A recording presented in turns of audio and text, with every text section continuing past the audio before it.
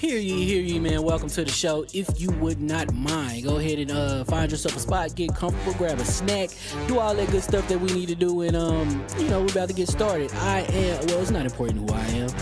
What's important is that you are pulling up to the Iron Lords podcast right now as we speak, and I guess I'm here to keep you entertained until it's time to get this show started. So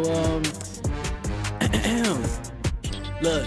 Y'all done messed up and turned me to an animal, and haters be swearing they real, but come to find out that they really mechanical. And yeah, I be eating these rappers, but that's all a part of me being a cannibal. And they say I'm better than money because you can bank on me being accountable. I know a million rappers that don't want to be on a song with me, that's understandable. I kill a beat and they want to compare me to Freddie and Jason. I'd rather be Hannibal. They be like, why use a video game? Just be original, y'all too dramatical. I know it's random, but I am addicted to flipping the sample and making it flammable. This is that yoga, fire, flame. They think it's arson up in the apartment, they call it department and I get the blame. Still I be running, collecting them rains. You just a target when I'm in the range. I was the hardest to start regardless back when you was messaging people on AIM. Check my vocals, all on Twitter, but I'm anti-social. Love my city, but I'm still bi-coastal. I got let's switch that. What is you doing? What I wanna do? Don't stop. Nah, that was dope. I'm just keep that going. Nah, go ahead. Look, I guess you could say that I'm very spoiled. For them to be your dogs, they ain't very loyal. But I ain't gon' hold you, I ain't here to boil you. You ain't gotta say it, I'm embarrassed for you. Always been a nerd, never been a loser. Making Voltron with a gang of cougars, and I'm going places. Better tell a Uber, cause it's pretty hard to sleep on Freddy Krueger. Let's do that again. Hear ye, man. Welcome to the show. If you would not mind, go ahead and find yourself a spot, get comfortable, grab a snack, do all that good stuff that we need to do, and we're about to get started. It's not important who I am. What's important is that you are pulling up to the Iron Lords podcast right now as we speak, and I guess I'm here to keep you entertained until it's time to get this show started. So look. Y'all done messed up and turned me to an animal, and haters be swearing they real, but come to find out that they really mechanical. And yeah, I be eating these rappers, but that's all a part of me being a cannibal. And they say I'm better than money because you can bank on me being accountable. I know a million rappers that don't want to be on a song with me, that's understandable. I kill a beat and they want to compare me to Freddie and Jason. I'd rather be Hannibal. They be like, why use a video game? Just be original, y'all too dramatical. I know it's random, but I am addicted to flipping the sample and making it flammable. This is that yoga, fire, flame. They think it's arson up in the apartment, they call it department and I get the blame. Still I be running, collecting them rains. You just a target when I'm in the range. I was the hardest to start regardless back when you was messaging people on AIM. Check my vocals, all on Twitter, but I'm anti-social. Love my city, but I'm still bi-coastal. I got let's switch that. What is you doing? What I wanna do? Don't stop. Nah, that was dope. I'm just keep that going. Nah, go ahead. Look, I guess you could say that I'm very spoiled. For them to be your dogs, they ain't very loyal. But I ain't gon' hold you, I ain't here to boil you. You ain't gotta say it, I'm embarrassed for you. Always been a nerd, never been a loser. Making Voltron with a gang of cougars, and I'm going places. Better tell a Uber, cause it's pretty hard to sleep on Freddy Krueger. Let's do that again. Hear ye, man. Welcome to the show. If you would not mind, go ahead and find yourself a spot, get comfortable, grab a snack, do all that good stuff that we need to do, and we're about to get started. It's not important who I am. What's important is that you are pulling up to the Iron Lords podcast right now as we speak, and I guess I'm here to keep you entertained until it's time to get this show started. So look. Y'all done messed up and turned me to an animal, and haters be swearing they real, but come to find out that they really mechanical. And yeah, I be eating these rappers, but that's all a part of me being a cannibal. And they say I'm better than money because you can bank on me being accountable. I know a million rappers that don't want to be on a song with me, that's understandable. I kill a beat and they want to compare me to Freddie and Jason. I'd rather be Hannibal. They be like, why use a video game? Just be original, y'all too dramatical. I know it's random, but I am addicted to flipping the sample and making it flammable. This is that yoga, fire, flame. They think it's arson up in the apartment, they call it department and I get the blame. Still I be running, collecting them rains. You just a target when I'm in the range. I was the hardest to start regardless back when you was messaging people on AIM. Check my vocals, all on Twitter, but I'm anti-social. Love my city, but I'm still bi-coastal. I got let's switch that. What is you doing? What I wanna do? Don't stop. Nah, that was dope. I'm just keep that going. Nah, go ahead. Look, I guess you could say that I'm very spoiled. For them to be your dogs, they ain't very loyal. But I ain't gon' hold you, I ain't here to boil you. You ain't gotta say it, I'm embarrassed for you. Always been a nerd, never been a loser. Making Voltron with a gang of cougars, and I'm going places. Better tell a Uber, cause it's pretty hard to sleep on Freddy Krueger. Let's do that again. Hear ye, man. Welcome to the show. If you would not mind, go ahead and find yourself a spot, get comfortable, grab a snack, do all that good stuff that we need to do, and we're about to get started. It's not important who I am. What's important is that you are pulling up to the Iron Lords podcast right now as we speak, and I guess I'm here to keep you entertained until it's time to get this show started. So look.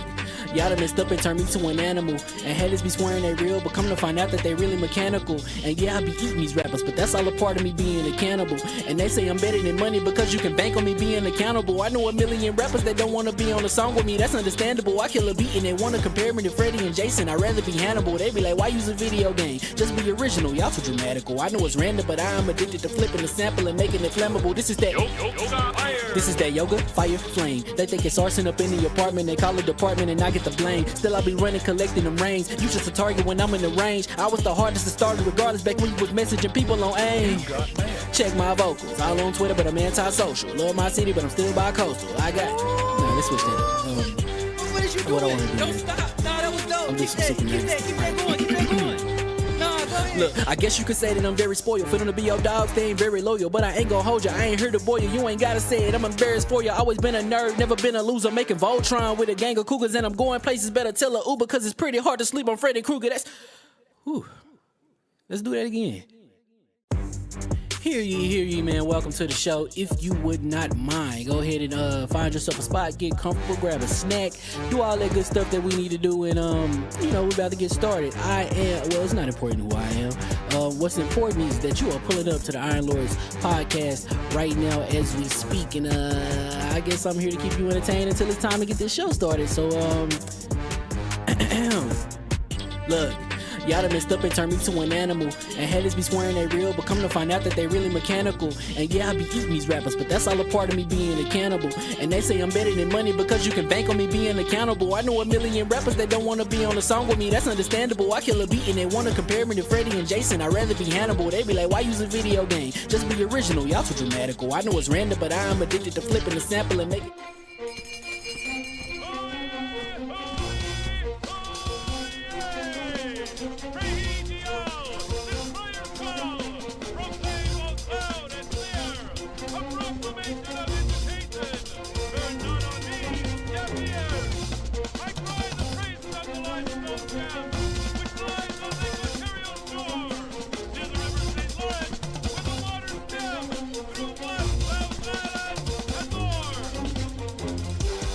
I'ma just chill and watch them and eat snacks in the attic. I wanted to chill with the pack and be like a young wolf, but then they would mistake me for addict. If I can imagine it's cool to give you some advice, then invite your girl to your squadron. Cause if you don't give her that option, you gon' be single player like Sovereign. You gon' get tossed in the bushes by King David. Royalty and not a pretender.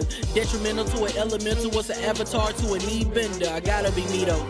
I know it's my destiny, word to Carnito. Who cares if you fly, if you still a mosquito? You swear you ain't stunting, but really be Steve-O. You like to collect stuff and that's cool, but I got bad news. Even if you really was that dude, King David still be the king of the statues. Since a juvenile, I've been cursed with a curse to be musical. And if you hate it, we'll meet in the crucible. Other than that, then it's cool and it's beautiful. We let you know that your dreams are pursuable. Whatever you wanna do, then it's doable. If you got work on a Sunday, it's suitable. Cause you can listen to this in your cubicle on the Lord's Day. Woo. If you got work on a Sunday, it's suitable. Cause you can listen to this in your cubicle on the Lord's Day.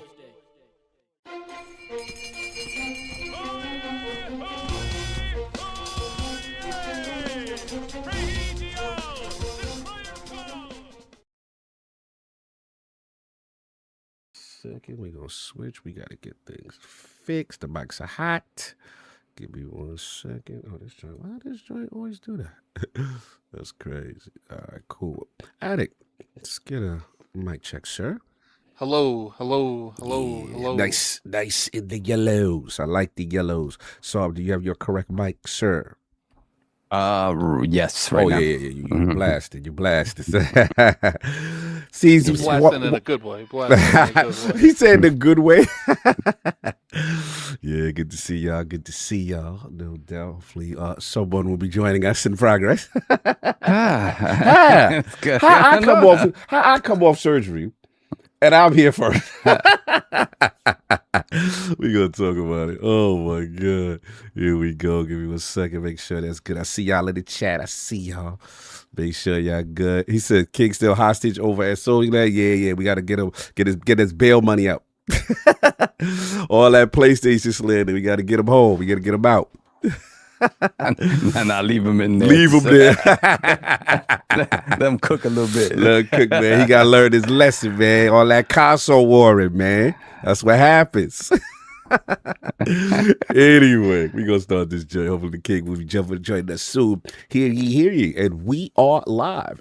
And welcome to the Iron Lords Podcast, LLC at lordsofgaming.net.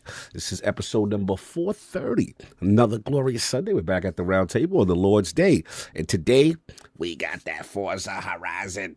We got that 6. We got the release date. Rumors leaking all over the place. Fallout remakes, potentially in the works. And then we got Highguard advertising, a lot of controversy there, and the Division 3's boss to discuss who left. So we're going to get right into it. So let's introduce the gaming nights at the realm here at the round table. Missing one, hopefully be joining soon. My co-host with the co-most, my brother from another mother, the difficult game conqueror, Lord of the Spin Clap, and the Howl of the Young Wolf. My man, Lord Attic, back to back. How we doing, man? Doing pretty good. It's been a chaotic week. I'm like kind of getting over like a head cold or something. I don't know. Yeah, you had a wild side of this joint, man. Yeah, but I took some. I was like half asleep, and I was like, I need to go ahead and like make sure that I get in here enough time to, because it takes a couple seconds for those those little, because this is like, these are the things I'm using. These Alka-Seltzers. Oh, we're gonna need that bag. Put that up. Yeah. Put that up. Tell who helped you out with that. We're gonna need that bag right there. Shout out to Alka-Seltzer Plus. Yeah, so you know what I'm saying? We can look for that sponsorship, because my man, tell us how that joint worked. How did it kick in? Well, they ain't paying me, so. All right, so we ain't gonna do that. Yeah, once they get the bag, then we talk about how good it worked. They ain't paying me, so I'm dying. I feel it. Like you'll get, okay, I use these. That's all you get. That's all you get. All right, cool. Like, They gotta pony up. we ain't no medication review podcast. We got to switch to a medication review podcast. I got the pens. You got the Alka-Seltzer now. Like we doing it, man. We hitting the CVS's, the Walmarts. We doing it bigger ILP now, baby. So we doing. We in your local, pharmacy now. The geriatric. The geriatric podcast. So have that. I've also been like really focusing on more TikTok this week. TikTok. I had a Fallout video, got like almost 500,000 views on TikTok. You moving out here. Nice. You moving out here, TikTok, bro. Yeah, and then I made a video why Jack of Blades from Fable is one of the most iconic villains in gaming. And that actually, I went to bed and that was like, okay, I was so high off the success of the Fallout video, I didn't care. I woke up that's like close to 10,000 already. I was like, okay. See, that even though that didn't go as viral as the other video, I appreciated that video doing well, because Jack of Blades is one of my favorite villains in gaming. So you got that. Been playing Village, Resident Evil Village. Resident Evil. Getting ready. I'm going to be doing shorts, because I post the shorts on YouTube too, because obviously if I'm going to make them, I might as well post them to as many places as I can. Lady Demetrius, or whatever her name is. Lady D. Yeah. By far, her and her little daughters, one of the biggest marketing letdown I've had in a long time. Wow, really? Like, because it's not necessarily Capcom. Well, a little bit Capcom, because they did market the hell out of her. Her daughters. That's all you really saw when it come to the marketing of Village. But I didn't play Village because I was doing that first person stuff, and I wasn't with that. So when they did the third person, I've been meaning to go back, but with Requiem coming out, I was like, okay, let me try it. So it's just like, I just didn't like the way they handled. Like, obviously, I haven't beat the game. Now, Lady, herself is a decent fight, but like, it's kind of like how I felt about Sephiroth. Like, Sephiroth is an iconic character. Yes. But when you fight Sephiroth, you don't fight that form. You fight something else. Okay. Now, I don't mind you fighting the something else, But to me, it's like I've always like had an issue with the Sephiroth fight in 7, the remake, not the remake, but the original one, because it's like, how you gonna turn into some giant monster that no one knows? To me, you should fight the base Sephiroth first, Gotcha. and then he transforms. Right, Because like you literally built up this form in his sword this whole game to be like, yo, I'm trashing all of that. We ain't doing none of that here. Yeah, that's crazy. That's why I liked Remake a little bit better, because you did fight that form in Remake. Yes. So it's Village is not bad. I do enjoy it, but I will say, they died easy to the daughters. That's what I'm saying. Like them daughters and Lady D, not a lot of that game. So you felt like it was the marketing hustle, you know what I'm saying? Like they did the switcheroo on you. They switched it up. Yeah, so I feel them on that. This doesn't mean I'm still enjoying the game. Yeah. But I have been issuing it. No doubt. King says it won't let him in. What you mean it won't let him? See all that fanboying and console warring, and this is what happens. He got BitLockered out of the look at him trying to look at the link he serial said. number to get it. He tried to access. He's an old link. First of all, he had an old link. He did not check the email. He tried to access last week's. Look at the link. Look at the picture he just said. I wouldn't let him sit on this. 11th, January 11th. Look at he not paying attention because he's not even reading the date of the thing that he tried to access. He's just sitting there like, oh my God. January 11th. That's a week ago, my dude. Oh my God. He got stopped at the border. Hold on. We got to clown him. This is completely not professional podcasting. King got stopped at the border.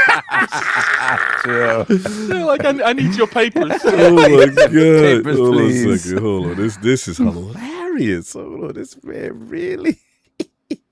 All right, there you go. Let's see if he can get in. What do you buy? Oh. Happy snowy Sunday to my NYC. WV gotta take the College. II out. Wishing my boys a Yeah. great show. Your boy legit lives in Winterfell. It has snowed every week in Orange County. You guys still there? Yeah, what it is the AI is go. I gotta mute the AI. Hold on, let me set up the joint, and then I'll mute the AI. I don't know what he's talking about. When it comes to like Resident Evil Village, I don't think it's a bad game. I've been enjoying my time thoroughly with it, but I was a little let down with the main people that they really promoted the game with. I felt like weren't in the game as much as they initially promoted them, and that's not really on like Capcom as much as it on the fan base. That you guys remember when Lady D was like announced, like you guys were gooning to that woman. Oh, they were going like, crazy. Gooning. They was going crazy. So maybe it's more on that perspective. How is the third person? Yes, very well. Well, very good. Now, the cutscenes are still first person. I don't really have an issue with that because I could tell that the game was designed in a different way. So far, so good with Village. Really enjoy it. Probably start streaming it again. I don't know, because where I had the head coat, I tried to stream like 3 days ago, and I literally couldn't look at the screen. I was like, guys, it's only an hour in. I got to get off here. Yeah, nah. Like, my headache's just getting worse. Yeah, you're not feeling And then that's when I went into my cave and didn't leave for 2 days. You was in the cut for 2 days.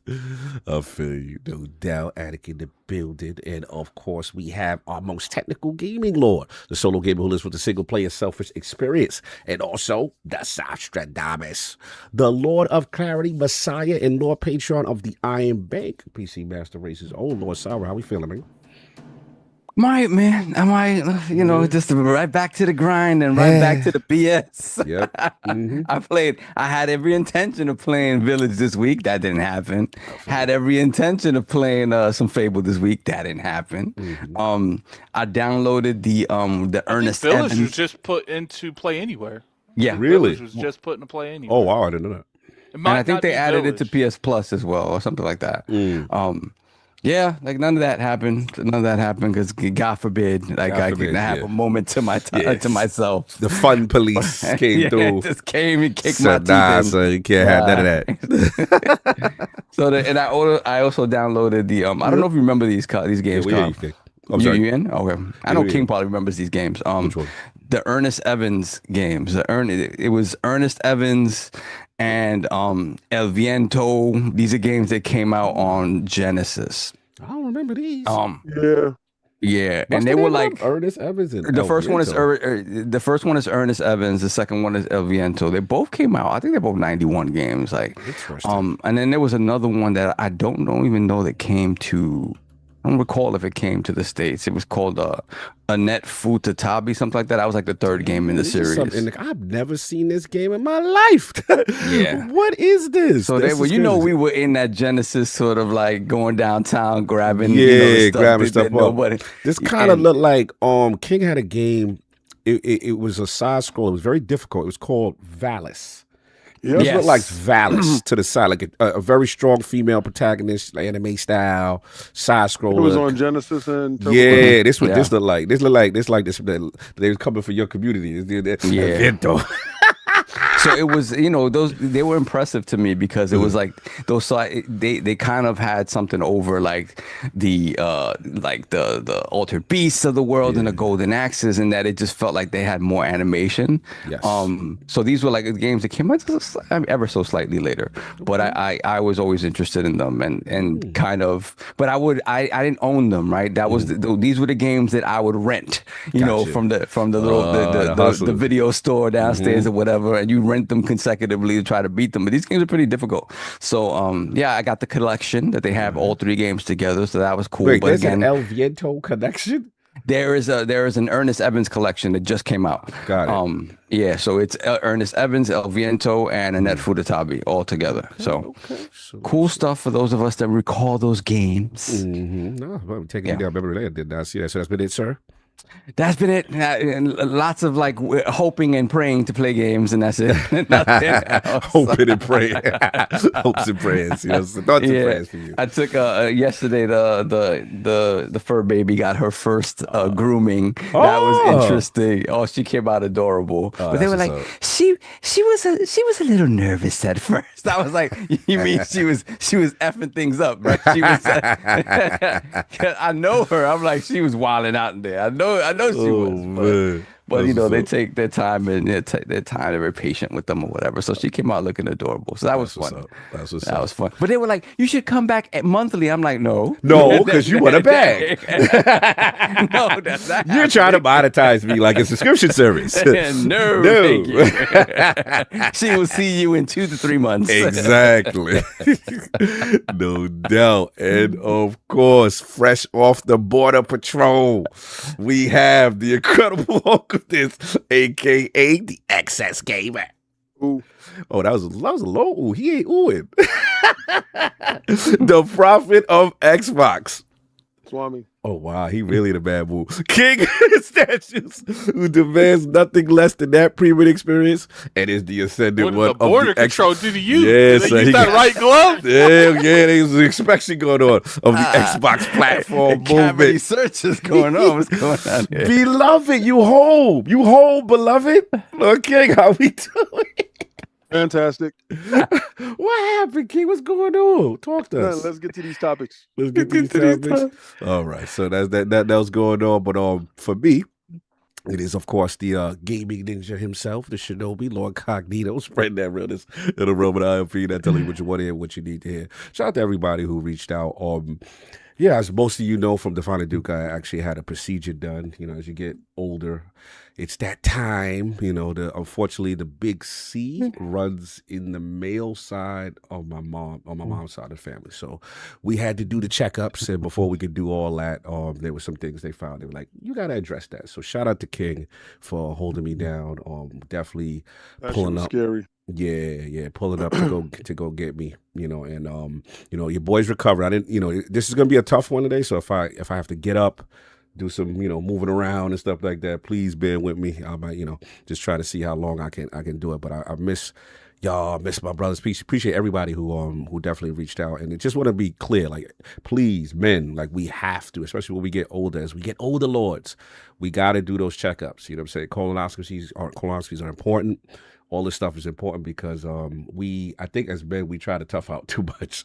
So yeah, that's where we at with it. But as far as gaming, when I had chance, I don't think men in general go to the doctor. Exactly. I think they wait till shit falling apart. Yeah, we wait. We do it when it's too late. We got to start working on preventative maintenance. Let's put our health as wealth up in there. Yeah, preventative maintenance is men and blood work. Men don't do blood work. Like we got, because blood work is going to tell you what your stats is. Like what is it? Like addict, like solo leveling. You're going to see which parts of you. It's going to give you the direct idea of what's going on with you. So yeah, salute to that. As far as games, not too much.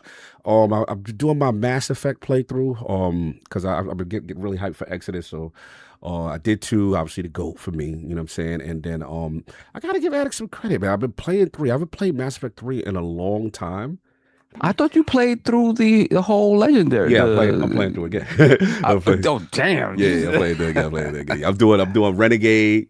You know what I'm saying? I'm doing a whole different playthrough, and what's funny is I'm not this one, but I've never done a female Shep playthrough ever. So that's just another thing. And people tell me that Hell was nice in that, but I got to give Attic his flowers. Like I haven't played Mass Effect 3 in a long time, and I was like, damn. Maybe I was too hard on this joint. That's the one people replay the least. Like you play it one. I played Mass Effect 3 one time. I haven't gone through a Legendary Edition, so I haven't. Yeah. But I played it once. Yeah, because I know, obviously the controversy about the ending and everybody felt the way. But when you playing this game, I'm like, yo, this goes hard, man. So salute to that. Shout out to Sinister in the chat. Earlier before my procedure this week, him and the homie, they ran me through the Renegades dungeon. Super dope. I got to get back in there when I get a chance. But still been liking Renegade, still been liking the end game. Love the the build crafting is amazing in that, and the weapon and the armor sets and all that stuff. As far as sports, rest in peace, my 49ers. Oh my god. Oh my god. Yeah, that was not the way we envisioned the magical MASH unit to end. Look, the Cinderella, we turned into a pumpkin right at the wrong time. But at the end of the day, I'm super proud of them. And look, we ain't had no business being in no damn playoffs. We ain't had no business being, winning a playoff game. You know what I'm saying? So to me, I thought we had a chance though. I was like, we got a shot if everything go right. As soon as the game started, it was like, boom. Punt return for a touchdown. I'm like, oh man, it's not going good. So yeah, every bounce that went wrong. But shout out to the Seahawks. The boys, that defense look crazy, man. So they're going to be in the mix doing their thing.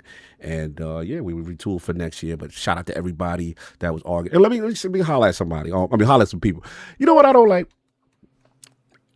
I don't bother nobody, right? I'll be giving up a little thing. Now I got to stance off if I'm like, let's say you a Yankee fan, right? And you and Yankee fans beat the ball somewhere. You go on Twitter like, yeah, smack them. You know what I'm saying? If you talking that talk or that your timeline consists of you talking and antagonizing, right?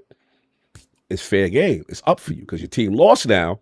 They're going to come get you, especially if you go and ask them. I don't like when somebody don't say nothing to me the whole year. And their team is trash, eliminated, don't do nothing. You know who I'm talking to if you're listening. And then they come through on my time like, yeah, haha, join me on the couch, you bum, you eliminated. I'm like, if you don't get off my timeline with your nonsense, like, I hate people. Misery loves company. Yeah, I'm like, it's because you miserable. You've been waiting and scheming so I can be miserable with you. Like, no, we not doing that. It's just hilarious to me how I get I don't bother nobody. I get random messages. Yeah, that's why your mom's died. What? What? You know what I'm saying? I keep telling you, man, it doesn't. You an influencer. It don't matter if you don't bother people. People are looking to bother you. Yeah. I know, but it's funny, like, dudes ain't got the conviction when they team is doing something to talk to you. Like, me and King from the thing, like, if you like a team or you like a fighter and you feel that I'm the ops or someone else the ops, then you go at that person for the mix. Don't wait until your joint is limited and then my joint limited, and here you come trying to stomp on somebody's grave. Like, what are we doing? Like, I was just like, yo, dudes is funny with this. There's one dude I had to check. I was just like, nah, I only do the reason why I do it because I love him and I know him. You know what I'm saying? But anybody I don't know, I'm like, you don't deserve a response from me.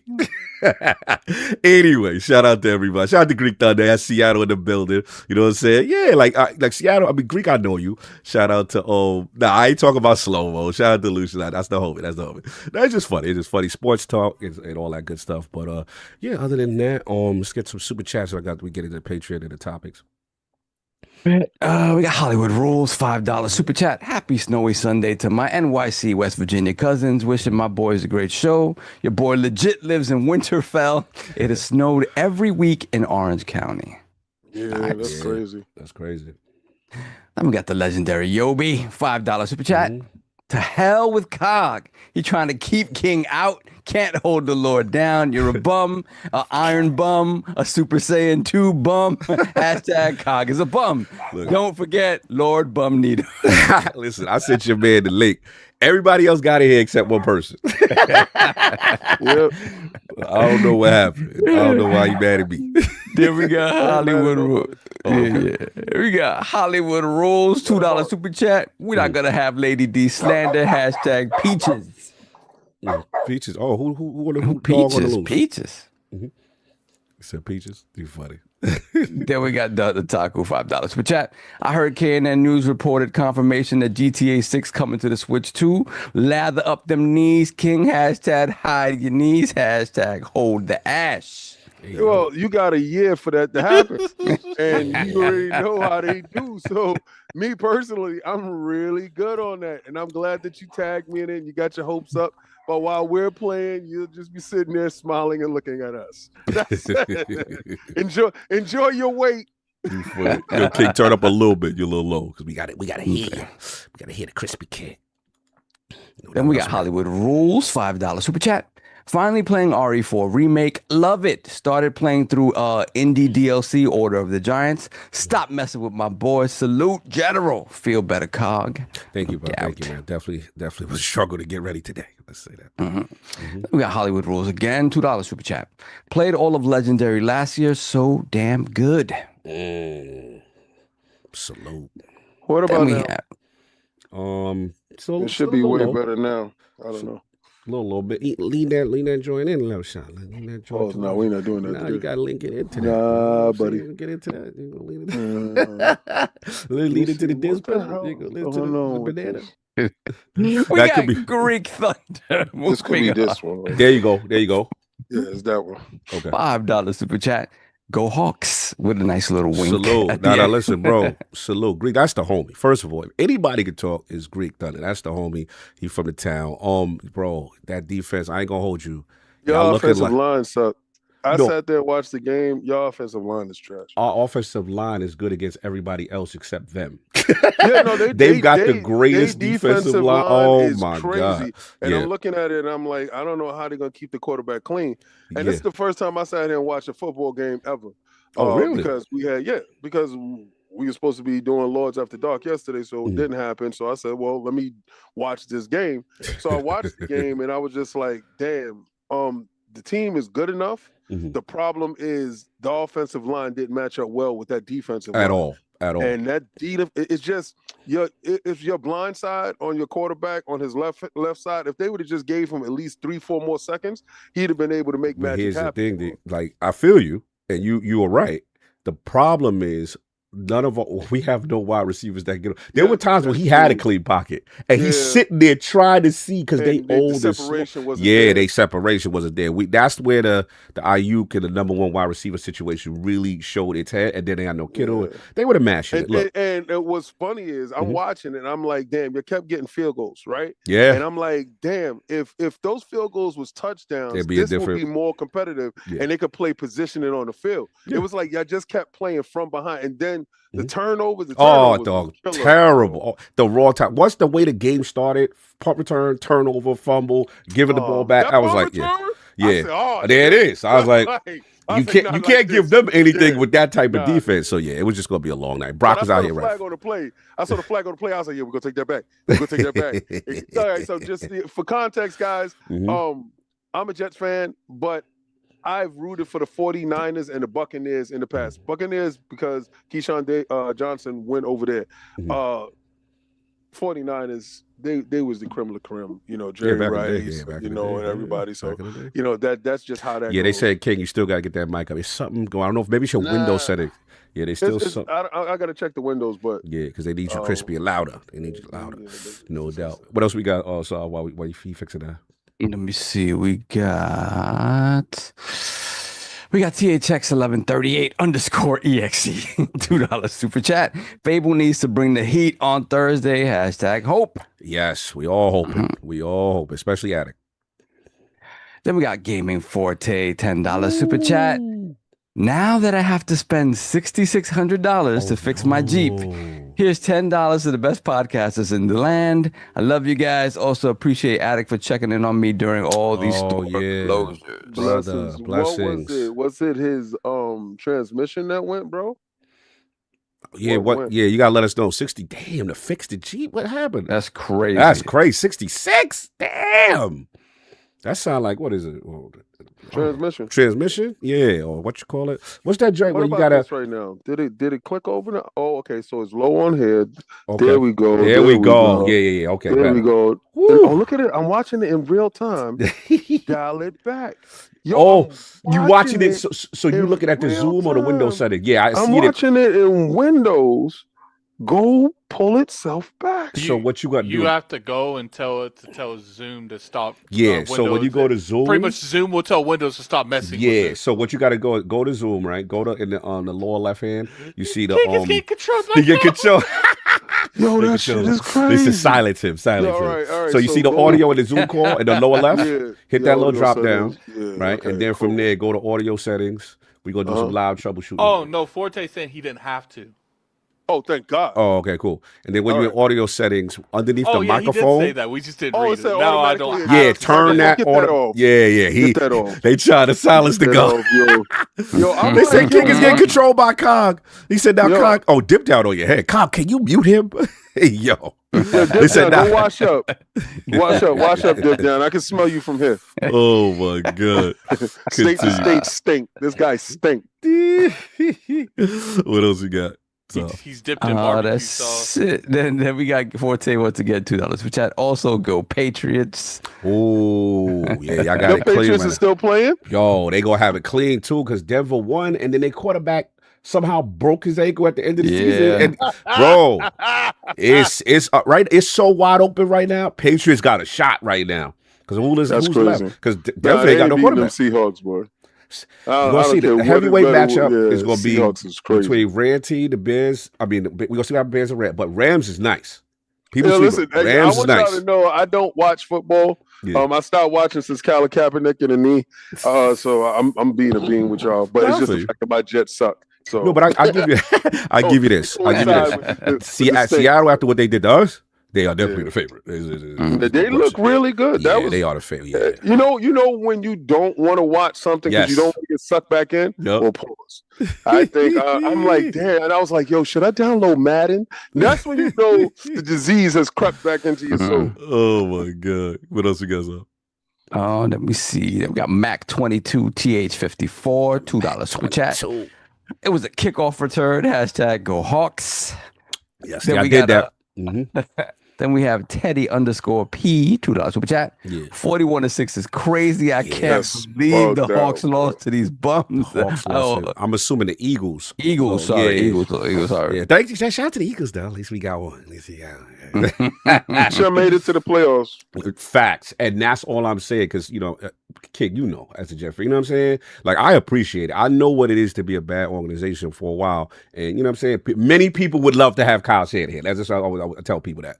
So, especially with that. So, I don't watch either. Like, no Mahomes? What's going on? Oh, no, bro, it's so wide open. Mahomes is out of the playoffs. They didn't even make the playoffs. So, no Mahomes. Yep. Josh Allen just lost. It is all the, it's like the old guard is kind of out. And it's like the new guard. So is all these new teams, shout out to Houston, they still in it? It's a wide open, anybody can win. But I would give King this. I would say Seattle's probably there. Patriots is the young, new, hot. You know what I'm saying? We got to see. It could go any. This is the most wide open I've ever seen in the NFL. That's why NFL is fun sometimes. I ain't going to front. Okay, we got... Let me see. THX1138, $2 super chat. Everyone stay on script. The Cog will cut the audio. I gotta control the narrative. You know what I'm saying? Like, dudes ain't acting right. Stay on script. Cog got his own Order 66. You know what I'm saying? Let me push my nonsense. Let me push my narrative. What else we got? We good? We're caught up. All right, so we got one Patreon question from last week that we did not take care of. Shout out to Dip Down Games and Anime. He said, "What are the anime? You heard that? Oh yeah, anime. Dip Down Games and Anime." He put it. He changed his name to that in the thing. Good, because he knows. Addict, did you get that? Get what? Mm-hmm. Text and messenger. Okay. So Dip Down Games and Anime. He said, he's got a question for us. He said, what are some major goals ILP has for 2026? I know you guys will have great success this year. P.S. King, aka Mr. Poop looking. Bella said, "Stop touching her booty, bro. If you see King sniffing his fingers, you know why." Hey, wow. Yo, get your man. What's up? What's up? Narrative there. Yo, he's doing this with his fingers. Yo, Dip Down. Your prostate exam came back. Hey, yo. Dip Not down. positive. Dip Down. I think you got it's inconclusive. I think you got to go one more round. So what are some goals? Sure. Yo, that's wild. That's wild. How it didn't work the first time. Hashtag full Diddy. No breaks. Hey, yo. Full Diddy's rubbing on the nipples. Full Diddy, no breaks. Hey, yo. That's crazy. We got to move on from that. We got to move on from that. No anesthesia. Oh, hey, yo. No, chill. So to that, man. That's crazy. That's crazy. That's right. Don't worry. I got a pull-up van. We pull up to you. That's disturbing. Yo, but sometimes you gotta go. He's a two-fisted kind of dude. Hey, yo. So we're going to move on about our goals for 2026. Attic, what are some goals for 2026 that you have for ILP? Probably better relationships with the industry. Yes. I feel like we could offer a lot to the industry in terms of our opinions on stuff, more access to games a little bit earlier than, we get now. We'll be able to give more of, a well thought of opinion in terms of games. Also want us to grow more on the anime thing. I think there's a lot of potential growth on that aspect. Yeah. Me personally, I'm probably going to focus on YouTube and TikTok this year. So, still go to stream, obviously, probably 2 or 3 times a week. But, probably my biggest focus is on YouTube and TikTok. No doubt. Some goals for ILP this year, 2026. Real basically, actually finish most of the games that I started. I don't even, a lot of times don't get to finish games that we get to review. So, it's very rare that I get to do that. So yeah, just have more time for gaming and be able to dedicate more time to that. So my opinions could be a little bit more well-rounded. And for us as a group, yeah, for sure, just continue to expand, our base audience here, the audience that we're starting to see over, on Lords After Dark, right? Yes. That's exciting, and also for me, just being able to get to these events more, man. These guys are always running around, and there's always one Lord missing. So I got to try to, as much as I can, be there because these guys are making things happen, man. And for me not to be there is not good. I appreciate you. Lord King, goals for ILP in 2026. To do more Patreon work. Like right now, I'm watching Dandadan, and I don't want to share that with the public because I think Dandadan is my little guilty pleasure right now. But doing Jujutsu Kaisen with Dip Down and anime, and and I would like to get more work in. It's a little bit constricted, so this year. More work should be done on that aspect when it comes to the Patreon, getting more stuff to the people.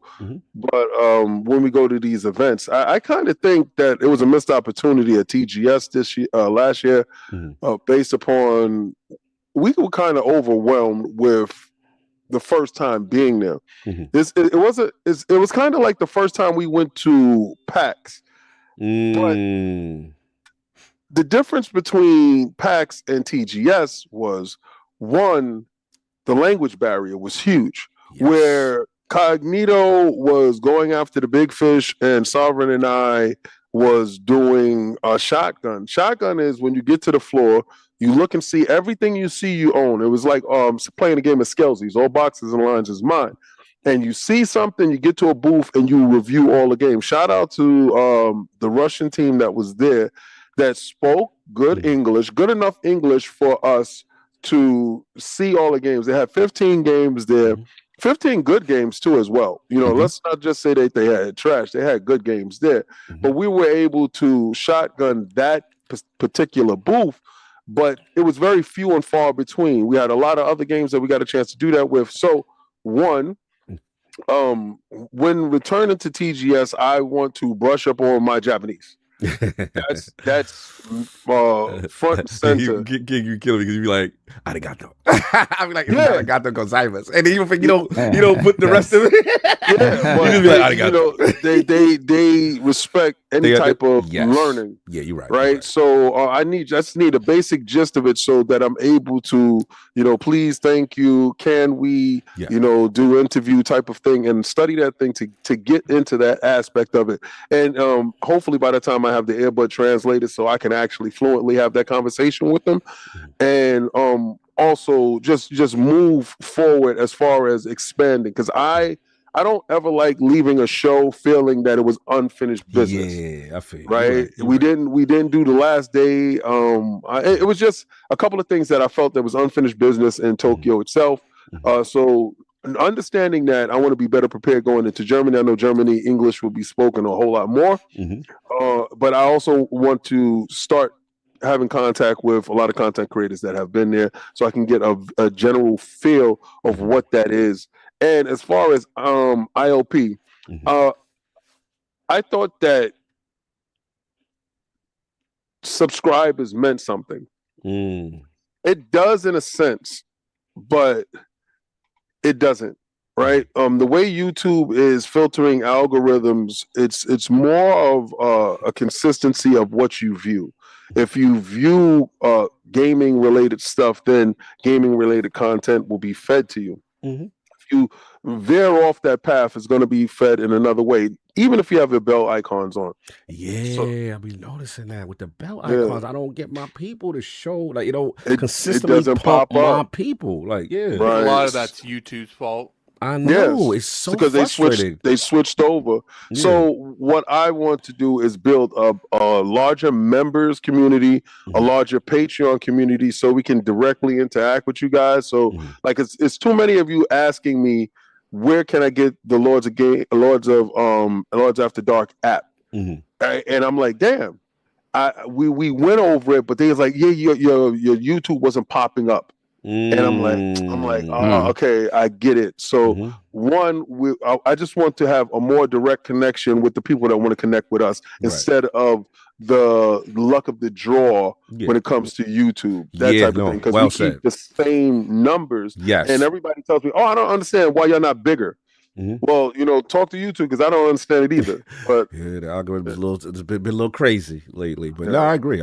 As far as major goals for me and the team, obviously everybody said kind of where I'm at with it. One is, continue to expand relationships, as far as, I think I'll put this on me. I know last year we had a lot of stuff going on, but one thing I did miss is that we used to always kind of have, guests on occasion. And I think I want to kind of get back into that. I used to like, one of the things I used to really enjoy when I had time was finding new talent and bringing them to the world, or working with people that you'd be like, oh word, I know them. These are one of my favorite content creators too, kind of thing. I just think about the days of finding Hoglar and what I'm saying, people who that are really cool at what they do, and I feel like need a voice, and just I love that kind of stuff. So I think collaborations is big for me. Obviously, going to the show floor, like what Salva said, with different showcases. I don't want to spoil too much, but we got a lot of plans this year, with a lot of partnerships as far as making it to different events. And I know Attic being also talking about content creator events and stuff like that. We really want to network and stuff and get that going on. Yeah, as far as for me specifically, Gamescom, that's definitely one on the docket that we are definitely gonna try to get that road to Gamescom going. I already see y'all got me in Crocs and all type of wild stuff going on. Y'all ready to chomp at the bit. We'll try to get that running up and stuff like that. And then just overall, I think it's like King said it best, where it's like, I think we're there as far as, relationships and respect. But, you know, we still could be bigger, and we still got to fight with the algorithm sometimes. So definitely pushing that stuff out there and trying to grow. And a shout out to everybody who's liking the anime stuff, you know, that Attic has been doing, and obviously the TikTok and stuff like that. So a lot of big goals. LogNet is another one for me, and I definitely want to get that back to a place where it needs to be. And he said bring Cog squats back. Yeah, not today. But definitely a bunch of stuff from the community. Get y'all going, and really appreciate the support. And yeah, we got a lot of stuff planned, man. And the best thing y'all can do is definitely, when you see like a Lords After Dark or all the projects we do, when you guys retweet, you guys promote, you get signal boost, that is huge for us, because that means a lot of people see that. So that's kind of it for me. Any other super chats on before we move on? Yeah, hold on a second. Let me see. Chill. What? Teddy P, $2 super chat. One more round is crazy though. Stop sniffing, King. What the? Yeah, that was wild. That was wild. He didn't like that. Hey, yo, that's wild. Then we Dip have down castor oil. Hey, yo, get that man an oil change. Make sure they properly lubed up. Jiffy lube for real. He says castor of oil things. Castor oil. Wow. It's good. It's healing. It has healing properties. Hey, yo, that's different. That's different, bro. Plus, the body absorbs it well. That's different. Then we have legendary Intel, $5 super chat. Is Forza 6 the end of Gran Turismo? No, because with the probable end / serious slowing down of any core Forza motorsport game, right. Gran Turismo is the only game in town when it comes to motorsport type games. Yeah, so I don't think Gran Turismo is going anywhere. We have Con Artistic, $2 super chat. Cog, loving the anime reactions. A 6-hour show today? No 6-hour show. Today's a struggle. I actually think, real quick, Cog, you saw one of the biggest episodes of Solo Leveling. Oh yeah, yeah. I mean, shout out to Con Artistic. You know, we had to hook up the homie. He's the one that requested it. So the very first time our main character killed a person. Yeah. It's getting real in these streets, and it is funny. I must admit, like I'm enjoying it.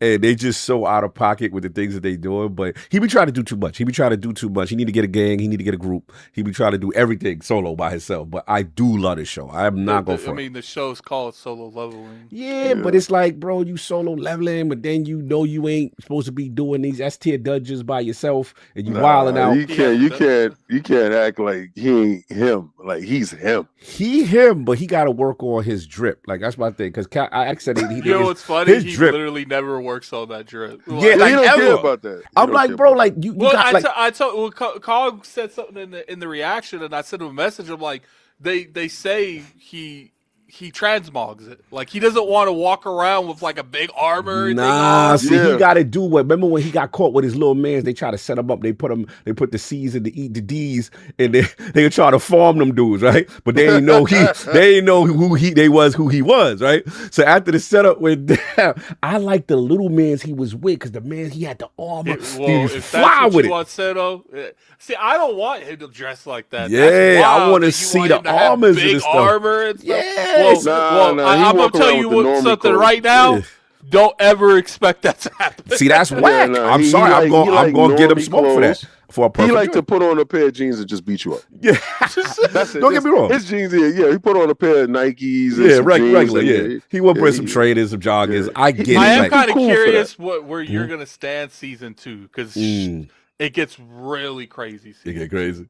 Nah, that joint's fine. I ain't gonna hold you. This is the best one for me so far, but I am loving it, and we gotta see where that's gonna go. We're up to episode 7. Episode 7. Got more episodes coming. Let me see. Anything else pop off? Let me see. I got a couple. Let me see. Legendary Intel, $2 super chat. Solo Leveling is top 3 all time. Yeah, y'all got that. Y'all picked the right one for me. Shout out to Intel. I like that one. Then we have Brand Mick 31, $5 super chat. The fact that I'm holding black castor oil in my hands when King dropped that bar is unnerving. You know something everybody else don't. Oh man, that's wild. They're about to check your oil. About that healing factor too. You know about the healing properties of the black That castor is oil. wild. Dip down, dip down. Oh, Donald Taco hating on Soul Level. He said it's not even top 3. It's not even top 10. Wow. You can't pay him no mind. He like to switch. Hey, yo. That's crazy. Yo, his main console, he's solo leveling the Switch. Like, we can't take his opinion serious. You can't take his opinion. You know he got split personalities. You don't know who's talking. Like, is it Don or is it the other dude? Shake my weight. Who shake the other guy? Shake my weight. You're ridiculous. I slandered Don. He said solo level. I got anime goals. Solo leveling goals. We let this rock. Are we letting this rock what Donald Taco said about y'all beloved anime that I like? Has had so many crazy takes that is not even remotely the worst one he's had. Oh, wait, hold on, though. Bullet Ski said Dawn is right on that. Solo leveling is not even top 2. Yo, what's the slander? Y'all infighting? What's happening? Got all these people talking, but none of them feel confident enough to put that in color. So. You know what it is? First of all, I'm not reading nothing that's not in color. That's one. 2, I'm not reading nothing because Sav is here. That's 3, I'm not reading anything because we got anime. I mean, we got AI. The chat turning on y'all. Mexicans solo leveling is teenage power fantasy garbage. Dark Hollow. It's not even. Yo, I thought y'all told me this was the one. You know, this is a very easy anime to get into, but I wouldn't put it at the top 3 either. Like, they want waifus. They want hentai. Solo leveling is like, they want hentai. I would say solo leveling is easy. He said they want hentai. They want to go. They want to go now. Solo leveling is easy, like top 10. Like, but so you got a top 10. Yeah, you did. Top 3 is crazy. You know the reason why Attack on Titan is my number 1 though. That's trash. That's trash. Attack on Titan, that is the slow trash. You know, it's so trash. I hated that. I fell off on that. But the thing is, what they don't come from is what we come from. We come from Channel 5, the 1-on-1, the battles, right? The whole setting up your move, and he's down in the dungeon. He got. But where he is, that they're not really doing 1-on-1s. Well, he gonna get to that part. They jumping people where he is. Yeah. But see, that's just the only difference. I knew he would like solo leveling. I know what he would like. Right. He ain't gonna like Attack on Titan. He gonna say the same thing I said. They got good characters. Levi and them guys are good. It's just so slow, and it's just the reason people attack solo leveling is because there's literally no side characters. There's side characters just in the story. They don't really have side characters. Like, they focus so much on the main character, everyone else around them is just a shadow compared to him. Yeah, we'll see. What else we got, Saul? So we got a Keezy Boo Boo, £5 for chat. King, if you want the channel to grow, you need to start slandering Xbox also. Hashtag Mr. Popo Cock. Hey, yo. Well, I caught it straight and he went at him. What I got to do with this? King, I guess Cog reached out to that dude. That's in the script this week. How'd that happen? Look, Sov reads the super chat. How you gonna say what he said and then just? King, I'm sorry. It didn't say I was supposed to say that. I think I went off script there. Y'all are ridiculous. It says here, Attic remains silent and let Sov read super chat. What is this, a play? Like I sent y'all a play script with timestamps on what y'all supposed to do. Yo, busy. King comes in late. They talk board. Comes in late.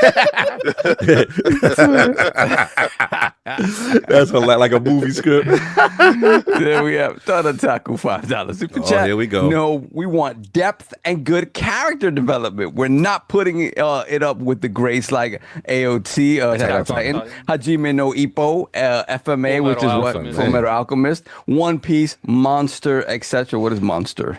Yeah, listen, don't listen to him. There's this other personality talking. He want hentai. It's easy to have character development when you like One Piece and you got over 1,000 episodes. Don't pay him no mind. He like hentai slop. Slop. Oh, that's the new joint. Oh man, Slop. said hentai. That's crazy. What else we got? That's it. I think we're caught us right now. No, let's get to it, man. So, yeah, this is me. Shout out to Xbox Era, man, on this one. Forza Horizon 6, man. Looks like the release date is in the building, man. So shout out to them. It looks like May 19th, we're launching May 15th, early access with a May 15th early access with a May 19th date. So this looks like a pop-up that showed actually on the Xbox itself. So yeah, they said pre-order now, get a pre-tuned exclusive Ferrari J50 whatever Forza Horizon 6. They talked about all the things you would get with it if you pre-order the Forza Horizon 6 premium title. Early access play 4 days early starting May 15th. VIP membership, welcome pack, car pass, time attack car pack, Italian passion car pack, and 2 premium expansions post-launch. So yeah, this was kind of, again, this based on the screenshot, it looks like it was a mistake potentially on Xbox's part from a graphic standpoint as a pop-up. So this has been released now. It's been since taken down. So I want to jump on this as my topic in terms of the date. Actually be personally, I like the May. I like first half. You know what I'm saying? I like first half of Forza. If the rumors to be true, let it get its time to shine. Forza, in my opinion, it's not even close. It is, as far as Xbox game studios, not ABK, not Bethesda, it's Xbox's biggest title. And to me, having that to itself, not in the holidays, that's huge. It has, to me, surpassed Halo, Gears, and all that other stuff. So that's going to be cool. The early access continues. I wasn't surprised if that's true. You know what I'm saying? As far as, getting people to jump on. That's been a thing with them for years at this point. That's not going nowhere. Absolutely. Get people to jump on, stuff like that.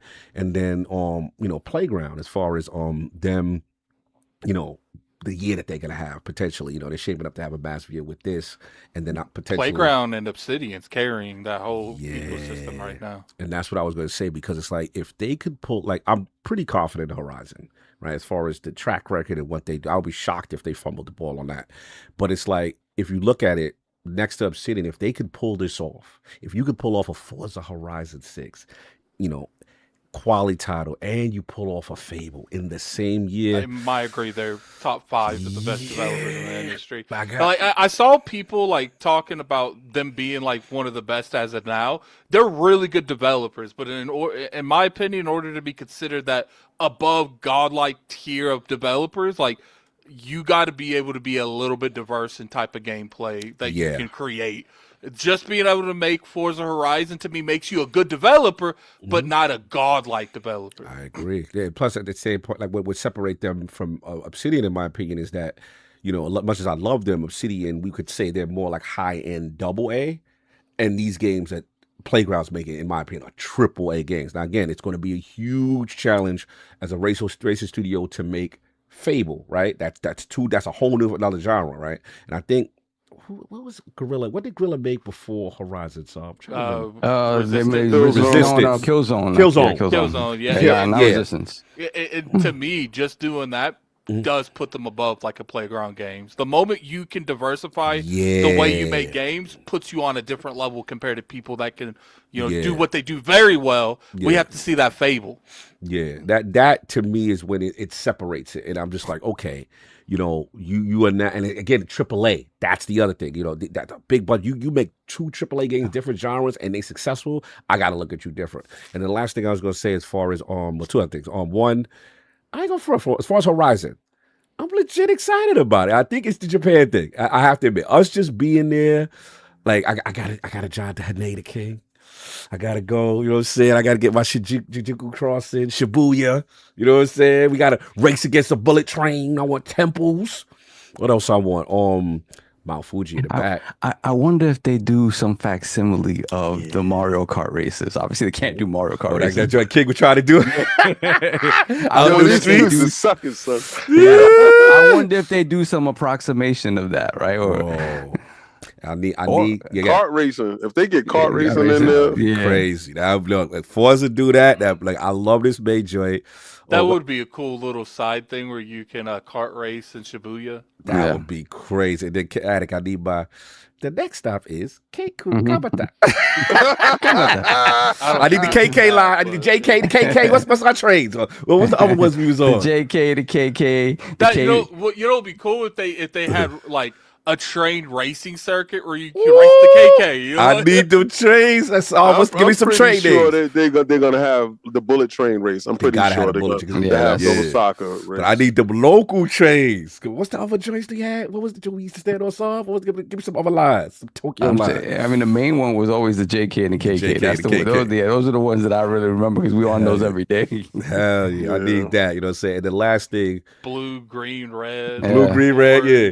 And then it's so organized how you step on the thing and tell you where to be at. You know what I'm saying? Oh, my God. That's so fire.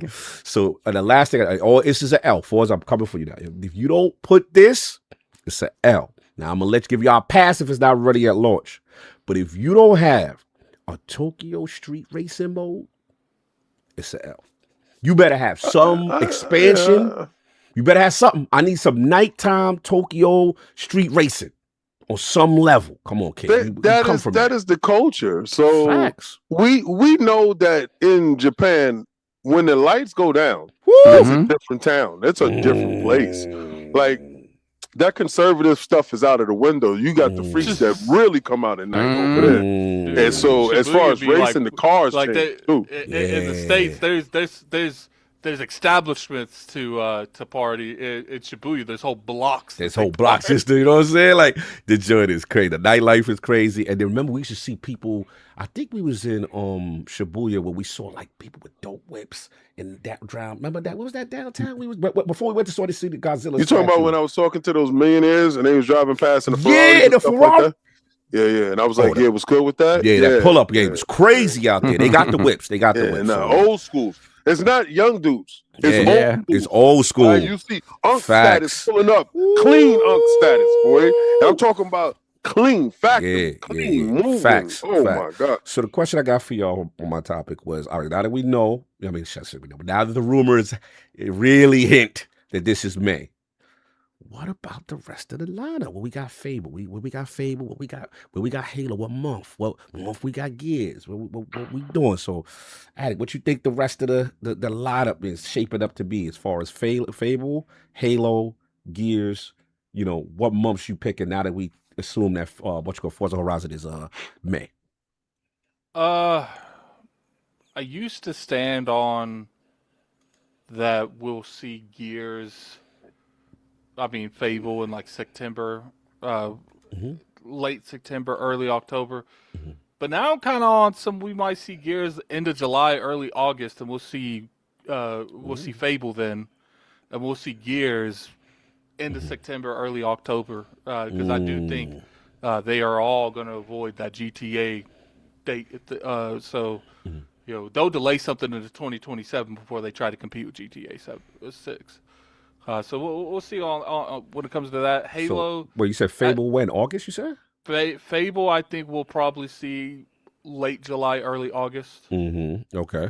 Look at Paris in the chat. Look at Paris in the chat. His little prediction's good. And okay. So it comes down to it. You know, I feel like there's a lot of missing factors that we don't know. You know, it comes to Halo. When do you think Halo? I feel like that might be a June game. Like, I don't know. I don't feel like they're going to put a whole lot of effort behind that release. I feel like they're definitely going to put money behind it, but it's not going to be like the other ones. Like, it's going to be like an in and out thing. So, you know, I think that might be like a drop it like it's hot type of thing. So, you know, it's like it's ready. Do I think they would like, you know, shadow drop that? No. But I do think that might get like a month, maybe a month and a half of actual marketing, and the rest you're going to see more, you know, predicted. You know, because I do feel that, you know, let me see the dates that Paris said. Paris said he thinks August for Halo, Fable for September, Gears in October, and COD for November. I'm being told that COD ain't hitting that date. COD is looking like an October game. Yeah, I would say I would flip those dates. No, I don't think they release anything in November. No, I think Gears hits its 20-year mark in the first week of November. You think Gears November? Yep. Okay. Gears or Halo should be November, but then again, Halo is technically an easier release because it's not. It's a sub version of what we got. You know, we're not getting multiplayer. We're kind of just getting the campaign and a better visual fidelity and some added missions that I guess none of us got to see. Did they put a price on that yet? Not that I $50. remember. Yeah, I don't remember seeing a price just yet. But I think yeah. Part of me feels like $50 seems like fair, but the other part of me is like, they know that they're gonna sell this to the PlayStation community, and part of me feels like they might try to get 60 out of it. Well, they can put the early access. You know they do that. Yeah. So get them for the early access. You know, you could come in as low as you like. Be like $40 and be like $30 early access. I don't like. I feel like obviously they'll probably still do the early access thing, but I think that would be a tough sell. Just the single player, no multiplayer added onto it, no Forge, just the single player. Asking an early access. Now, obviously they'll do it because it's still going to be people that's going to be anticipating to play that, especially like the PlayStation fanboys. You know, they're gonna buy out the quick to just put on social media. They're playing Halo on PlayStation. I think that's true. But I feel like the masses probably won't pick that up for early access. All right, so you got that, and then Solve real quick. So, what do you think now that this Forza may be taking May, right? So, what do you think? What do you think Fable drops? What do you think Halo drops? Gears E-Day, Call of Duty still in the mix. Yeah, to be honest, man, I'm a little surprised that Forza is in first quarter. I kind of thought I saw it in that, you know, any time before April is where I kind of saw it when we kind of heard that it was probably early in the year. I'm like, all right, early, yeah, just go with the, you know, right at the end of that first quarter. But no, I mean, May. So again, I'm looking at May and I'm like, damn, it feels like a little bit late, but for it to be the first release, right? So I'm assuming that Forza is the first release of the year, right, for Xbox Game Studios. But then you're talking May, maybe there is something that comes out before that, but then what would that be, right? Fallout 3. Yeah, again, maybe it's making spaces for... Yeah, so it could be making space for one of these remasters to come out, right? And that makes sense. And if that's the case, then it makes sense that you would have Forza in May. Yeah, so then looking at everything else, again, I can definitely see... I feel like E-Day is supposed to be a really, really big release because it's the first time. First of all, it's a brand new game, so it's not you're not releasing. You're not releasing, you know, a remake of the first one that most Xbox guys have played already. It kind of did somewhat underwhelmingly on the PlayStation because I imagine a lot of those PlayStation guys played it at some point somewhere down the line, right? So, but I really do kind of see them maybe trying to push for a summertime, like, hey, this is gonna be our summertime game, and then because I really do feel like, you know, the talk around Fable is that is the besides Forza, that's the big gun. I think this is the year of Playground, and I think I think they're looking to make that sort of truly shining moment, that Fable game. So I see it later on in the year. So for me, obviously, if there is still a GTA 6 in the mix, there's some considerations to be had there. But I do think that is the game that is later on in the year. And what about Halo? So where everything and Halo, again, we talked about this before. It was like Halo obviously would be ideal to be right on that November 15th, right around there, the anniversary. But again, considerations to be had. Maybe considerations to be versus a big bad GTA. It's like he reading Satya's script. Satya talking points. Yeah, of course. Why would I not take the talking points and the dude is calling the shots? Because nobody at Xbox calling them shots. So I will say that. Acknowledge that he ain't up Xbox. So Yeah, that's the kind of the way I see it. To me, it does kind of feel like, Forza being that quote unquote late means that there's something coming out before it, and that sort of adjusts everything else along the way. But at the end of the day, I do feel like all of their big releases, including Call of Duty, are before we see November. I kind of feel that way. Because you got everything before November. Yeah, everything before November. Got you, no doubt. King, where we at? The one domino seems to have dropped. Forza Horizon 6 May. What's the rest of that lineup looking at? What's that Fable, that Halo, that Gears E-Day? All that stuff is centered around their shows. You got to look at all the shows throughout the year, the BlizzCon and QuakeCon and all that other stuff that they got going on. Remember, this is the year of Bethesda as well as Microsoft, and Xbox itself. So it's a lot of stuff that they're going to do, a lot of symbolisms going on down the line. I agree with Sovereign. I don't believe that the first one out the door from them, a Microsoft Xbox published game this year, is not going to be Forza first. It's going to be a remake, something, a surefire hit to get that quarter popping, to pull up the rear end of that quarter. So it got to be the Fallout 3 or the New Vegas that they've been talking about. I think Fallout 3 first, and then New Vegas around sometime later on. Then you have April. I don't know what game is going to be inside April. Could be Clockwork.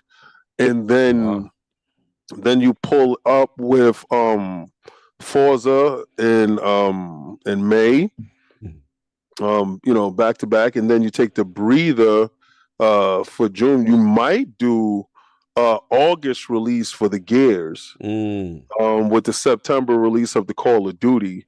With the November, okay. No, I got Call of Duty at the end of September. Way early. I got Sucker Satya moving moving hard. So he gonna move up 2 months to 4 GTA instead of 1 month. I think he's at the end of September, sometime in the middle, like 25, September 25th. Sucker Satya is moving hard, duck and fade. So y'all like your great leader. No. Who? You're great Phil Dominus, Phil Dominus Maximus really expensive. Satya, is the leader. That other dude is just a dude that he's the coins purseman. That's Unicron. No, he's the finger. That's Unicron. No, he's the finger. He's the finger. What finger are we talking about? Game of Thrones. Well, Game of Thrones. Anybody that watched Game of Thrones understand he's little finger. That's the boy. That's little finger. I don't know King. who the finger is. You belong to me now. I will grant you a new body. He's little finger, bro. We ain't gonna go all omnipotent with that dude like that. Omnipotent. You know why we ain't doing that now? Because Unicron don't duck fades. Your man actively duck fades. Like, what happened to Unicron? What happened to Unicron?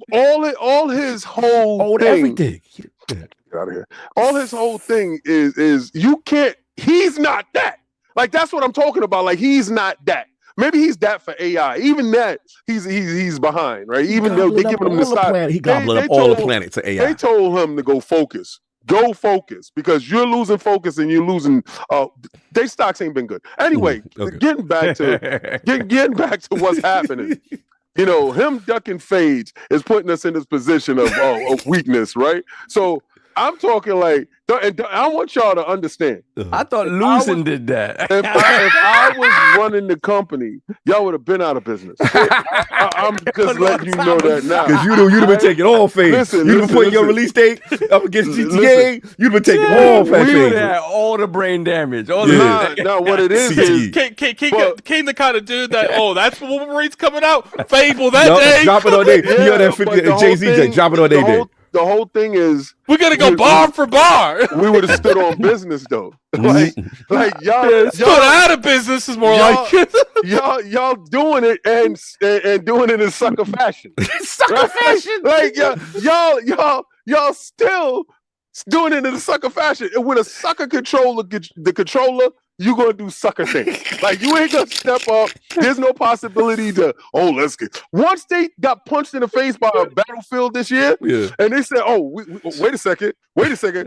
Once the punching in the face, and then they didn't even stick there long enough to just fully stomp them out. They lost 95% of their fan base, and we ain't gonna talk about Call of Duty still going strong. But let's that's what happens when you weak. But I know his mustard heart. I know he got a little bit of mustard in his chest. He looking and said, "Nah, there's no way we can have that affected because we didn't like the language around how they was talking about Call of Duty. That's the golden goose. We can't, he don't know. He don't play games.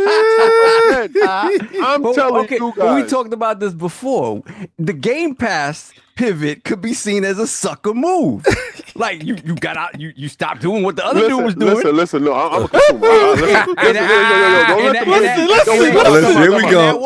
Time out. I'm a consumer. I don't only okayed that move. Listen. He didn't present it to the table. I'm a consumer. Stop. Put on the consumer badge. Now you consumer.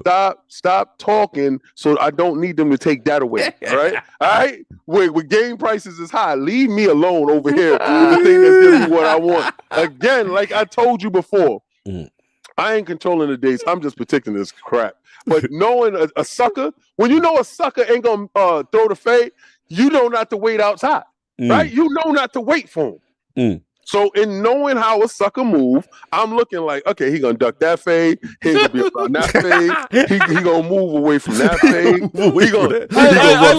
I love him making like logical decisions over some GTA 6. It's ducking the fade now. I love this. It's good. Sucker movement, bro. I told you. You gotta start calling him Sucker Satya. I don't like Sucker Satya. I don't like that. They say put it on a t-shirt. Put it on a t-shirt and go to Summer Game Fest with that. It ain't like he gonna be there.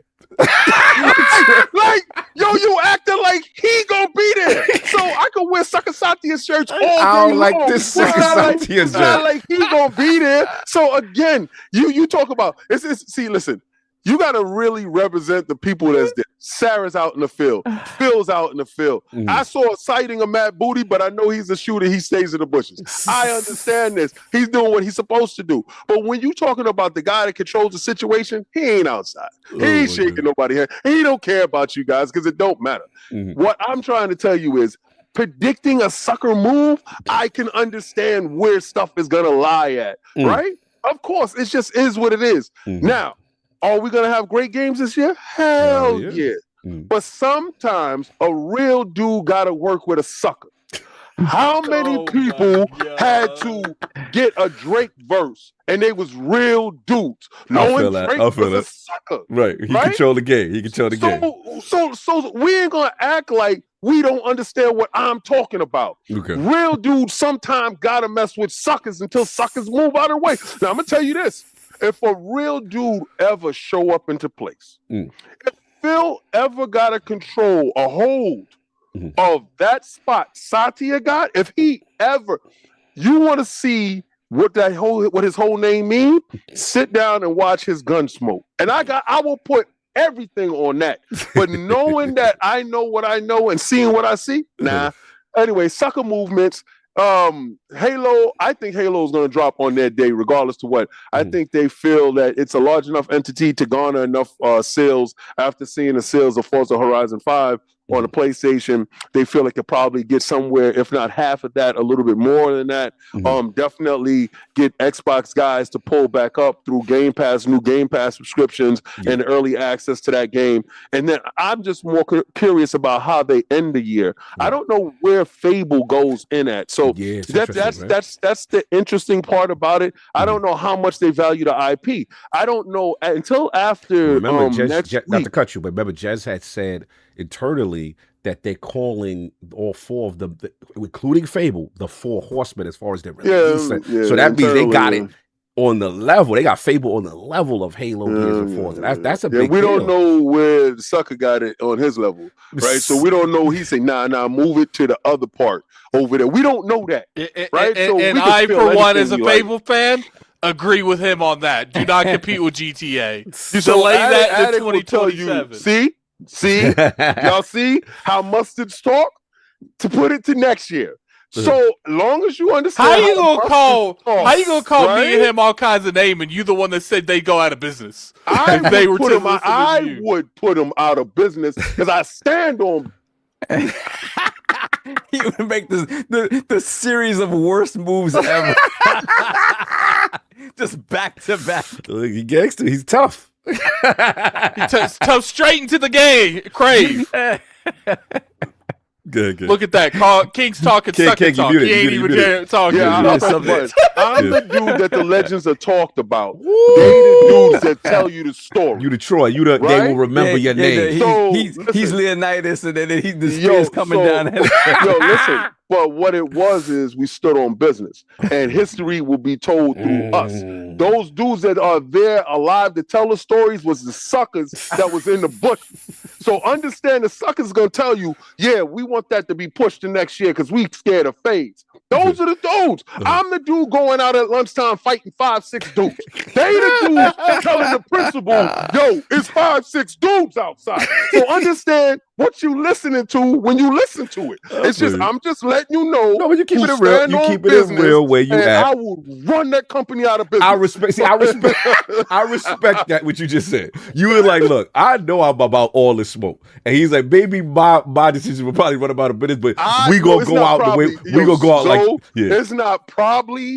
It's I would put all that AI crap to the side. I would put all my money on Xbox. The push would be so crazy. Yo, I would buy. We can't get no LinkedIn. No, nothing. None of that. I would stop Windows. I would get so crazy, son. It would be so bananas. He said I would stop Windows. PC can't eat. Nah, the hell with PC. It ain't gonna be no hybrid console either. We just got Kidsmoove over there on PC. King gonna spend trillions of dollars and drain it. Trillions, son. Yo, imagine like waking up King like running Xbox for a day with all of Microsoft's money. Hey, Microsoft has put a bid in for Take Two. Microsoft has put in fact, we be in the news. King CEO for a day is hilarious. We not putting in bids. We taking over. I'm hostile taking over. So what's your first acquisition that you're gonna do? PlayStation. Yeah. Hold on.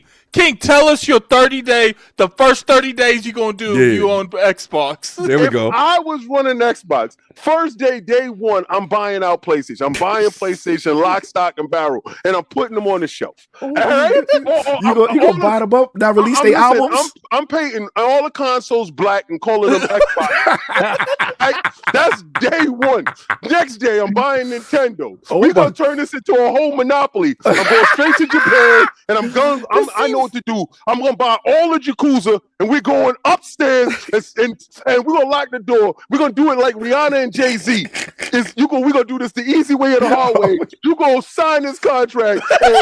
We shook you ain't making it out of here, all right? You ain't going to make it out of hanging them off the balcony? It is what it is. It's going to be a new regime by the time when I'm finished with this, all right? And as we go forward, next dudes, we're going to go right over to NVIDIA. We're going to put down and get down and lay down. You're going to make sure that not cheap prices. AMD, or what happened? We got the partnership with AMD. That's in the business. I want DLS. I want DLSS. I want ray tracing. I want it all. I want everything. You betraying. What's her name? Amy. What's her name? Linda. What's her name? What's her name? Whatever. Get out of here. Hey, she out of here. Son. We out of here. She's second place. Connect. She's second place. I want first place. She's second place. I want first place. She's second place. I want first place. I want the best of the best. And then Game Pass, $5. $5. We go Everybody. Yeah. We going for the juggler. $5 Game Pass. We go for the juggler, son. Hey, Game Pass is on everything. $5 Game Pass. I want you to go to Dunkin' Donuts and I want you to pick up Game Pass. $5 every car. $5, King. History's gonna remember you, all right. Listen. I told you I was gonna run them straight into the ground. You said 30 days of me, 30 days of King CEO for a day. But I'm gonna tell you right now, the people with this. The people with this, son. You will be remembered. Yo, listen. When the PlayStation boot up, it's gonna go. I can't.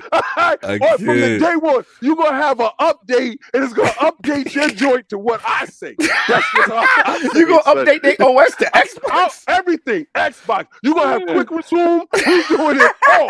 Everything from day one. We're gonna get rid of these features. Repeal and replace. Everything. Chill. You ain't doing it. You're not doing it. You're not killing the CEO, son. You're not doing repeal and replace. And replace everything that you got in place. I'm telling. I'm going to Nishido. I'm going to Hiroki Totoki. I'm going to authorities on you. Not down with this. Put their head on a pike.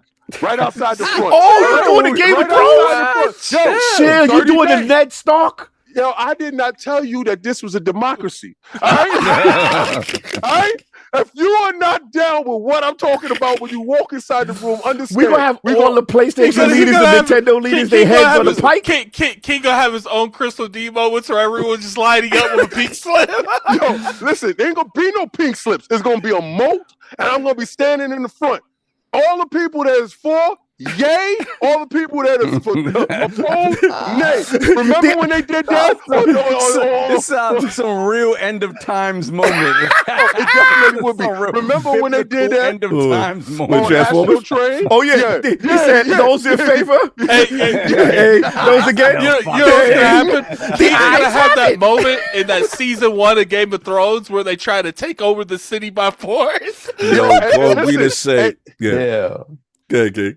And I'm gonna have, just like he said, I'm gonna the Mad King. People call him the Mad King. They calling you the Mad King. I will have co-pilot snitch you out.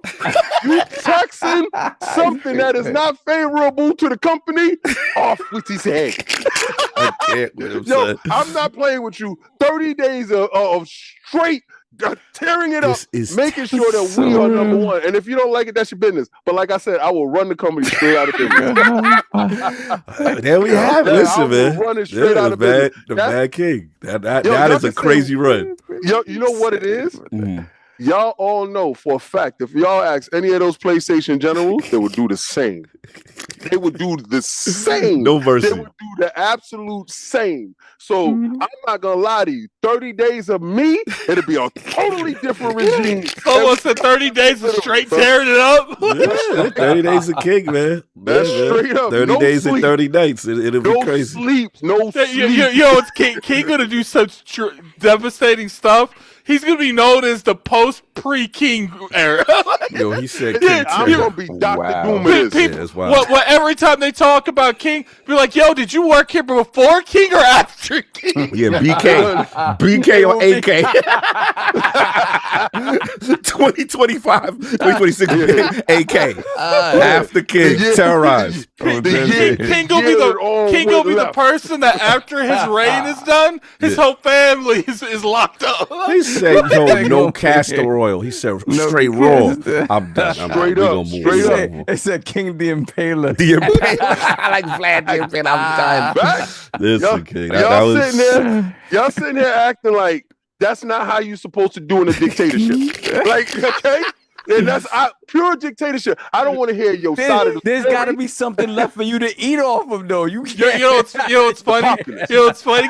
King gonna put rules in place. People he don't like, they're gonna be considered Voldemort. Or don't say his name. King will get you. The all-seeing eye of King. They say King smelling his fingers as ruler of Microsoft. I am. Yo, as I sit there and say, bring me dip down.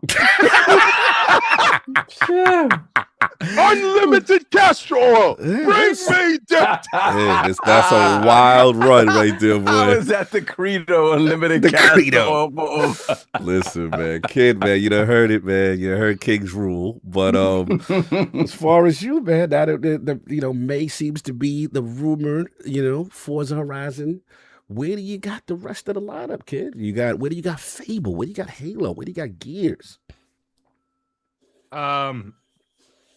Damn. So for these dates, yeah, just give us some, Well, Forza Horizon 6 out of the bag, right? Yeah. I'm official. Right around my birthday, so I'll be happy for that. And I think that's a good look for Forza Horizon. I just hope I know for a while, I think last year was the first time, I guess the true first time we had, one big game each quarter. We got more than one big game, but we were hitting that cadence. So I think I can believe in Microsoft that we're not going to get Forza just in Q2 and then the rest of them all in Q4, because that would be annoying. Yes. But yes. So if I had to, I do think that there is something coming prior to Forza Horizon. I think it's going to be one of those Fallout games, somewhere between. I think we get a shadow drop, for one, and then I think we get a March, April drop for the other game. Because I think they got 2 more games in that showcase other than the 3 that they displaying. Rumor that Double Fine might be in the building. You know what I'm saying? Again? Yeah, they saying some joint called Clint or something, some Clay Fighter joint, some joint. That's the rumors. That's the rumors that Double Fine might be in the building. Okay. Okay, then all right. I do think and this is where I get nervous because I think Fable is the marquee. It's crazy when you consider you have a Halo and a Gears and a Forza, but I feel like this is Playground's year to book in. They're giving us pretty much doing what Obsidian did last year, but it just I think Playground is held at a higher regard. Yeah. So I do think Fable is the last game to come out okay. I do think. Okay, I'm gonna let you finish. I'm sorry. And Halo, I feel like it lost a lot of luster. I think Halo is if anyone could if Forza's technically Q2, Halo got to be early Q3. So I give that September, like Halo 3 times. So you give it September? 9, 10, 9, 7. Now let me ask you this. You're not gonna, what about the sentimentality, the emotionality of Halo's anniversary is lining up? Remember, they're promoting the Xbox 25, right?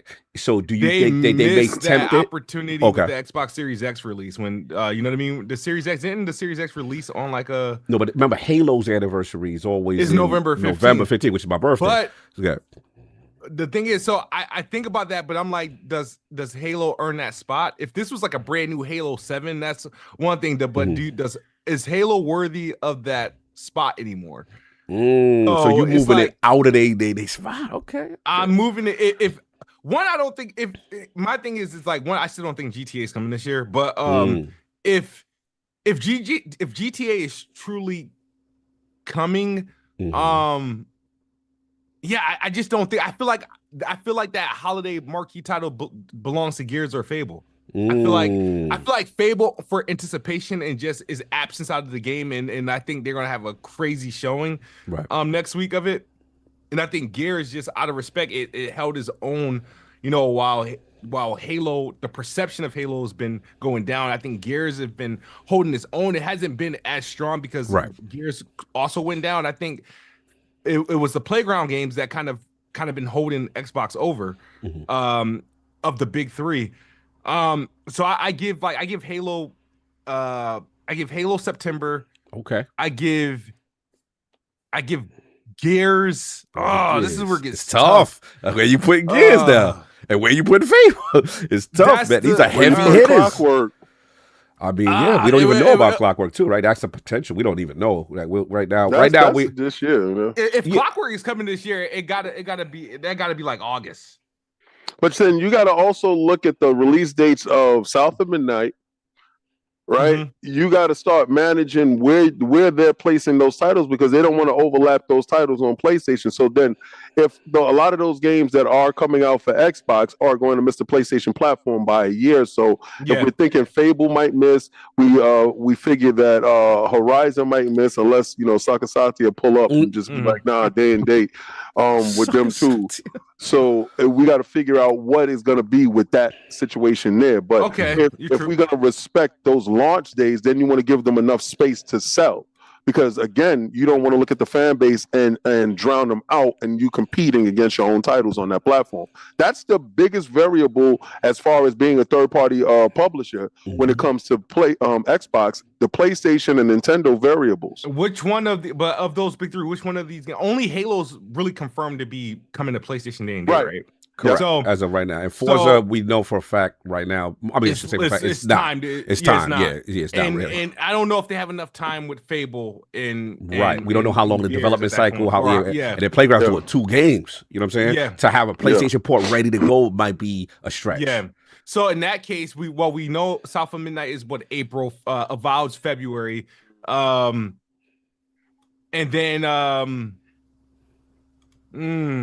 it's tough. Yeah, it's tough because of if Fable's date is the May, I feel like we need another game. Because Avowed and South of Midnight was relatively early, and well, Avowed came early because it was supposed to be a November 24 game, and it hit its window.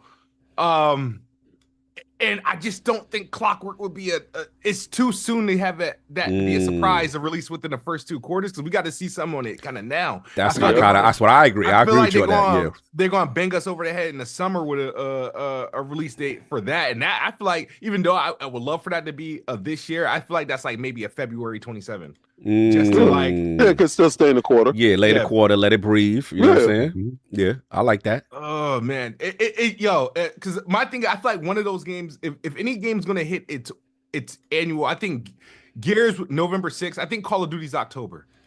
I'm with you on. I like what I think Call of Duty is October.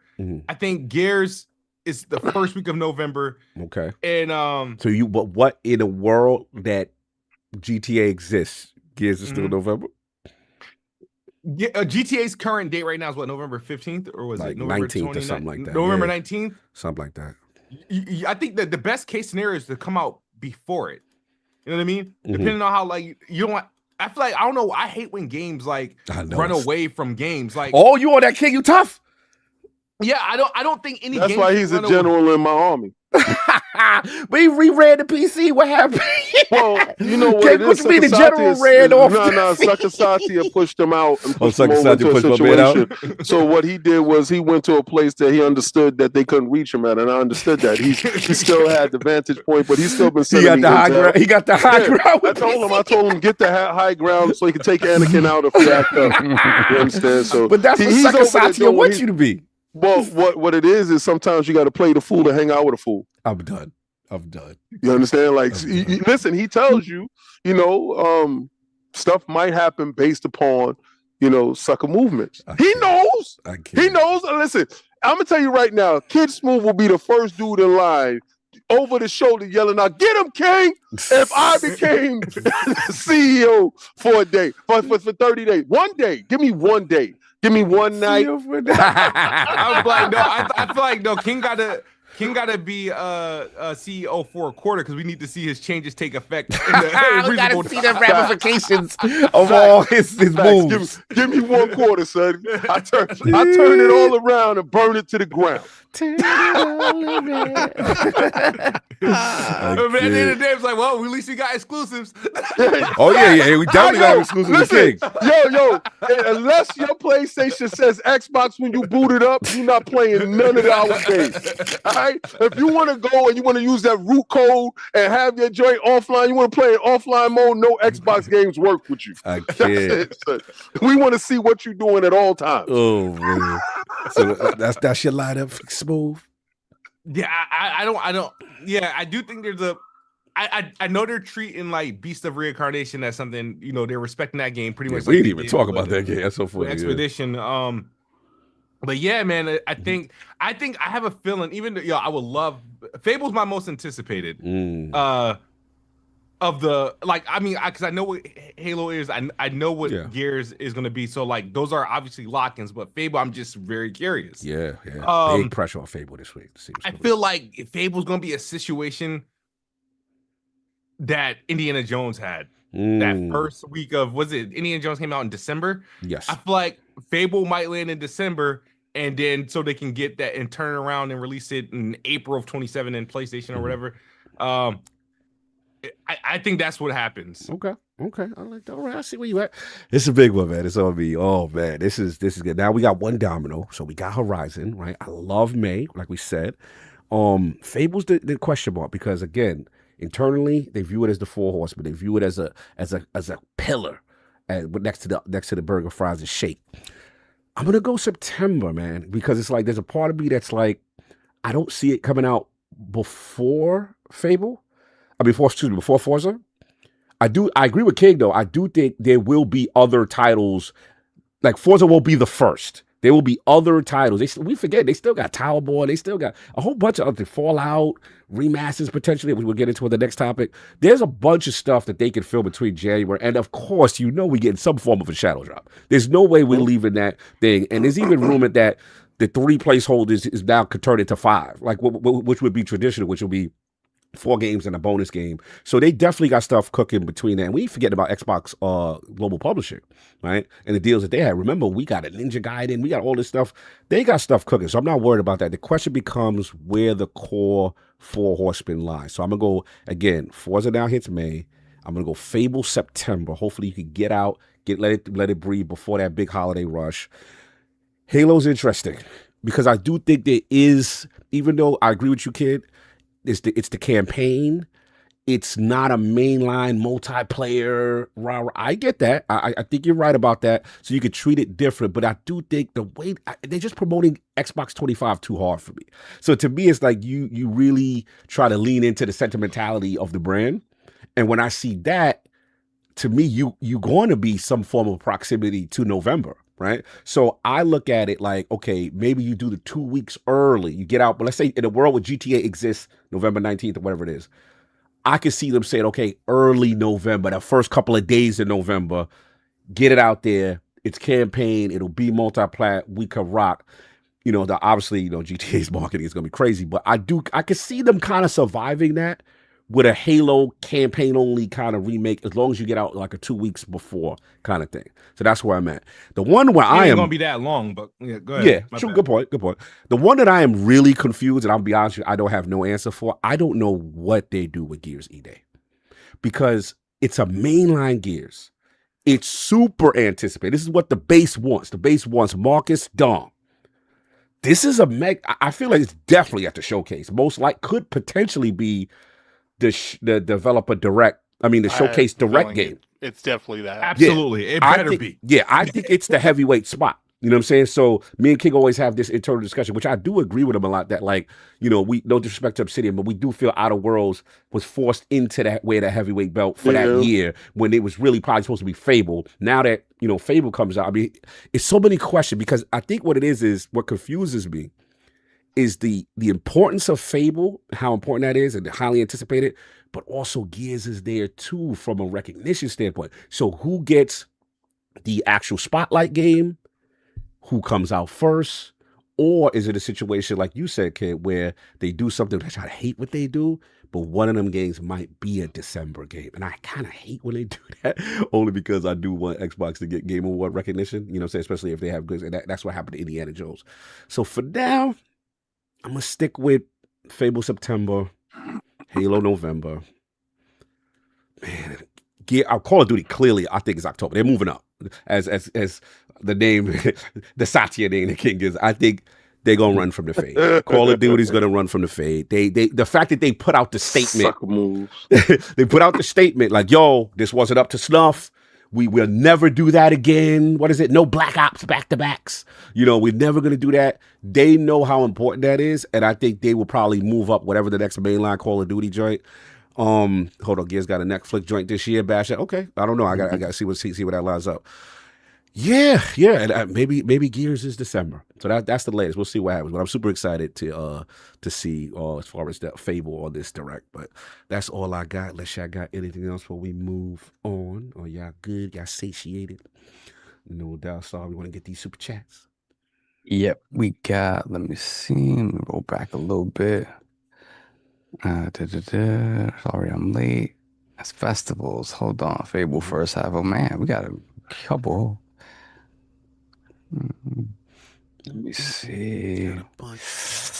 We have a key there. Okay. Yeah, let me see what you got. What's going on? Akizi Boo Boo, £5 super chat. King, I'm with you. Cog texted me asking me to superheat that I was reading the script, that I was just reading the script. I'm like, okay. Ridiculous. Then we have Mikey B07, $2 super chat.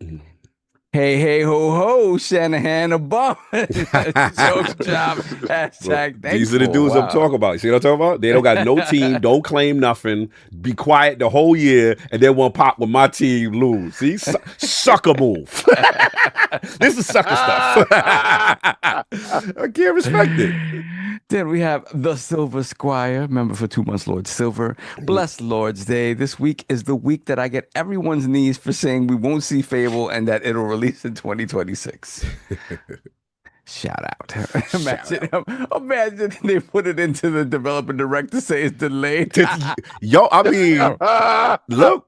I wouldn't put it past it. I wouldn't put it past. You know, but this, after you saw that, gotta give it more time. I could see them not even putting a year. That's exactly what they did with Avowed. Yeah, That's what they did with Avowed. That's true. I could totally see them showing it and just throw like, yeah. Or they say, I don't want to hear none of that energy, boy. Y'all, they did it with Avowed. It's like, another thing people got to realize too is because I know like a lot of Xbox people are like, oh, Forza is not. They might literally come out on this showcase and say Forza and Fable both coming to PlayStation day and date at that showcase. Yeah, they have no qualms. They have no qualms about that either. They don't care. We've already experienced it. That's old hat. That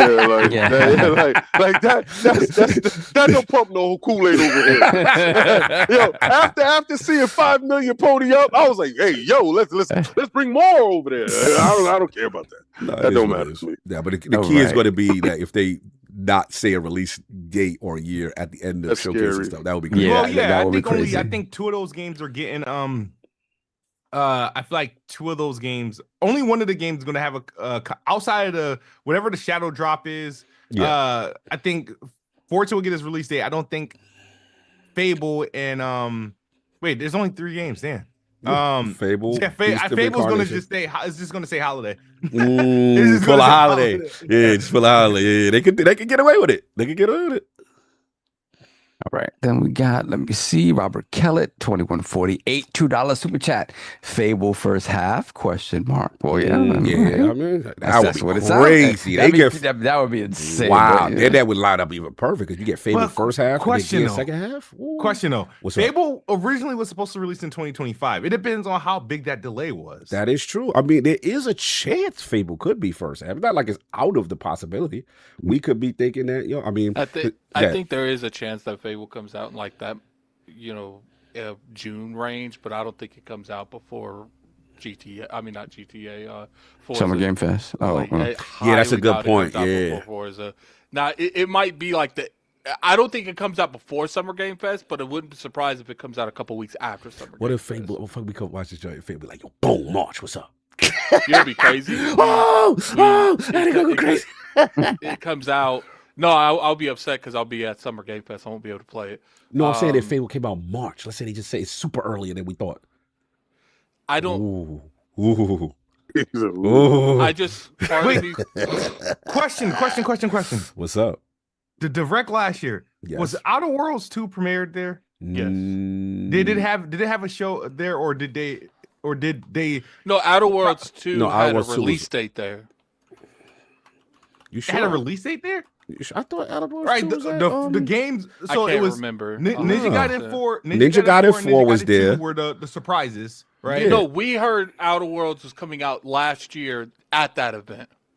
Not at Developer Direct. The Developer Direct. Developer Direct last year was Doom the Dark Ages, all right, Doom South to Midnight, Ninja Gaiden 4, and Expedition 33. And the Shadow Drop was Ninja Gaiden 2 Black. Yeah.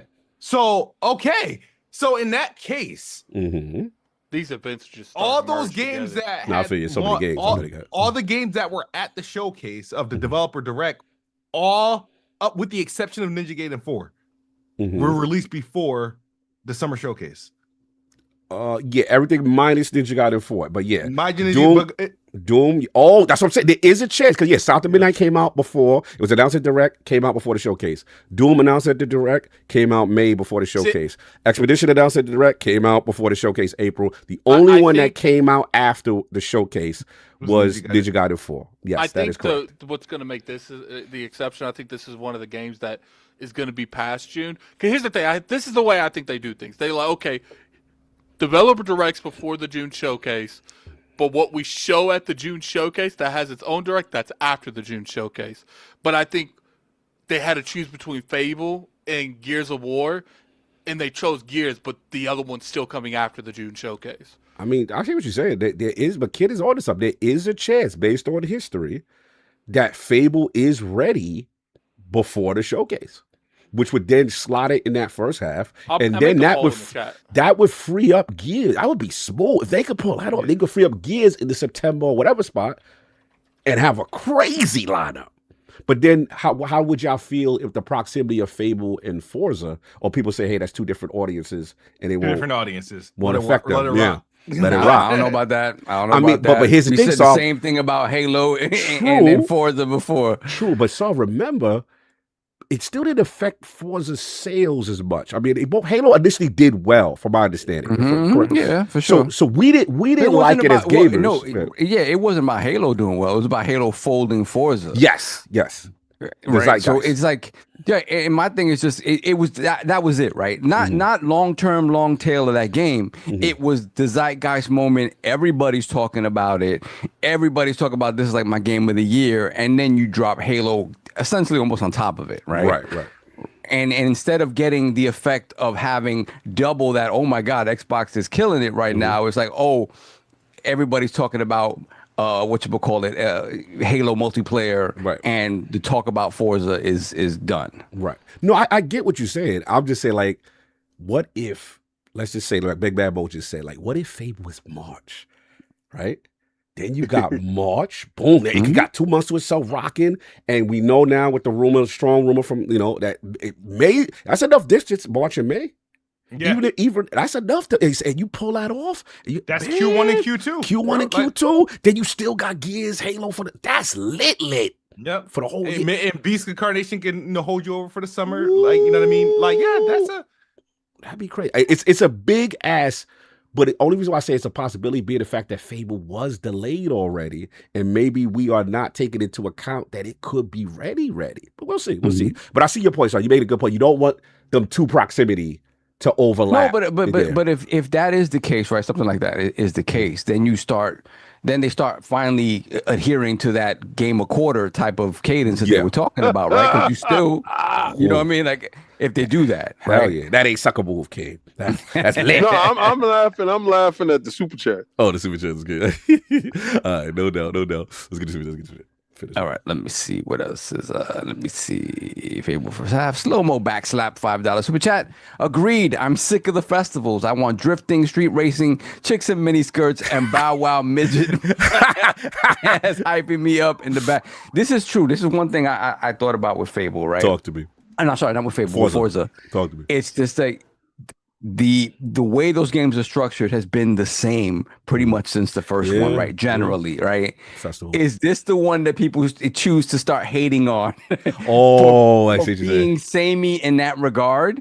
So we talked about this before too. Like, I really hope that they do look at it and be like, hey, what changes can we make to this to kind of change up the whole festival thing, to kind of make it more adherent to like the culture of Japan, and what can we do that's specific to Japan that changes up the formula? Because I could easily see just a certain faction of people just trying to hate on it because it is more of the same six games in, just in Japan, right? I can see that. Yeah, we can stop off. We get our sours and we go to what's our spot? Pocari Sweat. Get a Pocari Sweat. And then what's our spot that we go? What's they called? Izakaya. We got to go to a couple Izakayas. Izakayas. Are they gonna have a 7-Eleven? 7-Eleven. The kid got it. We gotta have mad vending machines when we drive by for kid. So we can go get, you can pop the bottle. He act like he ain't popping them damn vending machines himself, bro.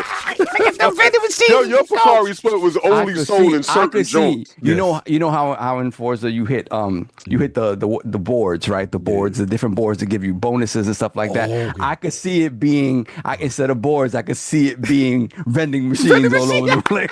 Vending machines all over the place. Yeah. That's a fact. I like that. What else we got? We got the Iron Rook $5 super chat. Oh, sorry I'm late. I just finished recording on a different podcast, but I'm here now. We can do the news. Rook, appreciate you, brother. Thank you for checking in on me too. I appreciate you, brother. Then we have Old Dude Games $5 super chat. Games. Rest in peace to hopes and dreams of Whiners fans. Yo, these dudes, man. They be hating. They couldn't wait to dance on my grave. He's like, yeah, certified dead. butt whooping last night. Sorry, Cog. The Seahawks team is winning it all this year. Go Hawks. Listen, man, y'all can talk y'all talk. I mean, we've been pounding out pause for the last 4 or 5 seasons. So y'all up now. I get it. You know what I like about y'all? Y'all don't, like, a lot of them don't know how to win. So you can tell when they finally win. Yeah! I can tell y'all not used to it. But it's not for real. They don't know what behavior. They don't know how to behave. They don't know how to behave. But it's cool. Y'all got that. Y'all better go do it because that defense is crazy. I ain't gonna hold you. We have Analog AI with the 20 Norwegian krone. Fable first quarter 2026. Hold the line. Oh, listen, that would be lit. Kidsmoove got me hyped right now. Like, they pull that off. That's what I'm talking about. Let's go. Then we have the Iron Rook once again, $2 super chat. Recent interviews have my Elder Scrolls 6 expectations minimal. Yeah, looks like it's going to take a while. It's going to take a while. I think they learned from their mistakes, though. Yeah. But did you see there's a dude that came out that left them in like 2 years ago. He made some interesting comments. He definitely, most definitely threw some slander to God. I was like, I will say this: Elder Scrolls 6, like, if you don't change up the formula somewhat, after all these different games come out and kind of one up you, like what I felt what he said, Saw, was that open world did a king, but he was just saying, like, you gotta have like the real choice and consequence. It's like the storyline is pretty much the same. Choice and consequence. And I did feel him on stories that matter. I did feel him on that. So yeah, there's some pressure because a lot of dudes in the space have kind of, they came up with it. Maddie himself is, the dude is like, nah, this is not it. Yeah, so let me see. We got THX 1138, $2 super chat. King hostage takeover in Xbox. I love it. First 30 days of King. That's late. That's crazy, man. Then we got King type to burn your books before. You know, like when Civilization come and then they'll burn all the stuff. Well, see, you also got to understand, to take somebody's identity away, you got to erase their past. Yeah, like you that ruler. So you ain't going to remember anything before me. There was nothing before me. It was only after me. To 2026 AK. Boy, after we got Key Lump, $2 super chat. Dude. Stop the madness. Play my damn theme song. Shout out to Key Lump. Then we have done a Taku, $2 super chat. They called him the Mad King. Yes, they did. What's funny is I want to see how many of y'all sign up for my $5 Game Pass. Sales is through the roof. It'll be up. We'll be up. Then we have MDK Duke,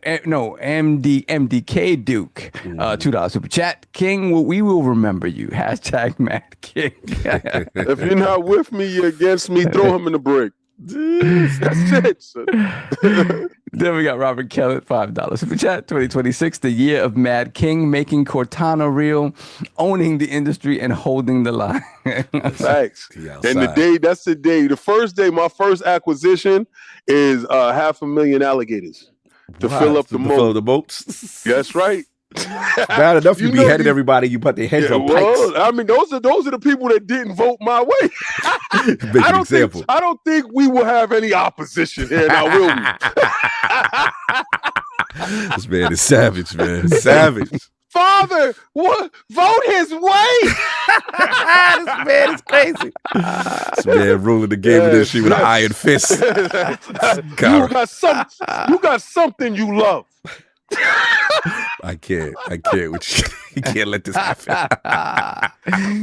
We have Donald Taku. 30 below, $5 super chat. Scorched Earth CEO. I can dig it, 100%. That's right. Can you dig it? Yes, you can, son. You better take me out before I get in office. Then we have Donald Taku again, $2 super chat. Kiln shadow drop at the showcase. Possibility. That's the rumor. Possibility. And we have Donna Taco again, $2 super chat. Killing, or is it Killing? Sorry, not Killing. What about the rumored Halo multiplayer game? It could be. You know what? We forget about that. Certain Affinity was working on something. I don't think they're ready yet. You don't think they're ready? Okay. I think they want to see what Campaign Evolve does first, and then sell to those customers. I think they want to get them wet with that. Pause, and then pull up behind with the. Don't be getting nobody wet, and don't be pulling up behind. Get ready. You on one today? Too much Diddy. It's Diddy reckoning energy going on right now. Dip down should have never bothered me. Son. Dip down, get ready. Continue. All right, then we have, I guess somebody's schizophrenia came back. Dr. Strangelove, $5 super chat. Told you don't know what you're getting. Hi, Savi. I've missed you. Let's play a game called Fallout 69. I'm the vault dweller, and Sav is the vault, and I'm entering his cavernous hole. Wow. Thank you for your support. I want to know why you're cavernous. Shout out to Don Otaku. That man said he entering the cavernous hole. That's wild. Okay. I told you. Now that y'all want to take his opinion for stuff. That's wild. One of his 10 personalities just came out. That's the shout out to you. Told you. Then we got Darn Thread with the 50 sex in the building. Cognito, the snake tamer, and I'm not talking about snakes. Hashtag watch out, Diddy. He's coming hard. What the Why I gotta be taming snakes? Snakes. Like, what's going on with the male snake tamer? Let it rock. Long as it ain't me, son. I ain't trying to handle nobody's snakes. Son. Let's not do that. Yeah. Let's leave that alone. That was wild. Man, I don't know. I feel a little uneasy with you doing all this stuff with Dip Down. You've been real close with Dip Down here lately. I told him don't come for me unless I send for him. I feel like you guys are doing more Dip Down than just his name. Well, that's why my name ain't Dip Down and Animal. Then we have BT Maverick 707, member for 8 months, Lord Bronze. One game people are sleeping on is Plague's Tale Resonance. Xbox has a relationship with Team Asobo, and that game is going right into Game Pass. Did they say Resonance is this year? I don't know. Bro, we conveniently forgetting about ABK, Blizzard. We're conveniently forgetting about Xbox Global Publishing. Like, it is so many games. Replaced is when? They already get replaced the date, right? Let's go. They better make sure they fix what we asked them and replace that Wagners. It's replace the Wagners. Nah, don't do that. We gave them the feedback. They want it. No, we need to find out if they followed instructions. Replace the Wagners. We gave them the feedback. Good. All right, then we have, let me see, Grape Mongoose, $2 super chat. Last Sunday, there was some king slander going on. You got to talk to Attic. Attic led the charge on that. That was him. He was doing imitations. He was doing faces. I told you, he be on that satire stuff. So we're going to leave that with his This is King. Yeah, that. I got to put it on when he did the king let me see. Let's do Attic. Let's do Attic. What's the Attic, King? Attic is the duck in the fade. turn off the camera. Okay, got it. Yeah. I'm a duck the fade. Let's do Addicts. Yeah, camera. That is accurate. Duck the fade. Then we have legendary Yobi, $5 super chat. I don't care. Burn it all down. I'm a soldier, X rank, reporting to frontline for duty. Before you get to the general, you got to go through us, frontline, holding it down. You gonna be holding it down, Dolo, homie. They gonna run you over. King gonna be Daenerys at the end where she burns that whole family when they wouldn't bend the knee. Dracarys. As long as you understand. Dracarys. Well, then put the crust in the chat for Omerta War, member for 24 months, Lord Bronze. Then we have Don Otaku, once again, $2 super chat. Stop putting strange love on me. I'm only joystick. Oh yeah, he's like, that's true. Strange love is not him. That's right. We don't know about this dude. He black out and wake up and there be text on the screen. we haven't seen White Cognito, Black Addict in a while. Remember either. White Cognito, Black Addict. R. Kelly. Remember R. Kelly. The only difference between White Cognito and Black Cognito was the way they spoke. The way they spoke was hilarious. Oh, then we have, let me see, Phase 23 BKY, $2 super chat. Kidsmoove joined the PC Master Race. No more Xbox. Kid, is this true? What's going on with your status? You with Satya now? Judge, you better tell the truth. All right, yeah. What's going on, kid? We threw our I am Xboxes in telling the the trash. truth. What's going on? All right, so What happened was What happened? all right, so Get the exclusive. Let's get the exclusive. What happened to you? So what was it? Obviously you guys know I've been fed up a little bit with some of the decisions, and I think what happened was it the Game Awards or whatever, where they kept showing games that wasn't coming to Xbox. No, what ended up happening is this is what happened was like for a while I had a 4070, right? And I think I don't know if I forget which game it was at first. It might have been Ninja Gaiden 4 or Outer Worlds 2, but I ended up finishing both of those games on like PC, and I was like, this is not too bad. And so I was like, all right. And then I did like Control, and I was like, you know what? If the next Xbox is going to be some sort of PC hybrid, whatever they're going to do to make that PC console, like they're probably going to apply an update to existing Windows PCs for them to have the same effect, like the Xbox full screen experience and whatnot. And I'm like, why? I can literally just get a jump on that right now. And then there was like rumors of like NVIDIA, which turned out to be true, them like stopping production on 50X cards and raising prices and stuff like that. So I was like, and then I was like, I have to do this before this stuff becomes really expensive. And so I end up doing it. I end up selling my 4070 and buying a 5070 Ti, and then I didn't realize how big the dang on card was, so that forced me to buy a case that could fit it. And then I still had the old power supply from back when I had a 980 Ti, and I'm like, oh well, I kind of have to switch this out too. And at this point, all the energy and hours that I put into this thing, I was like, I better enjoy this. So, for all that money, you in. So after I got it done, I said, all right, I'm gonna challenge myself, right? I'm going to take my Xbox out of my station. You removed it from the crib? I removed it from my setup. And because you the took thing the is, Holy Bible, you took the book of He X? can't. No, You it's took the worse. He book of can't. X out of the crib? He bought a case. He didn't buy a new case, so he had like an existing case. So then he upgraded, but he didn't account for his capture card. So now he can't even stream off his consoles anymore because his the card's too big. I can't fit the capture card in. Okay. So this was a forced move at this point. So now. At that point it was like, well, I have no incentive to really like if I'm not using the capture card, it's not going to be plugged in. I'm not going to be capturing gameplay off the console. So let me ask you this: Are you Steam or are you still Kidsmoove? They say Season. Yeah, they want to take Xbox. They said just stick on. They say sell out. So are you Kidsmoove or are you Kidsmoove Steam on PC? No, I am not Kidsmoove Steam. When I turn on my PC, the first thing it boots is the Xbox app. And So Satya's with this. And I launch all my games from the Xbox app, Microsoft gaming, including Horizon Zero Dawn and Days Gone. Oh, so what you do is you use that full screen experience, and then you go to this storefront. You want to make sure Microsoft get their cut first, Xbox get their cut. Okay, I see what we do. They said lies. Yo, they going in. What happened on Weapon Wheel, son? They going in. They say, they said he went full gas.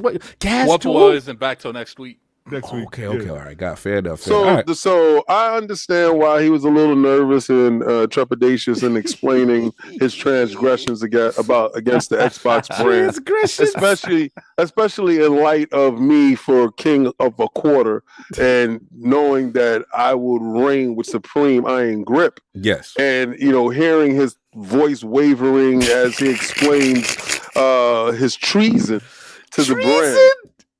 But understanding that he did this financially based upon a power move because he thought he could see the future.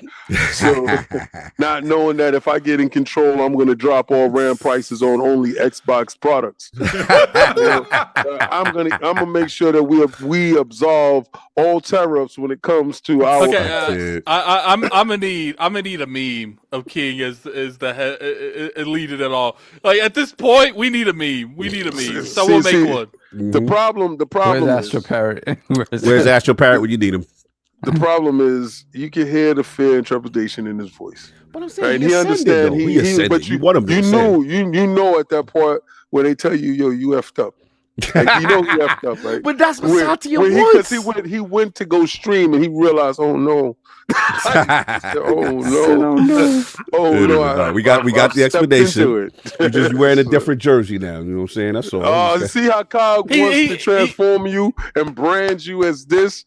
He's wearing the same jersey. It's just instead of like light green, it's dark green. You see how Cog called out the people that went after him after his 49ers got trounced, right? He's doing it to you right now. I'm not slandering him. Right now, he's telling you, how does that jersey feel on your back? I'm just asking. I did not slander the man. I did not slander the man. He's doing it with a smile. You I don't just know what wanted to know. Walk like. me through the process. You see, he's telling you to tell the people how you committed treason. I just said, if you were 49er fan, how you threw your flag down. No, but I gotta say, if you're a fan of a team, if you're a fan of a team and your team said, hey, we now identify ourselves as this, and he go identify himself as that, I can't get mad at that. I just want to walk through the process. He want to know what your pronouns is. He's doing bad things to you, B. Like I'm telling you, I would never disrespect you fell for the banana in the tailpipe. Never disrespect I honestly would have said that. I'm not going to tell you which way I vote or lean. That's what I would have said. Right? I would have said, my political leanings is none of your business. That's what I would have said. But you fell for the banana in the tailpipe. The sewer chats was on the boy. I was like, what is this about? I didn't know what happened. But listen, Smooth. I will give you a coin. I would absolve you once I become head man in charge. I will repeal all transgressions. Okay, so so I may or may not have asked ChatGPT. Oh Lord! I said, write me a fictional story on how King David from Iron Lord's podcast would run the Xbox brand for 3 months. Oh God, that would be wild. It said King David pulls up it said a black SUV pulled up outside the Xbox building and the door opened like a boss intro. King David stepped out in a tailored suit with subtitled emerald green tie, holding 2 things: a clipboard and an SSD that labeled plans. That's kind of accurate. I like the SUV, Joe. That's official. He turned directly to the camera. Welcome to the new era. No cap, no cup, no pause. We're here to win. Yo, that's official. That's official. They did that. The AI box did that. They did that. I ain't gonna hold you. So if ChatGPT know what I'm gonna do, what makes you think it ain't gonna go down how I said? It is what it is. So what else we got on the super chats when we caught up? Let me see. Everything pop up on super chat. Hard to find member for 55 months. Lord Bronze. Oh, wow, thank you, brother. Yeah, it's a long time. Long time. Assalamu alaikum, my brothers. Coming up on 5 years. Enjoyed every moment. Hope all is well. Peace, love, and healing. Shout out to you, brother. That is, wow. That's a blessing. That's a blessing. Appreciate you, brother. Then we have Chancleta Mangu, member for 25 months. All names come back. Bronze. Yeah, I'm seeing. Paying the dues. Yeah. Hope y'all are having a great Sunday. Likewise, brother. Likewise. Hit that like button, y'all. We having fun. We all caught up? Yes, sir. All right, this is Addicts, but I'll set them up.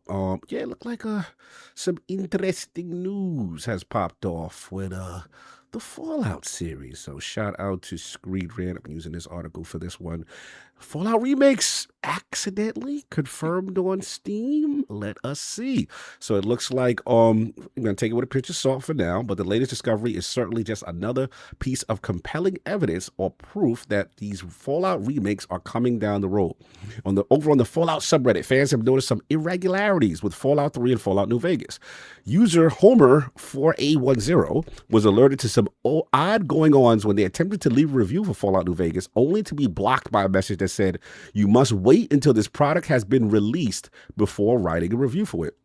It would appear the issue is also affecting Fallout 3. And as far as I can see, the other Fallout titles available on Steam aren't encountering the same issue. It's worth noticing, however, that a few non-Fallout games produce the same message, Batman, a couple others. But they're saying the Steam link is a promising sign. While they wouldn't advise everyone to get their hopes up, there are other signs that are on top of Steam weirdness. There's a mysterious countdown online, plus multiple reliable leakers have said at least one Fallout remake is all but guaranteed at this point. The biggest sign of all could be a Fallout 3 remake was leaked years ago in the same court documents that showed the Oblivion remake, which obviously ended up launching last year. Could Bethesda do another stealth drop for Fallout? We doubt. We may find out very soon. So, Attic, this is your topic. Fallout remasters, potentially Fallout 3 remaster, potentially Fallout New Vegas remaster. Where you at? Let Solve go first. Solve, let's get it. I mean, yeah. I mean, when you start getting links like that, like back end links and things happening and things Interesting, popping it's up. happening on Fallout New Vegas too. It's happening on both of them. And both of them, right? So, I mean, it'd be crazy if they both came out in really close proximity to one another. But again, they know people have been wanting these things. They've been working on Oblivion forever as well, you know. So, to me, I think all this stuff was happening, you know, simultaneously. So it's just a matter of them figuring out when it's time to drop them. So, you know, I don't think there's any doubt these things are real. I don't think there's any doubt that we probably see at least one of these this year, if not both of them. And that's great, man. That's great, because I've tried to go back to Fallout. And, you know, on its own, it runs pretty well on PC, obviously. But, you know, when you want to add all the hot mods and everything to it and to make it look like up to snuff, especially after playing Oblivion. If you play the Oblivion remake, like, all right, I don't want to go in here and do all this, like add 50 different mods to make the game look this way. Just modernize it and give me Fallout 3 again, and I'll be happy. So, yeah, you know, these are all good signs that this is, you know, happening. As is always the case when something is coming up on release, you know, little things start to leak in the back end. You know, a lot of people are always sifting through these, you know, these servers and stuff like that, trying to find any little hint or clue of something that's coming down the pipeline. So, yeah, I see this as being an absolute sort of indication that these things are on their way. And yeah, excited, man. I want to play these again. You know, these are the ones that, you know, Fallout 3 was like a moment. Apart from Oblivion being a moment on the 360, so was Fallout 3. So, and then New Vegas kind of stepped it up even more. So even though it was really like both games, they're very, very buggy at launch, and that kind of detracted from people's feelings on it. But, you know, over time they fixed it and they did what they could to fix it. And, you know, it's probably better regarded than even Fallout 3, right? In a lot of circles. So yeah, they need this, right? The Fallout show is back. It's people are loving it, enjoying the Fallout show as well. Obviously, the New Vegas ties to season 2. You need these things, man. Like, you need these things. They were behind the 8 ball before when season 1 launched. You got to be on point with this stuff now. You got to get people excited about every aspect of this IP, and you need games out there. That's it. Yeah, 100%. Attic, you go last. You want me to go around the room, or you go next? I'll go after you. Okay. Let's get King, man. Where you at? These Fallout rumors. Steve might be snitching, might not be. We got Fallout 3 remake, New Vegas remake. We got a TV show out. What you think? How true do you think these things are? Steam definitely snitching. That's all they do. That's what happens when you play around with the PCs open. Why you chill? Why you said it like that? Like that back door is always open. Yeah, like you know how you said it like you messing with someone that got a sexual disease or something. Like, I don't like the way he said it. Like it's loose over there. You know when you do that with no condom. When you go to a PC party.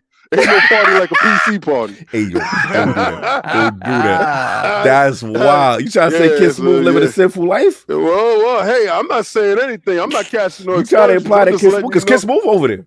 Oh, you know what happens over there. Kidsmoove knows. It's an all-white, lubed up party. Oh, man. I'm just saying. You know what happens when you're invited to a freak over go down. Man. So it came out. Pause. You know the date, February 4th. We already know that y'all can't hold water. All right? Y'all got to do Kegels. You can't hold water. You're different. I'm just saying. We already know this is a good year for Bethesda. Bethesda's going to drop these games. These games are coming at some point in time this year. I do believe Fallout 3 comes right after the season of this new season of Fallout TV show. I like that. I understand they felt that they missed a moment. Yeah. They're not going to let that happen again. You started off with, what is it? Burning Skies. Yeah. With 76. 76. to kick off right the new season. Now, at the end of the season, to keep people still enthused, it's all about this transmedia. Microsoft and Xbox understands more so than anything. You got to strike when the iron is hot. This thing is not a joke. They're trying to make as much money as possible with these franchises because they feel that these franchises can turn into theatrical experiences. Netflix pick up a deal on a movie, whatever. Amazon turns this into a theatrical experience. Stuff like this can happen from these IPs. So again, tying them to games that all you're doing is giving them a glow up. And then you can just shadow drop them. Yeah, it is. It's the year of Bethesda. It's the year of Xbox. I see great things going forward till the end of the year. And this may not be the only thing that's coming out of the house of Bethesda. Like, it's more IPs that they're going to be dropping. So I agree with the place that we learned it from. It didn't come from Microsoft. It didn't come from inside the house of Microsoft. I understand people are data mining this stuff and looking for more. So yeah, shout out to whoever found out the information. I knew it was coming from Steam and PC. They're open like that. And yeah, of course. Yeah, I agree. Yeah. Yep. I look for more beans spilling from them. No, Kidsmoove, man. When you at Fallout 3 and Fallout New Vegas remakes, did you believe it? Yeah, they probably should have done that. It should have been reversed. They should have done Fallout first since they were coming off the show with the Oblivion. But I think they have to do that because of the long development cycle of the next Elder Scrolls, the next Fallout. They're not going to be out fast enough. So you, like King said, they have to strike while the iron's hot. And make a big deal. Now, my question is, do these become shadow drop, or do they launch these with some marketing effort, like real marketing effort, because of you have the show to ride out? Do I think they both happen this year? I think when's the end of the wait? You can't binge Fallout, or you have to wait. Yeah, it's week to week. All right, so they probably have some time. If they're doing what they did with Oblivion, this is probably a very soon. Which one would you release first? That's the question, right? I don't know. I mean, I would have to defer to Addict on that because I've been caught up all the way to the show. I'm only like 2 episodes in, but they're in New Vegas right now, so maybe if New Vegas is ready, they should launch it first. But just because that's where they currently are, right? I don't. Here's the thing: we don't know when they bought Bethesda, if that was like one of the first things that like Xbox and Microsoft did was, maybe they knew the Fallout New Vegas thing was, or when the show was first greenlit, they knew that if the first season did well, they'd go to New Vegas in the second season. Like, we don't know how long this project's been up to date. I'm very interested why it's also popping up with Fallout 3. Because one would think only one of them would be in the stage to be on the store like that.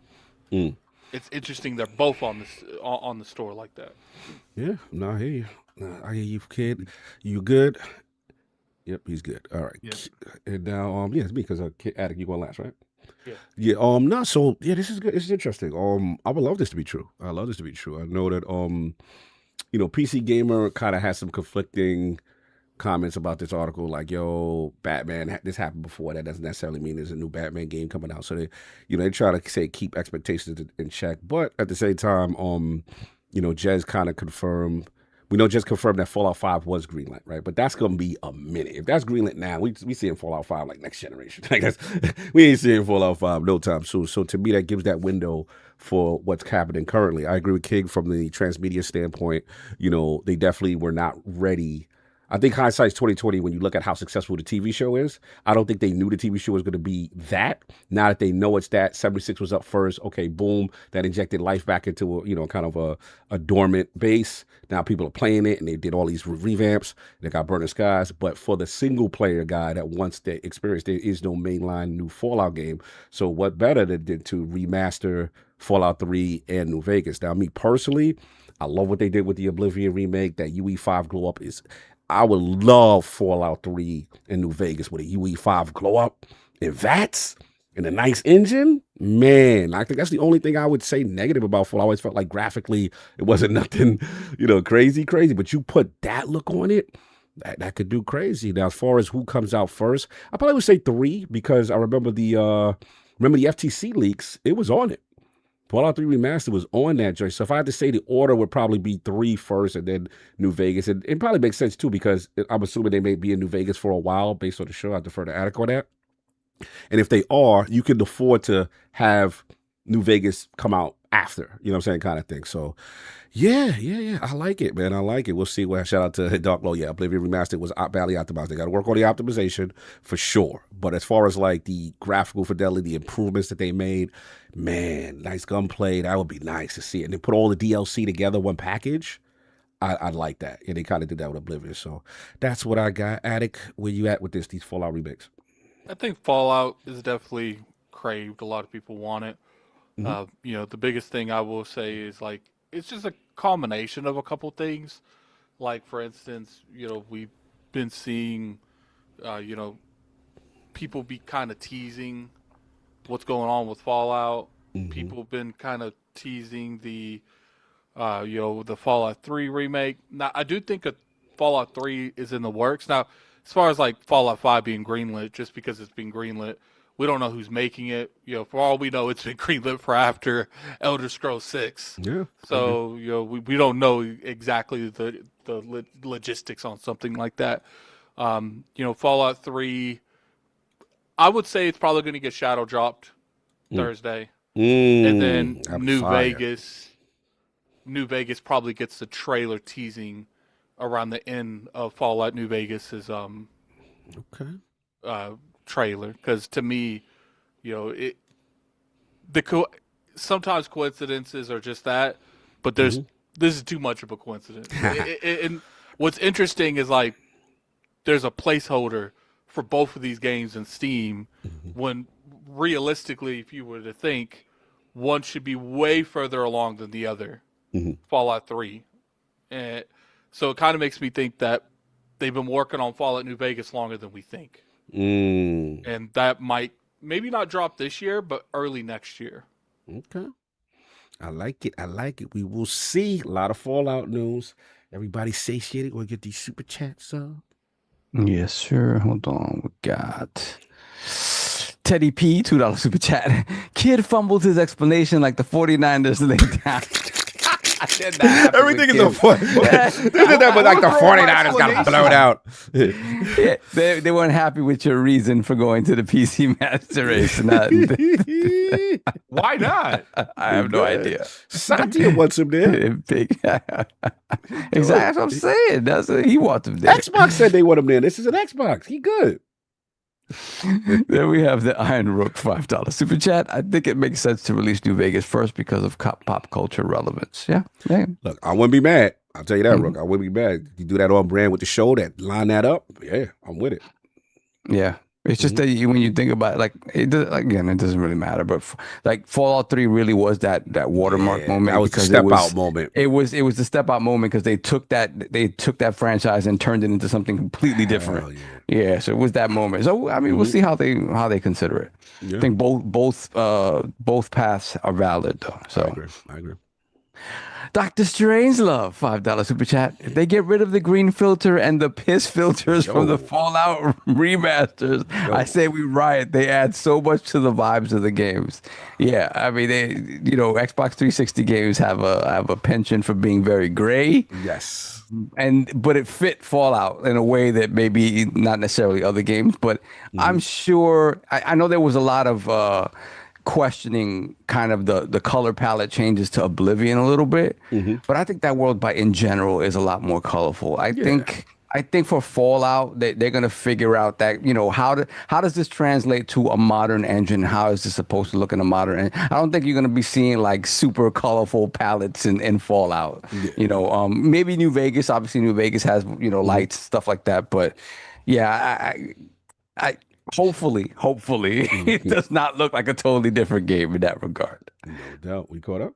Yeah, I think so. All right. This one is kind of fresh off the presses. Had to add it, man. I will set it up. Highguard. I remember that game that was announced at the Game Awards, the live service joint. So, yeah, they've been silent since the Game Awards, and apparently the rumor, because remember that at the time people were like, "Yo, how did it go last?"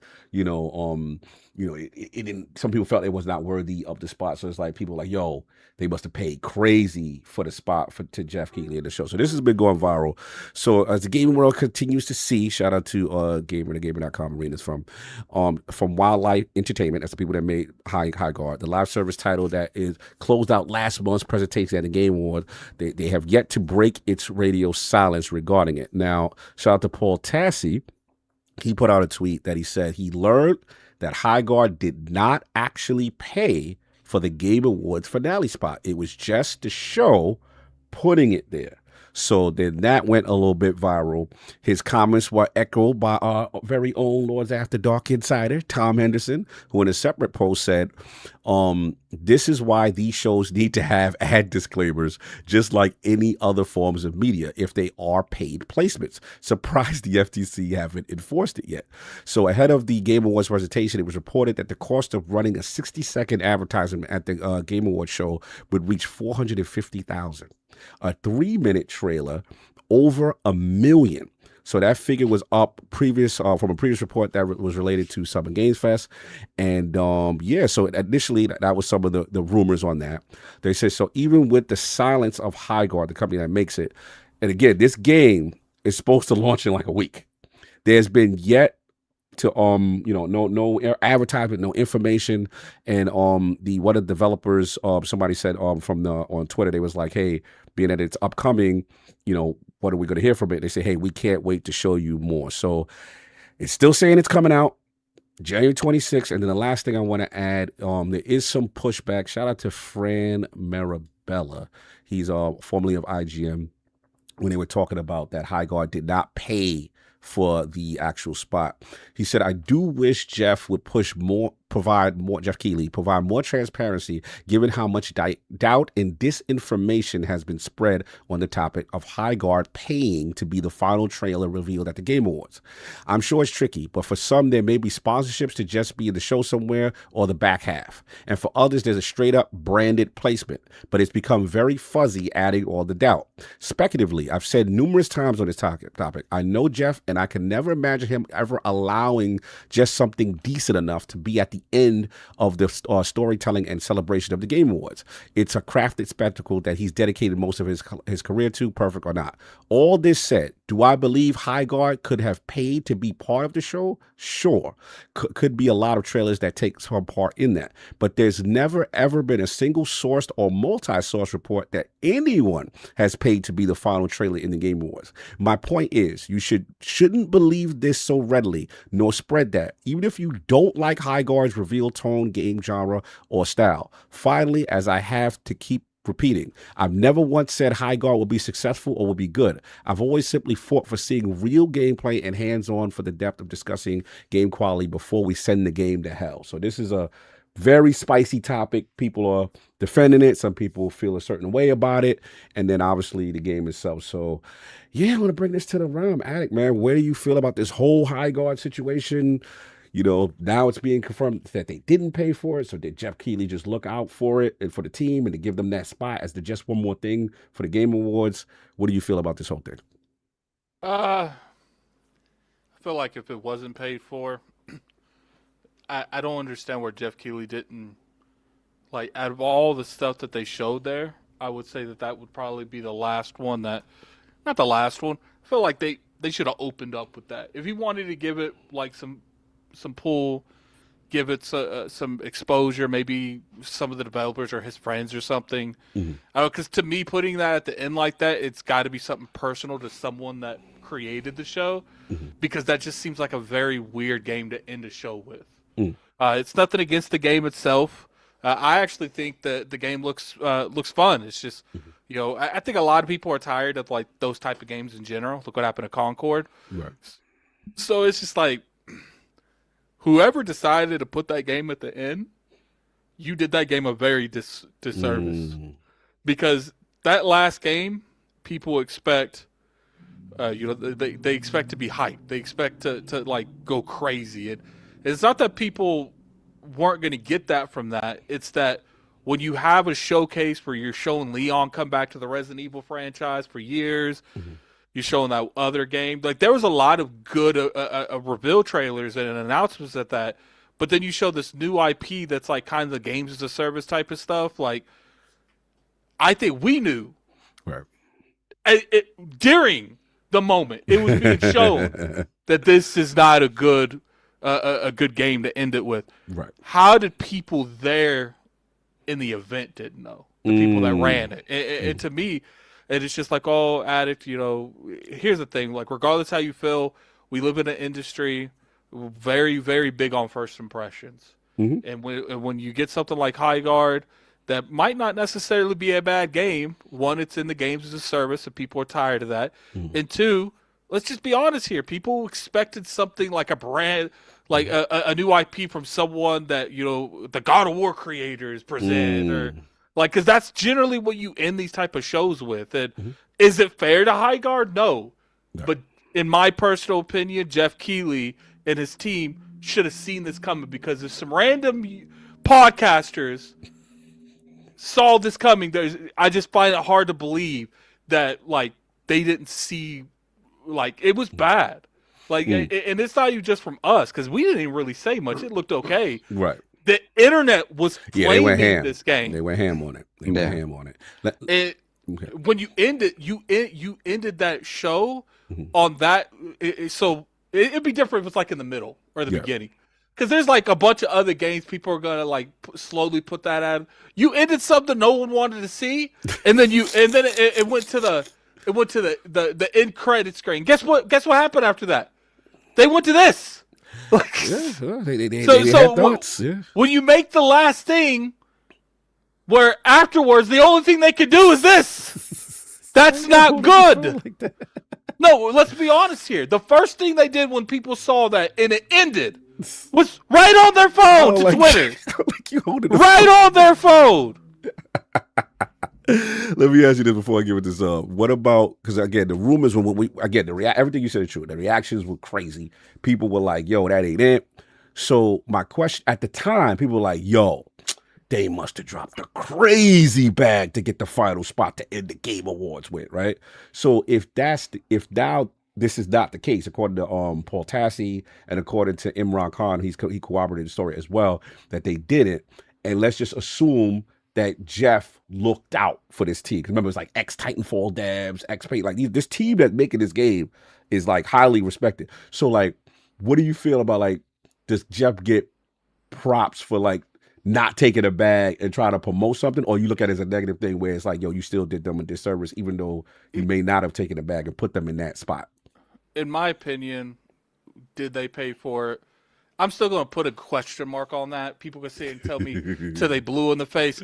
That ending made no sense. It made no sense to the point where it's like, maybe he didn't get like something monetary value. Maybe there's some kind of handshake that happened behind closed doors. Little wink, wink, little nudge, nudge. Because it was just like, it's like what we said when it came to with Xbox and Black Myth Wukong, where it's like, okay, there wasn't no paperwork, but it's like, I help you, you help me, kind of handshake thing. But it did look funny. It's just like out of all the stuff they had to this day, I just look at that and I'm like, why end it with that? And it's nothing against that game. Once again, in my opinion, there is 5 other announcements. There's a few. Yeah. You could have ended it with, like I said, Leon Kennedy coming back to the Resident Evil franchise since Resident Evil 6 would have probably been a better end than what we saw on Highguard. Yeah. But keep in mind, no gameplay really. It was like a scissor wheel of gameplay. So it's just like, look, I hate that for the developers, because they probably thinking, oh, we about to really eat with this. I don't know if people find out that they are getting this stuff like launched or not, but it's just like, it's sad, because it's like, even though if this game was it, most likely it's not now, because now I see almost zero hype going to this game. And not to mention the way PR is done with this game in general has been weird. It's been weird. Because this game's coming out relatively soon. Yeah. And we have heard nothing about on it. Yeah, it is. And then I know that there was like some influencer media stuff going on for the game. But it's like, even with that being in place, You mean that you gonna launch it the day it comes out? You know what's a good way of showing something like this? The way Apex Legends did it, where they did an event, they showed you the game, and then they paid high influencers to play it right after it was revealed, and they said it's live now. Go play it.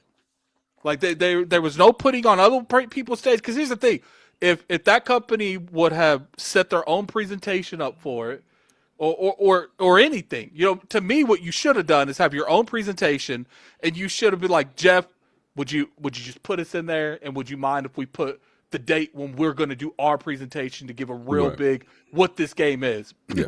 But they came out there really showing you a whole lot of nothing. There was stuff there, but there wasn't anything tangible to grab onto. And then they're like, yeah, we'll see you later. And it's just like, the whole marketing's been weird. The entire marketing. And I'm hoping that, that they somehow recover for this, but the same rhetoric's happening that I saw with Concord. Where it's like people are like, oh, the game's going to do well. It's just right now, wait till the game comes out. You're going to see the hype generate. And then Concord came out, and it's literally probably one of the worst type of game that's ever been handled in gaming history. And I see Highguard following some of its footprints. Now, hopefully they're able, I'm really hoping whatever this influencer of it or media of it does a good job at explaining what the game is. Yeah, that's to me, there should have been like open beta tests and stuff going on with this game. Like they literally just launched it, like, poof, there you go. Like it's just like why didn't we get like a closed beta where you just see slowly things like remember before Battlefield 6 came out how much Battlefield was leaked because of their like behind the scenes testing? I haven't seen nothing on Highguard. Yeah, it's supposed to be dropping in like a week. At least Concord had closed betas. Yeah. No, it What is it's a the weird chance? Didn't PlayStation get scammed out of a game before? It was a fake developer that kept showing trailers and stuff like that. Oh, I remember that one. Yeah. Talking about Abandoned. Yeah. What if this is just that was Jim Ryan's favorite game? The game supposedly that was Kojima was helping. That man was hustling. And the sad part about this thing, man, the sad part about this is this game could be the next hit, but it's gonna have such a high.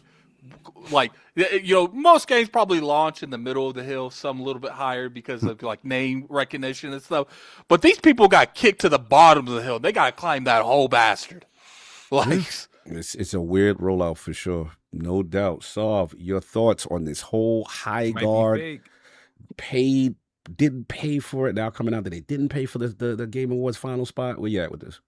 So, all right, do they indicate that because it's one thing to pay for the final spot and it's one thing to not pay at all to get in the show, right? So my assumption is they did pay whatever the fee is to be part of the show. I mean, it was like a 3-minute trailer. It's a considerable amount of time. I would think they paid something to be on the show, and then the decision as to where it's placed comes from the showrunners and Jeff. Is my understanding. According to Paul Tassi, he said he put the tweet out. He said, "I have learned I think Imran. I'm sorry. I think Imran gave a little more context to it, meaning that like you pay to get on, but they ain't pay to decide where it goes for the final spot. So maybe that's correct. Maybe it's just like that. So basically, to your point, Paul just said that he know that they did not pay for the actual final spot, for the finale spot. Yeah. So I mean, whatever the case may be, I just think if that's an instance where Jeff makes an executive decision, he thinks he's doing them a favor, because he wants, if you think about the landscape they were in now, right? On one end, it feels like people are tired of these service-based games coming out and taking precedence over big AAA, single-player games, whatever the case may be. But then you look at an Arc Raiders and you see where what that's doing. You look at what Battlefield did coming back into the fray. You look at what people generally have been saying about Marathon after having played it again before it launches here in a little bit. So it feels like that is a narrative that isn't necessarily widespread and that people are excited for these types of games still.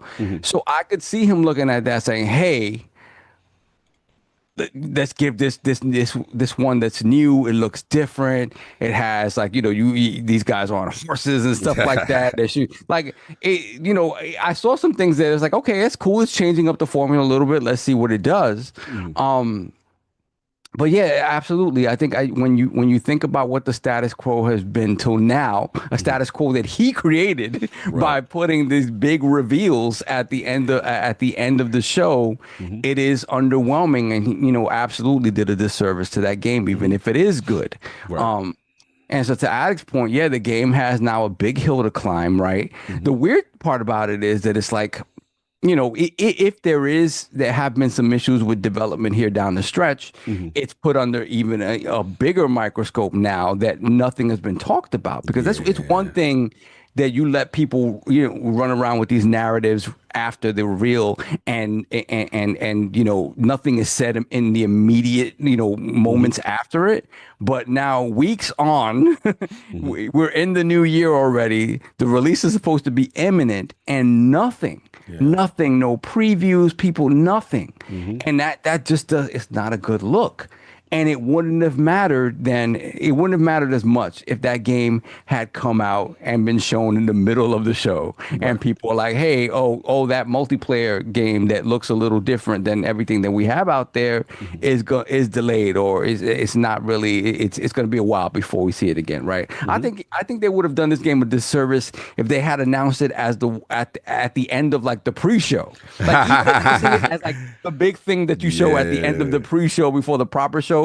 Like, this game had no business being announced as and we have one more thing, no matter what context that is. I just think the way the internet is, the way gamers are, initial reactions tend to carry over for quite some time, and then that's only multiplied by things like, hey, we haven't talked about the game at all, and we haven't said anything about our game since it was announced, and the general reception to it was negative, if only because of where it was announced. What place, I know. And then and that was it, because again, you can't really say, I heard some people saying, oh, the look of it is generic or whatever, art styles and stuff like that.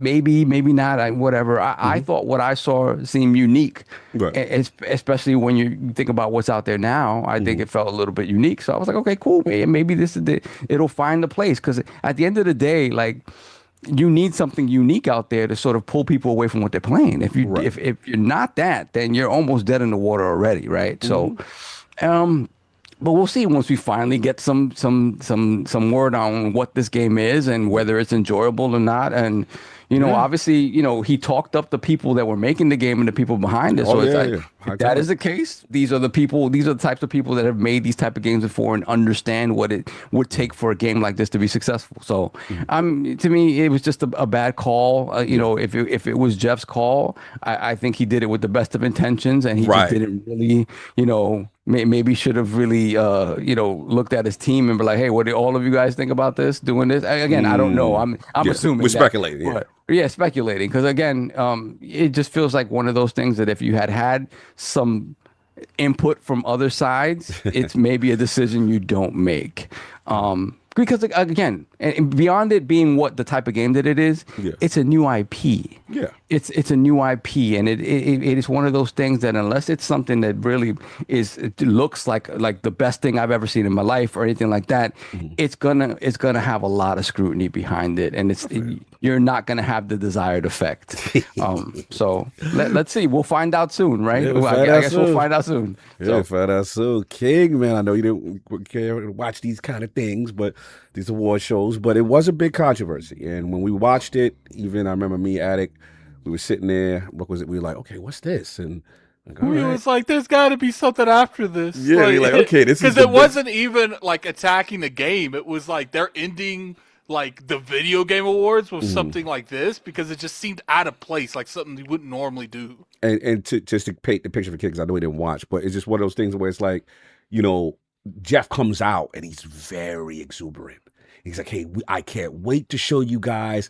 It's headed by He was giving some, we're finally going to reveal Titanfall. Yeah, he was like, I played it. People are like, it was energy. I've never seen him promote a joint to this level before, showing a reveal. And it's the last joint. I remember last year was Monster Hunter, I believe. We like, okay, Capcom dropped that bag. We like, oh, okay, we know what that is, right? So then we saw it, and then again, the temperature in the room, King, was kind of like, okay, you know what I'm saying? That kind of thing. So I just wanted to paint the picture, because I know you didn't, you don't do watch award shows. So what do you feel now that the news is coming out that people are saying, yo, they didn't pay for the final spot? But to Saul's point, doesn't mean they didn't pay at all to be a part of the show, but they didn't pay for the final spot. What people were saying, this bag is crazy to get that spot. What do you think about that? And then obviously there's been really no marketing for the game. The game's supposed to drop out in like a week.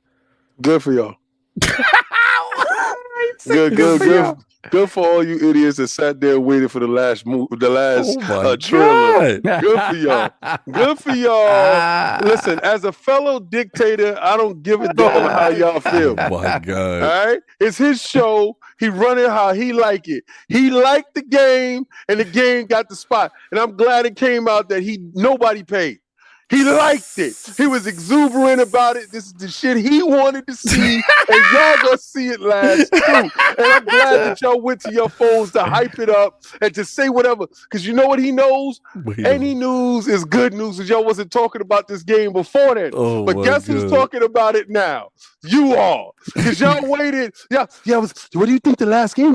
I think it's gonna be Elden Ring 2. I think it's gonna be Why we gotta have that voice when we watch the show? Don't be putting that. Don't be shaking don't be wiggling like that.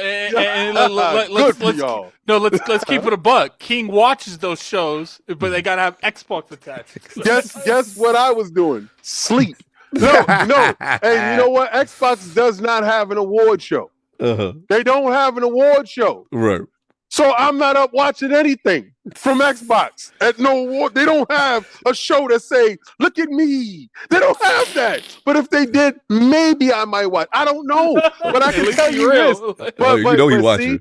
So the thing is, maybe I won't. Maybe I'll be like, the Xbox Awards you watching. Xbox Award show, I already know what they dropped for the year. I know what's hot. I'm glad that y'all all got a chance to see what Jeff liked. That's what Jeff liked. So good. And I'm glad none of y'all like what Jeff liked. Oh my God. What?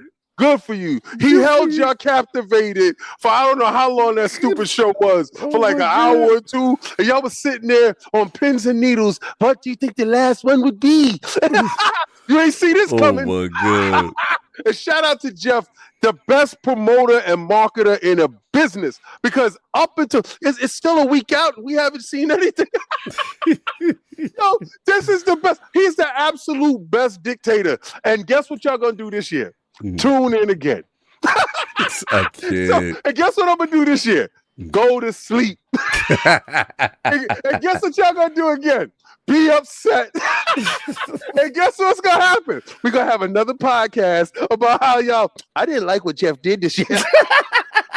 This is the best. It's the best watching the fallout from y'all idiots just sitting there saying, yeah, I like how they tell me how my food tastes. Oh, that game that I like, that nobody else liked, that I really liked, it wasn't nominated. It should have been. But that other game that I didn't care about, that one game of the year that everybody else liked, that I don't care about, I guess it is kind of good. Shout out to Jeff for doing what Jeff do. You killed E3. Now I'm glad you're killing these dudes' hopes and dreams.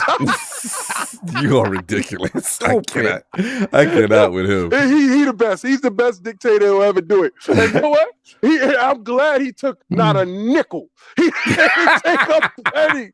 And y'all said, he got it, been paid off for this. No, he wasn't. He did what he wanted to do. That's how dictators move. And if I get control of Xbox, I'm going to do a lot of things y'all not going to like. Oh my God. Kid, replace and repeal. I'm done. I am done with you. You are ridiculous. Kid, your thoughts on the whole Highguard situation? It's crazy. We went from King leading PlayStation to now Xbox. Somebody got to lead. So, King, what you think about this whole Highguard situation? I think the game is fake. Oh, I just think they're getting scammed. I think they got Jeff. Oh, damn! Wow. Okay. Why do you think that? What makes you think that? I want to hear. Because Jeff was vulnerable, and they probably vulnerable? drew up. How was Jeff vulnerable? What did he do? How was he vulnerable? What happened? Because he's always looking for them damn brownie points. Like he wants to find the next big thing. They drew up this trailer on ChatGPT. They submitted to him, and this is probably going to be like one of the biggest scams. If PlayStation can get fooled into letting a game get pre-ordered in the store that doesn't exist, Jeff can get fooled in premiering a trailer for a game that doesn't exist. Wow. I don't think it's a real game, bro. It's just as real as Concord. Wow. Look, I mean, Concord came out. Like Concord did come out, but I literally have an unopened copy of Concord. But to Kid's point, even though it's very extreme, we haven't seen anything since it. The game is supposed to drop like next week. And no one has seen it. There's no advertising. They go to the socials now. Shout out to Tom Henderson though. Apparently there was a Highguard event just recently where I'm assuming creators went to and have played this game, and it's apparently free to play. So they just going to just shadow drop. But to your point, Kid, it is very unusual that we're like the couple of days before release and there's no marketing buzz, there's no nothing, there's no information. I'm telling you right now, so if this game was launching on Xbox, it would not have been the last game shown at this award. Oh my god! Y'all sound like y'all got bitter feelings. It got this extra because Jeff found out it was PlayStation and PC exclusive. So he's like, "Yeah, I got one." Wait, it's exclusive? I didn't realize it. Is it? You sure? Yeah, this is not on Xbox. Oh, that's why y'all harboring resentment. I don't got no resentment to it. I'm laughing at y'all waiting for the last one. Good for y'all. That's all I care. Why you laughing at people enjoying the award? I'm glad that y'all stayed up for this. This man right here. Oh my god. I bet on sleep and I won. Wait, matter of fact, let's see. Can you wishlist this game right now? That's a good question. The name of the studio, what is it? Wildcard? What's it called? The game is called Highguard. The game's called Highguard. The studio is called Wild Light Entertainment. And the Twitter account is @PlayHighguard. Launching January 26th. It says on the Twitter account, January 26th. So am I spelling this right? Is it H-I or H-Y? H-I. So high and then guard. So and the Twitter account is play. Let's see if they update it. Let's see if they put anything high. That game real as hell. It's coming out too. I don't know. I can't search for this bad boy. And all right. So we found new PvP by Wild Entertainment. They haven't updated. They have not sent out a tweet since December 11th. Yeah, December 11th is the last tweet they've actually. Fixing the game. No, it's on. Okay. Oh, you can wishlist it. You can wishlist it. Wildlight. Yeah, you can. Yeah. You can wishlist it. They got a Steam page. January 26th. They still got the trailer from the Game Awards, but they haven't said anything since then. The ironic thing, though, the PC requirement is less than of Lego Batman. Hey, that should be the real story. Hey, yo, we'll see what happens. You got your balls on because I'll go after you. No, I got no bars for this game. This is dead on the run. I got never words dead. Look, this is a very strange situation. Look, shout out to Fred Mirabella. Look, I understand his point, which is like, yo, I don't want to vilify something until you actually play it for sure. If there was an event, and there's creators that played it, we would love to hear from y'all to see what's going on. Because this is strange. Now the question is, did he put it out to die? Can I say one thing real quick? Yes. We clowned Xbox for ending their showcase with Cyberpunk instead of their own and game. Anthem. Like, and Anthem. So it's like this isn't just like the gaming community's done this one time. Like. These shows, that's the reason why when we do our predictions, we have a segment. What are they ending with? Because that is important in the pacing of these shows. Yeah, don't disagree. And it's one of those things where, the question is like, yo, did he put it out to die in the just one more thing spot? I mean, you can make the argument, right? You can make the argument because like you said, you had Resident Evil that show. You had Divinity that show. You had Divinity actually is the most egregious because they were promoting that damn statue. Yeah. Like, Divinity. Bro, we were like, what game is this? So that, and Star Wars, too. Star Wars. Bro. You got Casey Hudson coming back on a Star Wars RPG. Game. Right. Bro. Facts. Anything that is super hype, big name, that may be a couple years out, to me, gets the spot. So when you put this game, right, which now has, I didn't even know the game was coming out that soon. I thought this was a far off game. They like January, now we're here in January 26th. You know, it's sad because I looked at the game, and if you take it face value, I don't think the game looks that bad. I was like, yo, they doing some really cool thing. I like the horseback. It looks innovative, but not for that spot. And I come from, this is where me and King share what I consider the heavyweight bout. You know what I'm saying? Like you know how you watching the fights for the night? You know what I'm saying? And you're like, all right, boom, now we're going to get to Holyfield. We're going to get to, like, you don't put, you know, the B class, C class guy. You don't put the undercard over some of the main event. Yeah, and it's no disrespect to them, but this is a new IP that, you know, and it could be great, but not there. You know what I'm saying? That's the thing. So I was just like, yeah, probably did a disservice. Now, the fact that, you know, I think it is audible that, yeah, he didn't take a bag per se for giving them the finale spot. Well, we know that what the cost of those spots could be maybe his personal over enthusiasm or his personal relationships with that dev or that team to give them the look and the alley-oop. And look, as king, if you're a dictator, right, a dictator going to do what a dictator going to do as far as, like, you know, you going to look out for your man. Like, if that's your man, like, yo, we got a new game coming and this, that, and the third, and it's your show. Slide me some Bitcoin. Let's be real. Like, if you put any human person in that situation, there's a natural bias towards any person you have a personal relationship, for the most part, to at least give them the best opportunity to succeed if you control the number one show and thing. And I'm not really knocking that per se. Only thing I knock is the fact that the moment may have been too big for that game. That's really all I got to say on that part. As far as the game itself, I thought the game looked good. My only negative about the game, though, I don't like the main character they showed first. He looked a little too generic. The other characters I liked. I was like, that looked cool, the horseback and all that other stuff. And as far as like what Addict said, I agree. It's the no advertising the week before release is just weird. Like, this is weird. I give you the Kidsmoove. It is weird energy to not promote it when you got that spot. To not promote it, and you're supposed to be coming out, that is a little weird. So we'll see. You know, I ain't wishing that bad on the game, but it just, yeah. I think it could be something like the reaction they got from the Video Game Awards. May have shut them up. Like, okay, maybe we shouldn't promote this the way we was initially going to. Yeah, I mean, they definitely got thrown for a loop, that team. Probably like, oh, man, look at the negative discourse with this, right? So maybe we shut up.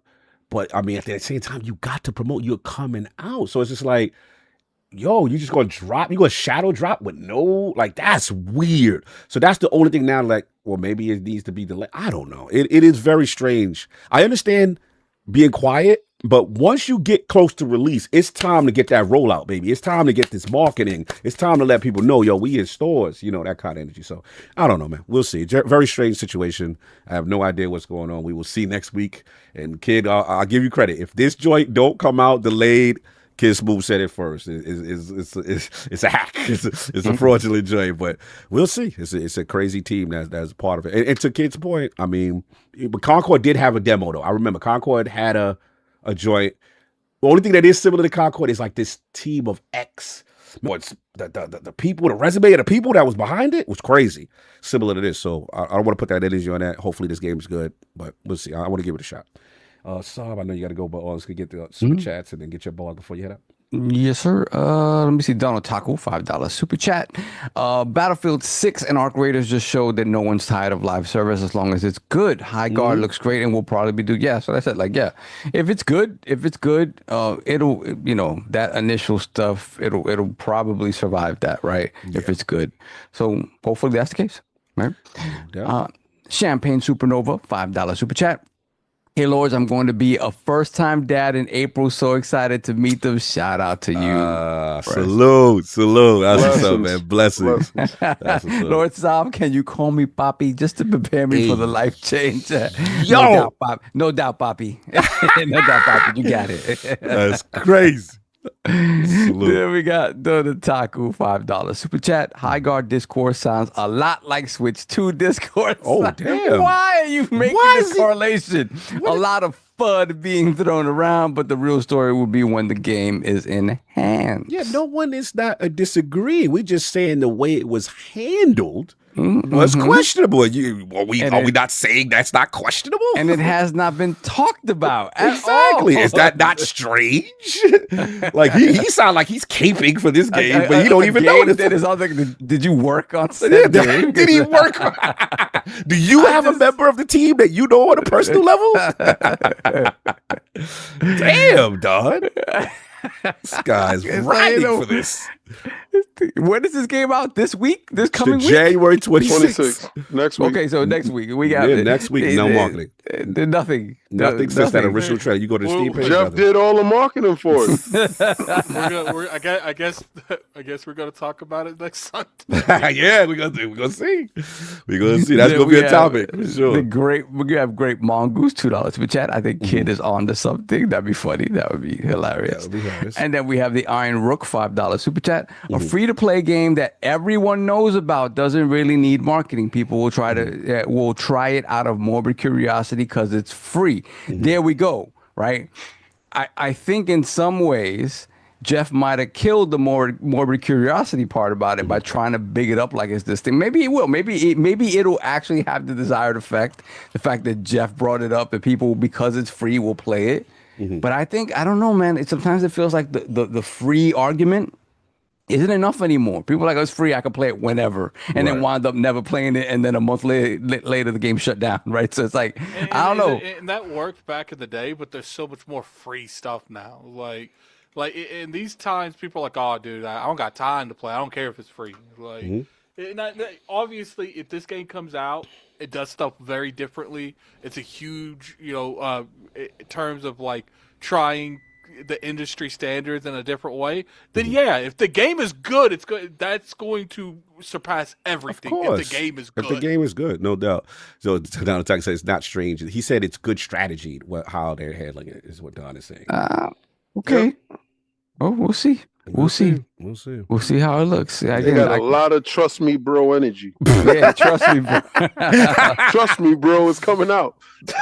I'll be the first to give it credit. I'm one of the few people that thought the gameplay looked decent, minus the main. Yeah, I thought it was cool. I thought it looked cool. You know what I'm saying? But again, I just don't think they did it any service. I'm just looking forward to the next game this year at the Game Awards that y'all gonna be mad at. That's all I want.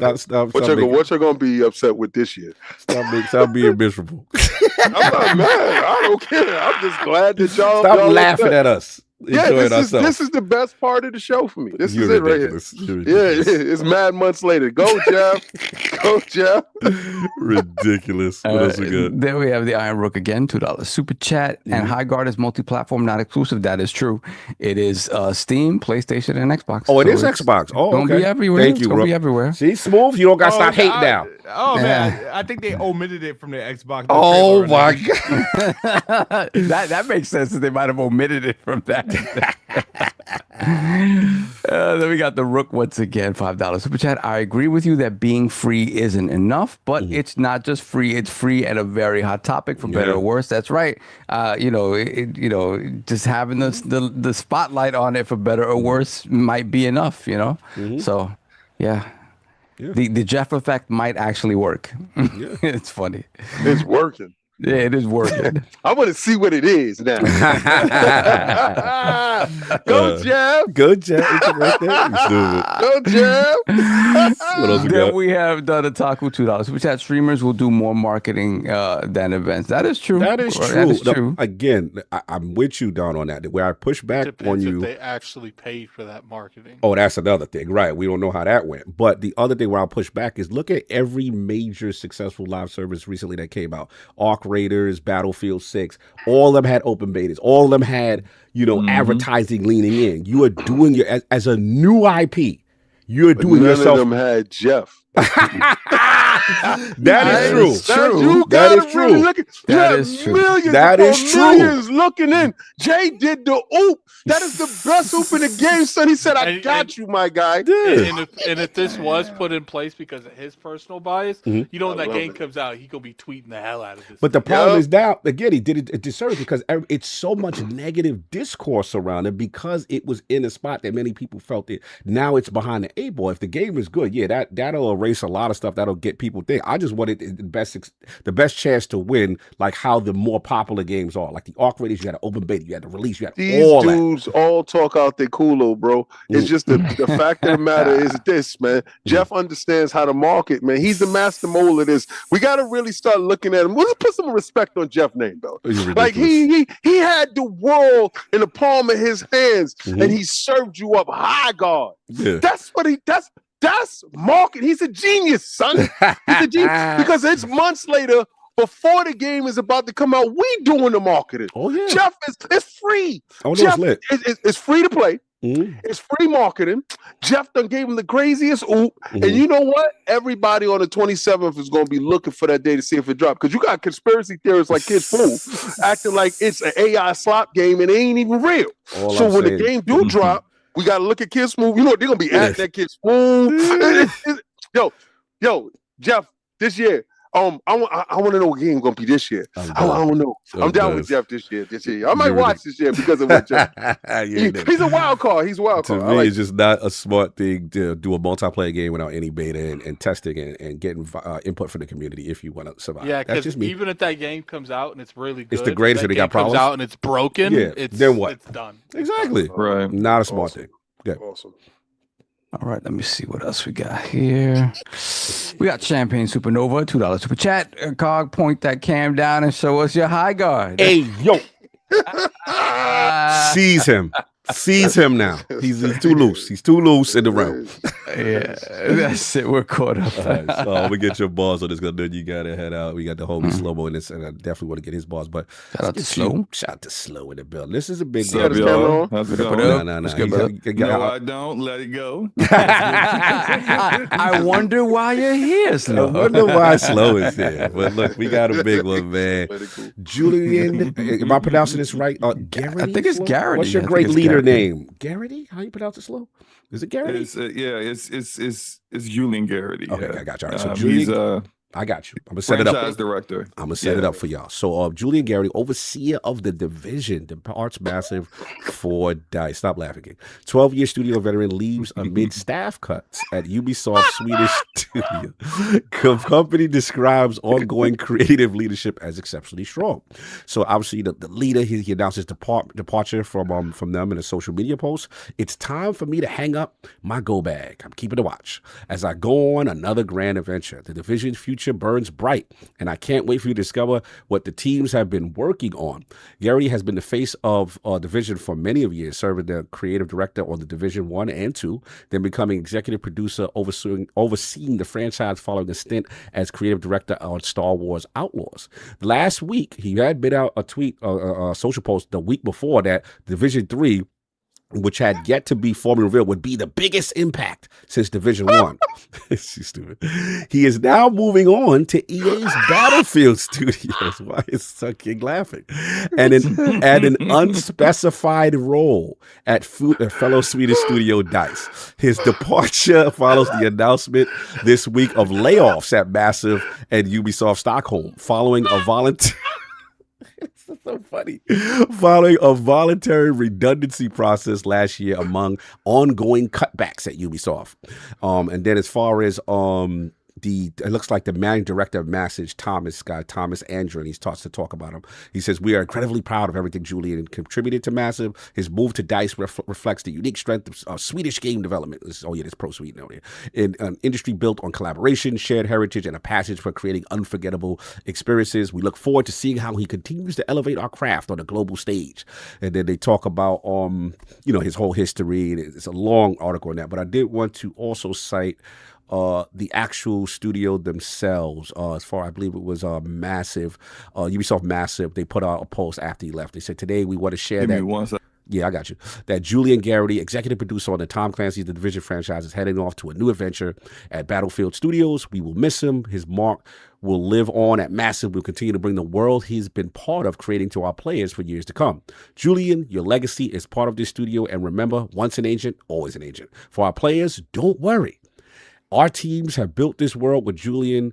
Our teams who built this world with Julian are still here, carrying it forward with his ambitious, unchanged commitment to the future with Division 2, Division 2 Survivors, Division Resurgence, and now the Division 3. So big news. You know, leader of Division now moves on Battlefield Studios. How we feeling? You know, do you think some people like, yo, this is weird. You were just 1 week before saying it's going to have the biggest mark in the industry, and now you out. Others are like, yo, you know, Battlefield, maybe it's a bad. Where you at with this? I think the biggest thing for me with Julian Garrity is that he worked on Splinter Cell. So I'm like, damn, he's gone. Another Splinter Cell person gone. I mean, he was a producer. He was a producer on it. Like, he wasn't like, but still, you know, like that institutional knowledge. Yes, that hurts, especially when you're trying to make a remake. Exactly. Yeah, you would like to have the people that had that institutional knowledge for the remake. Yeah, exactly. So he's gone. But yeah, I mean, to me, look, it is strange a week after really talking up the game, just walking away, right? But at the end of the day, listen, he's at the point. I don't like big face, man. When you have this massive void left by the death of Vince Zampella over at DICE and at EA, they're out there looking for people to fill those roles, right? And he got a phone call and a price that he probably could not. That bag had to be different. Yeah, and then, you know, and maybe that was a quick turnaround. And it, you know, it's something like yay or nay, tell me now. And it's like, well, I'm out then. You know what I mean? He's been at Ubisoft damn near 30 years, right? So, we don't know exactly where in development Division 3 is, but we know, I mean, there's been work on Division for, you know, they continue to work on Division 2, as we saw with the whatchamacallit, what was the name of that? Realism mode.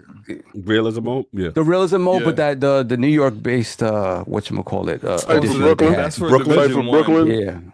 Busting out for Brooklyn. Busting out for Brooklyn. What? And for the Division 1, they updated it for 60 frames per second because it came out.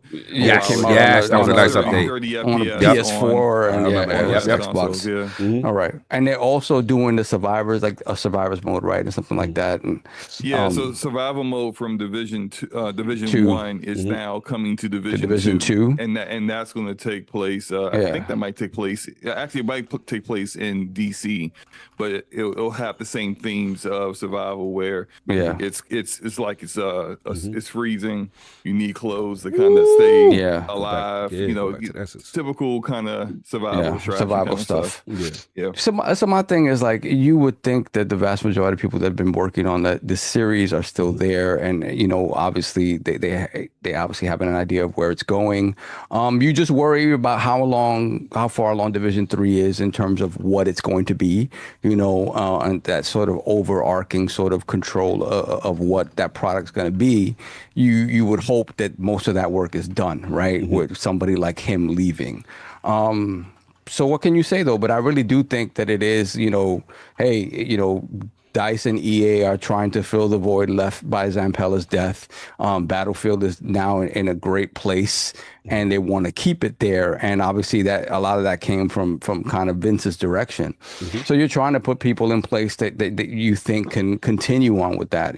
So like I said, I really do feel that it was an offer he couldn't refuse, and kind of bad timing that it came a week after. He was like, Division 3 is looking fantastic. This is amazing. I actually have a theory on that, but we can get to that in a minute. Yeah, but that's kind of how I feel about it. So it looks bad, but again, I think, I don't know, a Division along with a bunch of other sort of UB properties keep trucking along, and if we could say what we want to say about some of the other properties, but with these games that have kind of been around, they continue to add to them. Like there's still For Honor content coming down the pipeline, stuff like that is crazy. So I do think that team, Massive in general, is fine. I know that there was definitely speculation about what didn't Massive already lose people after Outlaws? Did those people already get let go, or that was something that was like possibly going to happen? No, they lost people. They definitely lost people already, right? They lost people, but like Massive Entertainment was already 800 developers. Yeah. Because they were making literally they were making Outlaws at the same time that they were making Avatar. Right. So I forgot about Avatar. That's right. AAA games at the same time, in addition to having a skeleton crew at that time running the Division 3. So what I was told was they had a skeleton crew doing Division 3, but when they got done with Avatar, a lot of those people went over to Division 3. Gotcha. And then when the Outlaws people got done, then they went over to Div 3 as well. So they got enough people. It's just, Ubisoft's not in a great place. It's Ubisoft being Ubisoft. But when you think about a team like Massive and the games it put out, I really enjoy Outlaws. Avatar, they continue to add stuff to it. Yeah, Avatar, that's a beautiful game. That third person mode's dope. They've done great work, man. So they do great work after the fact.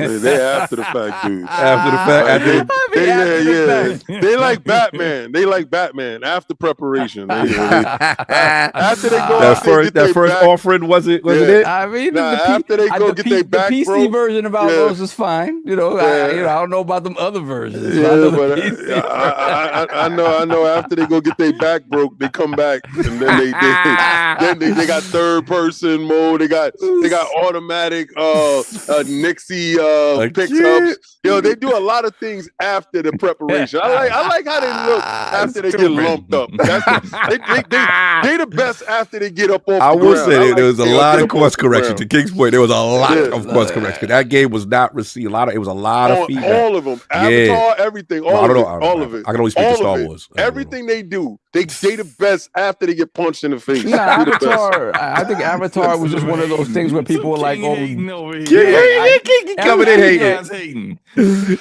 nothing wrong with Avatar except that got today. There was nothing wrong with Avatar except that it just like Avatar for whatever reason, like it does well in certain circles and does not do as well in other circles. I felt like Avatar was kind of boring, and when I played it, I felt it was somewhat boring. Yeah. I think they should have had that third person mode there at launch. From the launch. Advocate of having both perspectives. Slow-mo. Have first, have third. So, but after it launched and that got that third person, right? It was dope then, right? Well, it was still like Far Cry though. Right? It looks awesome. And the game looks great anyway because it's using Snowdrop 2.0. Right. So actually, it might be 3.0 at this point because 2.0 was Division 2. After the update, right? Bad condescending. After the update. After you got your shot. After you got you to get to the shop. I appreciate Slow-Mo walking into this freaking this buzzsaw he's walking into. He knew the moment that he showed up what it was. And he knows every time he show up and there's no division, and it's just conversation. He knows what it is. Like Destiny. Just conversation, right? Like Highguard. It's like Highguard. We got what's the Division's play account? Let's check out the Division's play account. Let's see what's going on with y'all right now. Let's see what's going on. Let's put up the Steam charts. I think what's the numbers? What's the numbers? You don't want to compare the numbers? You don't want to do a side by side? We do this every time we show up. We can do a side by side. If you see, hold on. If you see two dead bodies on the ground, and one seemed to be more. One seemed was intensive care. Others in the morgue. No, they dead bodies. Okay, they dead bodies. So no, my guy's still living. He got content. Star Wars came out. Last time I checked, there's a plot for your man. And your guy, before the new baby went, he don't want to be the father no more. So we can talk about. I've been here for smoke. I'm here for smoke. Unbelievable. True that. We don't got a new child yet. You got an empty chamber. True. We ain't got no future right now. But our baby's still alive. We the ICU. Wow. Until they turn them servers off, I'm good. You know we have to be messy. But continue. I'm sorry, Shaun. We're gonna finish, and then we're gonna let him get his bars off. Slow-mo. I'm surprised you ain't throwing at him. Who getting a 3? Who ain't getting a 3? Look, we ain't got to talk about the future. I'm on about Mark McGuire. We're not here to talk about. We're here to talk about this. Let me control the narrative. Finish up. But yeah, I mean, that's it. Like for me, I just think Massive as a team has done good work, and it's just to me, anytime your leads are leaving, it's worrisome because you wonder like what the direction of the team is. Obviously, losing team members is never a good thing. So I just want to see that team intact and continue to make good games. I like massive games. Oh, you like it massive. You like it big. I like them massive. You like it massive. Man. You like that snow. You like that snowdrop on you. You're gonna get part of your wish because that team is not intact. But they will continue to make good games with the few they got there, because we don't know, man, how it goes. You know how it is. They've been picked up by Saudi. You never know. 800 developers before layoffs, so they got people to make a game. You don't know. We haven't seen it though. Oh my god! Let me get these 2 super chats before I go. Hit out. We got Dave Reezy, $5 super chat. Concord failed. Quantum Error failed. Code Violet failed. Foam Stars failed. Forsaken failed. Baby Steps failed. But Xbox is dead. What does that have to do with anything? Xbox? Yo, dudes is coming here with trauma. Those are my people, bro. They coming here with trauma, son. Random trauma. Nah, they held it all week, so they're gonna get this. They've been waiting. Because they've been waiting for King. They see King last week. Yeah, they've been waiting. I wasn't here last week. Dudes was texting me. They slandering you. They being disrespectful. I said, I got you. No, that was don't say dudes. As Addict. I already told you because he was doing that face. Addict was doing this face all podcast, and they was like, yeah, he was flexing. Then we got JR 5 Mike's member for 62 months, Lord Bronze. This is Michael Askew here. Yes. Lord Skew checking on Cog's Little Giants NFL team. Bro, if y'all don't put y'all gonna stop kicking my team when it's down, especially when y'all frauds ain't put your team up and tell me who y'all repping. We not doing that, all right? We got the doors blown off. Leave us alone. Let us recover. Let us recover. While my little MASH unit that did they thing. I'm proud of them. Go ahead. Then we have Stitch, member for 73 Rush Lord Gold. Supreme Leader King, are you saying that Forza sold more copies than Astrobot on PlayStation? Good day, look. I continue to reiterate, you can't have a mic drop moment when you misspell things. It doesn't work. You can't have it. Yo, I'm not gonna lie to you. It outsold a lot of the AAA first party joints. Even Ghost of Yode, they pushed that across the line hard, son. How old Forza been? I'm talking about, man, for a 5-year-old game, my man is doing numbers on their deck. I told you when we impregnate you what it was gonna be, son. I told you what it was gonna be. We're gonna drop babies all over there, son. Pause. Nah. Work. They're gonna work today. All right, so we got it. Let me go. Love y'all. Talk to y'all later. I guess I will see y'all tomorrow. You see you tomorrow. Yeah, see you tomorrow. No doubt. All right, now we got the subject matter expert here. We had to get Lord Slow, man. What's going on? We got the, obviously Julia Garrity, you know what I'm saying? Huge, iconic figure for Massive, going over the battlefield, right? Going over to the battlefield team. And then obviously the week before, he said Division 3 is about to be the biggest thing since Division 1. Then King, stop it. Then he leaves. Why is he laughing and rolled on the ground? Why is he rolling on the ground? So it's like, now people are like, yo, what's going on? Is this something with development?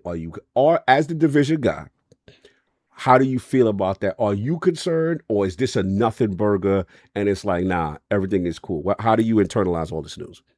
It's half concern, half nothing burger, because the only reason why any of this information is out is because he's going to EA. So they try to control the narrative. All this information coming out in basically 1 week is not a accident. This guy doesn't start talking about Division 3 development's going great. It's going to be awesome. And then on what they called it, FPS Day, they did a whole. That's when they revealed Division 1's getting the 60 FPS update. Division 2's getting realism mode. Survivors is coming soon. They had a huge interview with the director specifically for Survivors. Then, okay, yeah, Julian's out. Nah, that was all on purpose. Like they did that on purpose to try to make the Division people who were interested in the Division to not feel bad about Julian leaving. Why is King rolling and laughing? Why are you giving him attention? I don't know what is so funny. So the issue. This is your first podcast with King? No, I've not seen this level of reaction to the Division. Slomo, is anything he's doing surprising you? No, not at all. That's why I'm not even bothering with it. Look, my half concern is that Julian has directed the first and second game, but somewhat more not really. Okay, so I kind of feel like you should always try to give a developer the opportunity once they have another one coming out to kind of make up for some of the mistakes they made. Yes. You know, like when you acknowledge you made some mistakes, do better next time. Cool. With Division 2, they tried to chase the bag instead of actually doing what everyone enjoyed from Division 1. And then they acknowledged that by starting to do Survivor, starting to do some of the other things that people were asking for. Like realism mode is essentially going to play like Ghost Recon Wildlands, but you're in DC. Right. And it's not going to have any of the RPG elements. It's not really going to be a looter shooter. Like if you get shot in the head, you're dead kind of thing. And there's some people who look at the Division and they see a dude in a hoodie that got shot 55 times in the head and then and they like, I can't rock with that because I can't. A dude with a hoodie basically shouldn't be taking this many bullets. Right. All right. Well, now you ain't gonna worry about that no more. You shoot half a magazine to a dude with a hoodie, he's dead 3 times over. And so, look, they even said this is like experimental. So what they're really trying to do is use Division 2 as a test bed for what they will have in Division 3. And I remember talking to a guy that used to work with Ubisoft, and he kind of explained some things that were like very much experimental and things that we were doing pre-production for Division 3. I don't know if a lot of that stuff is still going to make it into the final I want to back you up. So with this, based on what you said, this realism mode, are they going to go away from the looter shooter thing? No, and it's going to be super simulation? Options. It's just going to be options. Okay. So like you'll have something like that at launch if it goes well, because it could very well not go well. There could be people who be like, yo, this doesn't really work. And it's supposed to come out in March. So they would have announced this eventually, like maybe next month or something like that. But the fact that they announced it now is because Julian's leaving. And so instead of just having Julian taking the bag and going to EA to run Battlefield, which I mean, how you feel about that? He's not Vince. He ain't Vince. Right? So he's not going to be as successful as Vince, but he is someone that was the franchise director for this game. He's someone that basically was lead director for 2 AAA games at the same time with Avatar and with Outlaws. He's got the experience to try to go in there and maintain the Battlefield franchise. Which right now Battlefield is in whatever trouble. else Have they're you doing. seen Battlefield's player? Yeah, them numbers ain't looking good. What? So they've lost 80% of their player base. And they delayed. They delayed the second season. Oh, all right. Could you educate me real quick? I don't know if you paid it. What has happened? Why are the Battlefield community turned on the game? So from what I've heard from Forte and from other people, Forte. I wish I had Forte for this. Yeah. The biggest issue is that it takes too long to do anything, like as far as leveling things up, getting through the battle pass, getting leveling up your weapons, getting the all grind the is stupid crazy. The grind is ridiculous. So before it would be like, if you got like essentially 300 to 400 kills with the weapon, you could get all the attachments. Now it's like you gotta get like 1,000 kills to get all the attachments. They trying to keep you there. They trying to keep you there. Right? So that's when you don't have content. Yeah, with us as that's what it sounds like. That sounds like Destiny fans. We know that life. Yo, get in there and get 200 spin medals and level up one circle of the gun. You sit there and look at like the requirements. Are you serious? Yeah, run that strike 6 times to get the exotic attachment. and it's really kind play of like 20 PvP games. Yep. Oh, I hate Battlefield. Because imagine you've been leveling up an assault rifle, and then you get into a map that's like it's like a large scale map. Someone in the maybe chat you wanna said they're use also focusing on RedSec too much. Yep. Oh, they chasing the battle royal bag. Yeah. Damn, That's probably where the like, bulk of the money is, though. So Get their eyes off the prize. Damn. Now that's something I don't really think. I'm not going to pass judgment on Julian, but he's never had to deal with that kind of thing. Yeah, like the division has multiplayer and PvP. Right. It don't have it like this. Correct. And doing a live service battle royale as well, like this, it's a little out of his depth. I'm not going to say he can't handle it, right? But he would be having to do new things and learn new things to manage all this. Yeah, that's a fact. So, now, do you think the bag was crazy though? You think like they had? Oh, had to be. Now, here's the thing though, because so if the bag was crazy, do you think like because let's be honest, Ubisoft with the layoffs, do you think like he knew it's time to jump ship because things might not be stable, or you just think it's just purely I can see bad? That too. Okay, because like the division didn't go over. You know how like Ubisoft made this whole subsidiary with all their top IP. Assassin's Creed's there, Far Cry's there, and it's what was the other one? Yeah, they named 3 as like the core pillars. I forgot. Yeah, I think it's Rainbow Six. Rainbow Six. Yeah. King is right. Siege, so, Assassin's Creed, and so they got Tencent and them working together for that, but they put them separately away from all their other IP. The division is still in that other IP range, even though they don't consider them top tier. Proper Ubisoft. Shut up, kid. They didn't say proper Ubisoft stuff is no longer going to get developed, but it's no longer as important as these other things, which it never really was. But now it's just kind of like out publicly. It's not as important as these other IP. You side chick. I would say this, like Division 3 probably, if this one needs to nail it. Yeah. Because if it doesn't, you're not getting another one. And the lane is open for y'all right now, bro. The looter shooter. The cog is hilarious. The looter shooter rank. Yeah. I mean, let's be honest. My Destiny, we barely got a heartbeat. Yeah, even open for y'all. Even if Destiny 3 has been greenlit, it's not coming out for a good. Yeah, because it's remember, Division is not a battle royale. It's not. Traditional. It's more of the Destiny looter shooter. There's really no other looter shooter in the space. I mean, Borderlands, yes, but Borderlands is more of a cooperative. Like you consider probably that? Warframe. Would be Warframe. Yeah, Warframe. I'm bugging. Yeah, Warframe. For sure. Warframe's probably. Yeah, Warframe got it. Closer. Right. You also got to think but about. Still, that. Just like one or two other competitors, not a lot. Yeah. I feel like they don't really make like Ghost Recon like that no more. Like Ghost Recon Wildlands was I thought really good. I really enjoyed that, but they don't really make those kind of games anymore. So your choices in games aren't good. Oh my god! Your choices in games is better than yours. No, listen. I ain't gonna lie. I was down with you on all of them, and then I just realized it was whack, and I just. Oh my god! Y'all fought that guy. Stop it! Y'all fought that brother.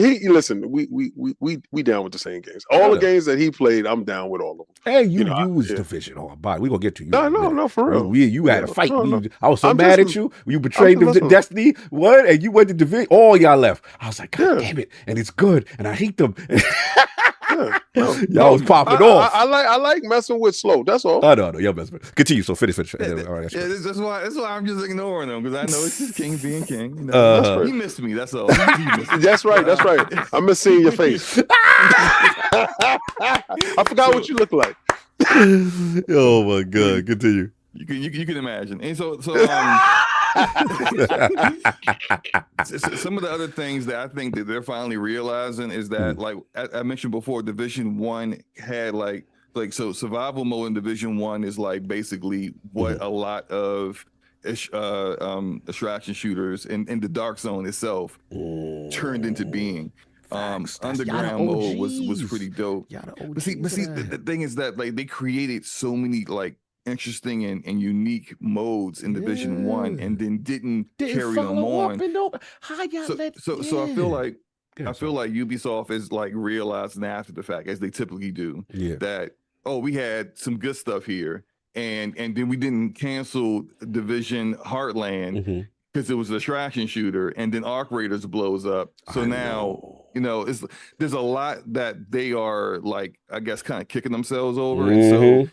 A lot of the things that I'm hearing about Division 3 is trying to engender the uniqueness and the good things that people enjoyed from the first two games and just combining them into the third. And so they're fine. It's just that all this really came out simply because Julian got basically scooped up. He got the bag. EA snatched him up. They put a ring on it.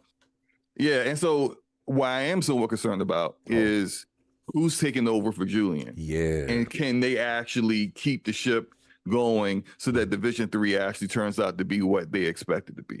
I don't know. I don't know who that person is. Last question: is there any timeline on the release of when we might get Division 3?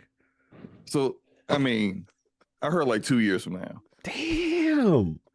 Yeah, but look, you gotta think about it. All their people have been making other AAA games. But how you gonna come out last week and be like, yo, y'all ain't ready, and then it's 2 years down the road? Yeah, I thought it was like this year or next year. Is what they meant. Oh man. Yeah, I think probably another 2 years before it actually comes out. All right, so we talking potentially next year. King, I'm gonna let you go. Snowdrop 3.0, that's their engine. Yeah, they that's run that. It'll be solid when it comes out, but you got looking at like realistically 2 more years. 2 more years. All right, no doubt. King, I'm gonna let you go because you've been chomping at the bit. You clearly have things to say. So what? Because he's being disingenuous. He's not telling you the fact that 6 months ago Julian was trying to leave, and the news came out that Julian was not going to be there, and he was disgruntled. And then they came out. Ubisoft came out and was like, "Oh no, he's great. He's doing a great job. It's fantastic. This and the third." And then all of a sudden now, like a week ago, Division 3 is fantastic. It's going to be It's going to be stuff that you've never seen before, heard before. Peace. I'm out. Check. I'm out the door. Yo, don't let the door hit you with a good little split. Oh my God. Bye. And he left out of there with the quickness. He left out of there so fast. All you can hear was his footsteps and them saying how great of a dude he was. So what do you suspect based on this dude? That it's a problem? And I don't even think the bag was crazy for Battlefield 6. I don't think so. So what you Just like y'all was here speculating the bag was crazy for Jeff that he paid. I don't think so. I think they gave him a couple of extra days off in the week. So you think he just wanted to get out of there? That's what you did not like none of the stuff that went on over there. After you guys got purchased, a lot of people was being shut down, let go. Listen. Let's be real. It ain't no Division 3. That's no! It ain't no Division 3. This is a Highguard situation. All this is hope. No! This is a fake album. This is not dropping. 2 years down the line. 2 years. It's coming out in 2 years. Ain't nobody listening to that. You don't believe this? Yo, they said take your realism. Everyone else that actually cares about the Division is listening to that. Yeah, good. The whole reason why they did any of this, to say any of the stuff they said, is because there are people who have taken it as a complete negative that they just said absolutely nothing that Julian's done. They got it. So you saying that they had to say something to keep people in place? No, to keep the gaming community. To keep people in place. In the positive. All right, it was nothing positive that came from that. The game going to be making the game regardless of it was nothing positive with what you said with that. Like nothing positive. There's nothing positive I could take from the guy who was there, made it, who was like, yo, the guy told you a week ago. Yeah, he did say Slow. Yo, this is gonna be the hottest. We're gonna be the bigger than Division 1. It's lit. He said, yo, it can still do all those things without him. We're gonna transform the gaming landscape. It's gonna have the same impact as Division 1. It was like, what? He was talking. Wow. And he left. The only person that was hyping it that thought it was good. Yo, it ain't nobody else come out talking that mess. It's like the dude that, my child is the best child in the streets, and he abandoned him. He went and got a pack of cigarettes and never showed back up, son. No, not like that. Yo, and the fact of the matter is, he went over to a failing project. He said, I'm going to where they just lost 80% of their home base. It's better than being where I'm at. Yo, he didn't like y'all. He didn't like anything that was going over there. Obviously, he was lying a week ago. And the check came. So lying. Obvious. Yo, well, it's obvious to me because if you're gonna if you're gonna tell me I gotta wait 2 years to hear about this, but he told me last week it was lit. Well, show improve. Your king is killing my side right now. The best part of all of this is this is the Division versus Destiny. Division versus Destiny. We know because this is how Destiny 3. But there's a marathon though. There's a marathon though. See, that's the difference between a fight and a no fight. Y'all got a remix of the first joint that we heard about. Listen, listen. I can say this. After seeing the last VDOC, that VDOC was fire. I ain't gonna hold you. They fixed. Last two VDOCs was fire. I ain't gonna hold you slow. I gotta talk a little bit. They fixed. I got my chest out for a second. I complained about everything. Graphics. Now the speed. So what they said is all the stuff that we have for Destiny 3, scrap that. Put that in this game right now. We're betting the farm on this. Y'all betting the farm off of the glow up of the remix of the first. They put 2 pages of notes that said Destiny 3 into Marathon. And I understand you watched. I understand you watched the VDOC and said, "Damn, they still coming out and they're gonna be $40 and my joint ain't bringing nothing but realism mode." Like they said, for you got realism mode. No, the thing is, they said when you get shot in the head, Destiny you dead. is a looter shooter. Division is a looter shooter. True. Marathon is an extraction shooter. You out here trying to claim something that don't be mad at all right, but me. slow. You gotta admit though. You gotta admit. I give you that. But and the Destiny community don't even like Marathon. Listen, that's a fact. They very evident. Don't be mad at me that your executive left the baby. So they actually are forced to make a Destiny 3. All right, fair. Don't come to me. It's almost like, hey, it's going to be good. All I'm telling you is this. Division 3, we got realism. I ain't got to wait 2 years. He said I ain't got to wait 2 years. Yo, slow. I ain't got 2 months. I ain't got 2 years in me, bro. It's exactly that's what you got. Okay, hold on. When's realism mode out? March. Marathon's actually coming out March. The same month. That's March. It's coming out the same month with Division. To kill your realism mode. Do you know what's showing up on your? It's going on what's funny? What's up? It is wild. Hold on. Let me speak real quick. Over here. Hold on real quick, Slomo. The entire time of Destiny's existence, the majority of it was competing with the Division, and now they have chose to release Marathon. It is a job on their album. That's kind of wild. They looked at you and said, "On your day, they putting that out." That's what I like. I like true test of will. I like a test of will. So you get realism mode, we get a new game. And then we gotta wait 2 years for you to get your glow up. Like honestly, and the dude that was making it left. Like, don't that make me like okay? So you go to a restaurant, right? And you went to Gordon Ramsay's restaurant, right? And you already planned, you already booked the day. You can't wait for that, and you find out Gordon Ramsay left. Are you trusting that meal? Like you not trusting the meal. So and then they tell you got to wait 2 hours because the new chef don't know what he's doing. The best part of all this, he added on. The best part of all this is add that on because otherwise I'm still going to the restaurant. I'm still eating. I'm listen. But you ain't gonna eat Gordon Ramsay meal. Like you're not getting Gordon Ramsay meal, bro. Look, but we don't know if it's good though. If I ain't got to deal with him yelling at his chefs in the background while I'm trying to eat, then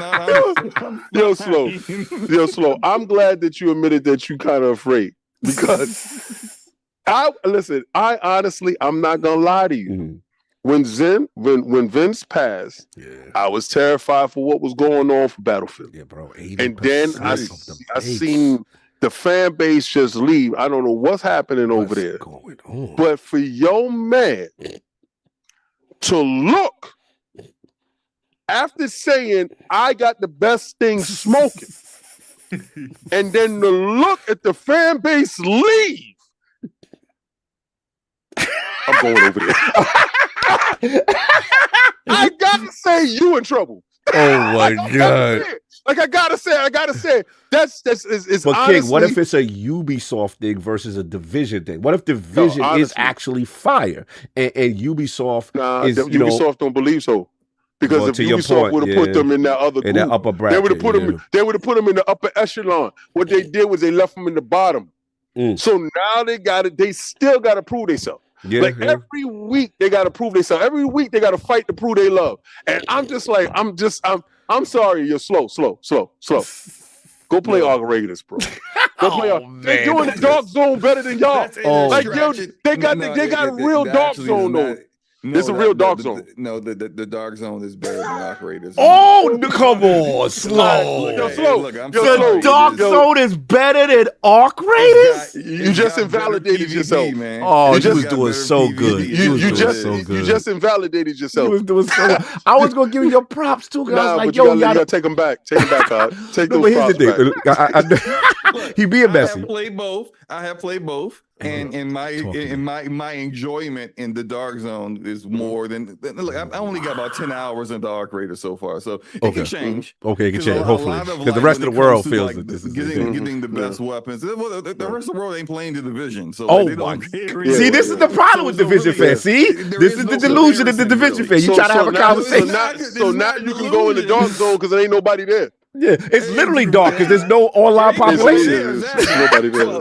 My experience of me comparing it is to like Dark Zone back in the day when I was playing it on the Xbox One. Facts. Then memories. It is today. So like what I'm saying about Arc Raiders could get there for me. I gotta get more time, get more blueprints, get more weapons. Get more familiar with. But so far, it's been a lot of like. Everybody kind of, man, maybe it's been some of the lobbies I've been in and some of the friends I'm playing with. Everybody afraid to engage. Oh, they too friendly? Hang out with us.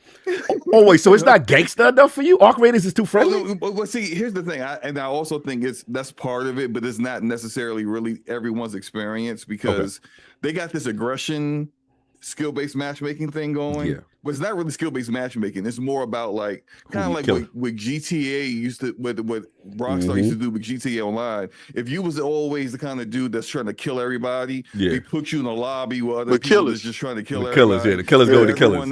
He don't like to be in the killer lobby. He don't like to be in the hood lobby.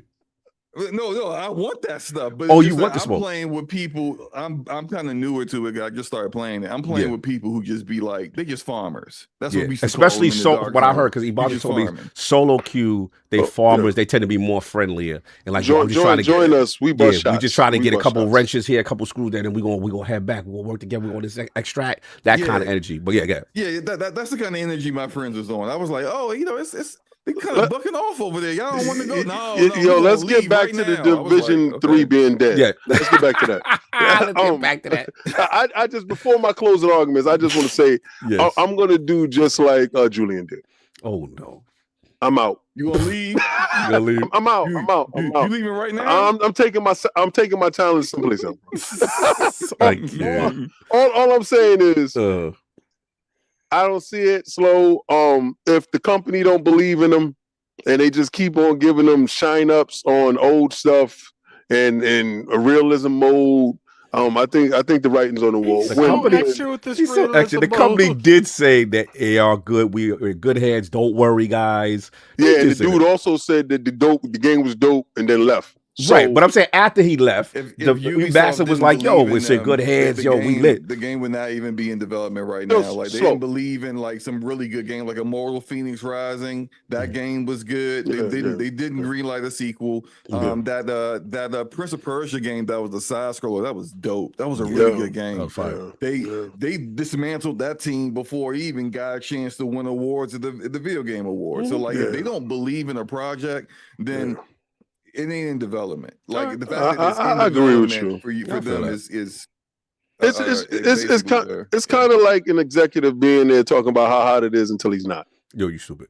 Anyway, you being messy. I'm just saying though. He was trying to actively leave before. Was rumblings about it before, way before this. It was like 6 months ago, and they came out and they said that it was a good thing, it was a good situation. And then it's just funny how a week ago he was saying how it was lit, then he's gone. Right. So I don't care what anybody say. When we get upset when project managers, when artists leave Halo and all this other stuff, everybody's sitting there like, oh, is it in trouble and all that other stuff. I just feel 2 years out is really far. So that means it's going to be on next generation consoles. We don't even know what consoles is going to look like in that period of time. We don't know what the landscape of video games will look like and what will change into. I just feel that is a little premature to actually even think that that game will ever make it out the door based upon them changing hands and how their hierarchy looks at the tiers of their franchises. When I found out it wasn't in the initial tier of great games or franchises that they wanted to keep over here and separate over here and get these games out the door, and I looked and I saw that this was over here like side project status, I felt that they demoted it. I didn't think that they used it as a priority. And when companies do that and they also change hands, they tend to not prioritize stuff. So 2 years out kind of scares the hell out of me when it comes to the stuff. So I just like messing with you slow, and I just wanted to bring some laughs. But honestly, I'm terrified at the prospect of it not making it out the door. Yeah, you know, because of the new priorities of whatever the company is. Right. I don't know what the priorities of the company is. That's all. No, I understand what you're saying. I'm sorry, I got to get Attic real quick. Yeah. I agree with largely a lot of what King just said. Like no one really knows the priorities of Ubisoft right now. A lot of it is up in the air, and it wouldn't even surprise me at all that a lot of the stuff that went on with Tencent and then the company was in jeopardy really had Julian thinking like, I need to get up out of here. It doesn't really matter about the Division 3 or the franchise itself. He look, you know, like a lot of people will look at that and start thinking about their own job security, their own future. Absolutely. And you don't want to be, you know, left there if the company completely goes down or they get sold off, and then now you got some other executives who don't even know who you are and what you've done for the company deciding your fate.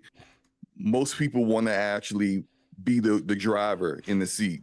I drive where my destiny is going to be, and if that is like, if I want to go somewhere where I got a little bit more job security, okay, here's, you know, like unfortunately Vince passed away, and that's awful. But they need someone to pick up the pace, and it may be a collective of minds. Yeah, for sure. So I can see why Julia would take that opportunity.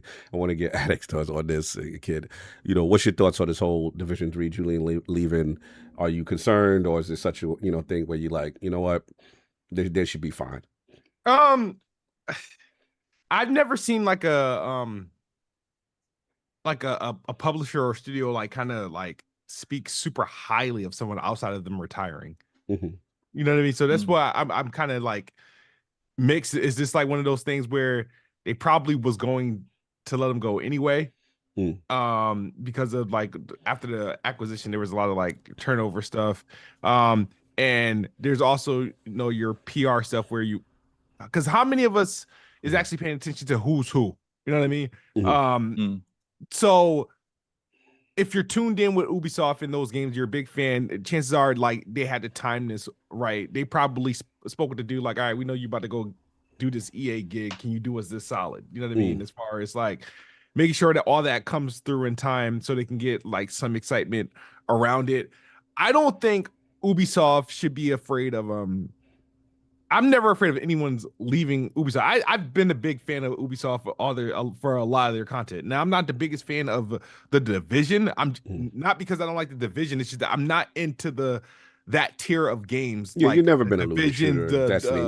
You've been an equal opportunity non-looter shooter person. Yeah. So like anything else they drop, I'm typically fine with. You know, I get scared when they start deviating from their original IPs to go like, you know, into games like the Division and whatnot. But but Ubisoft is probably one of the best publishers at supporting their stuff.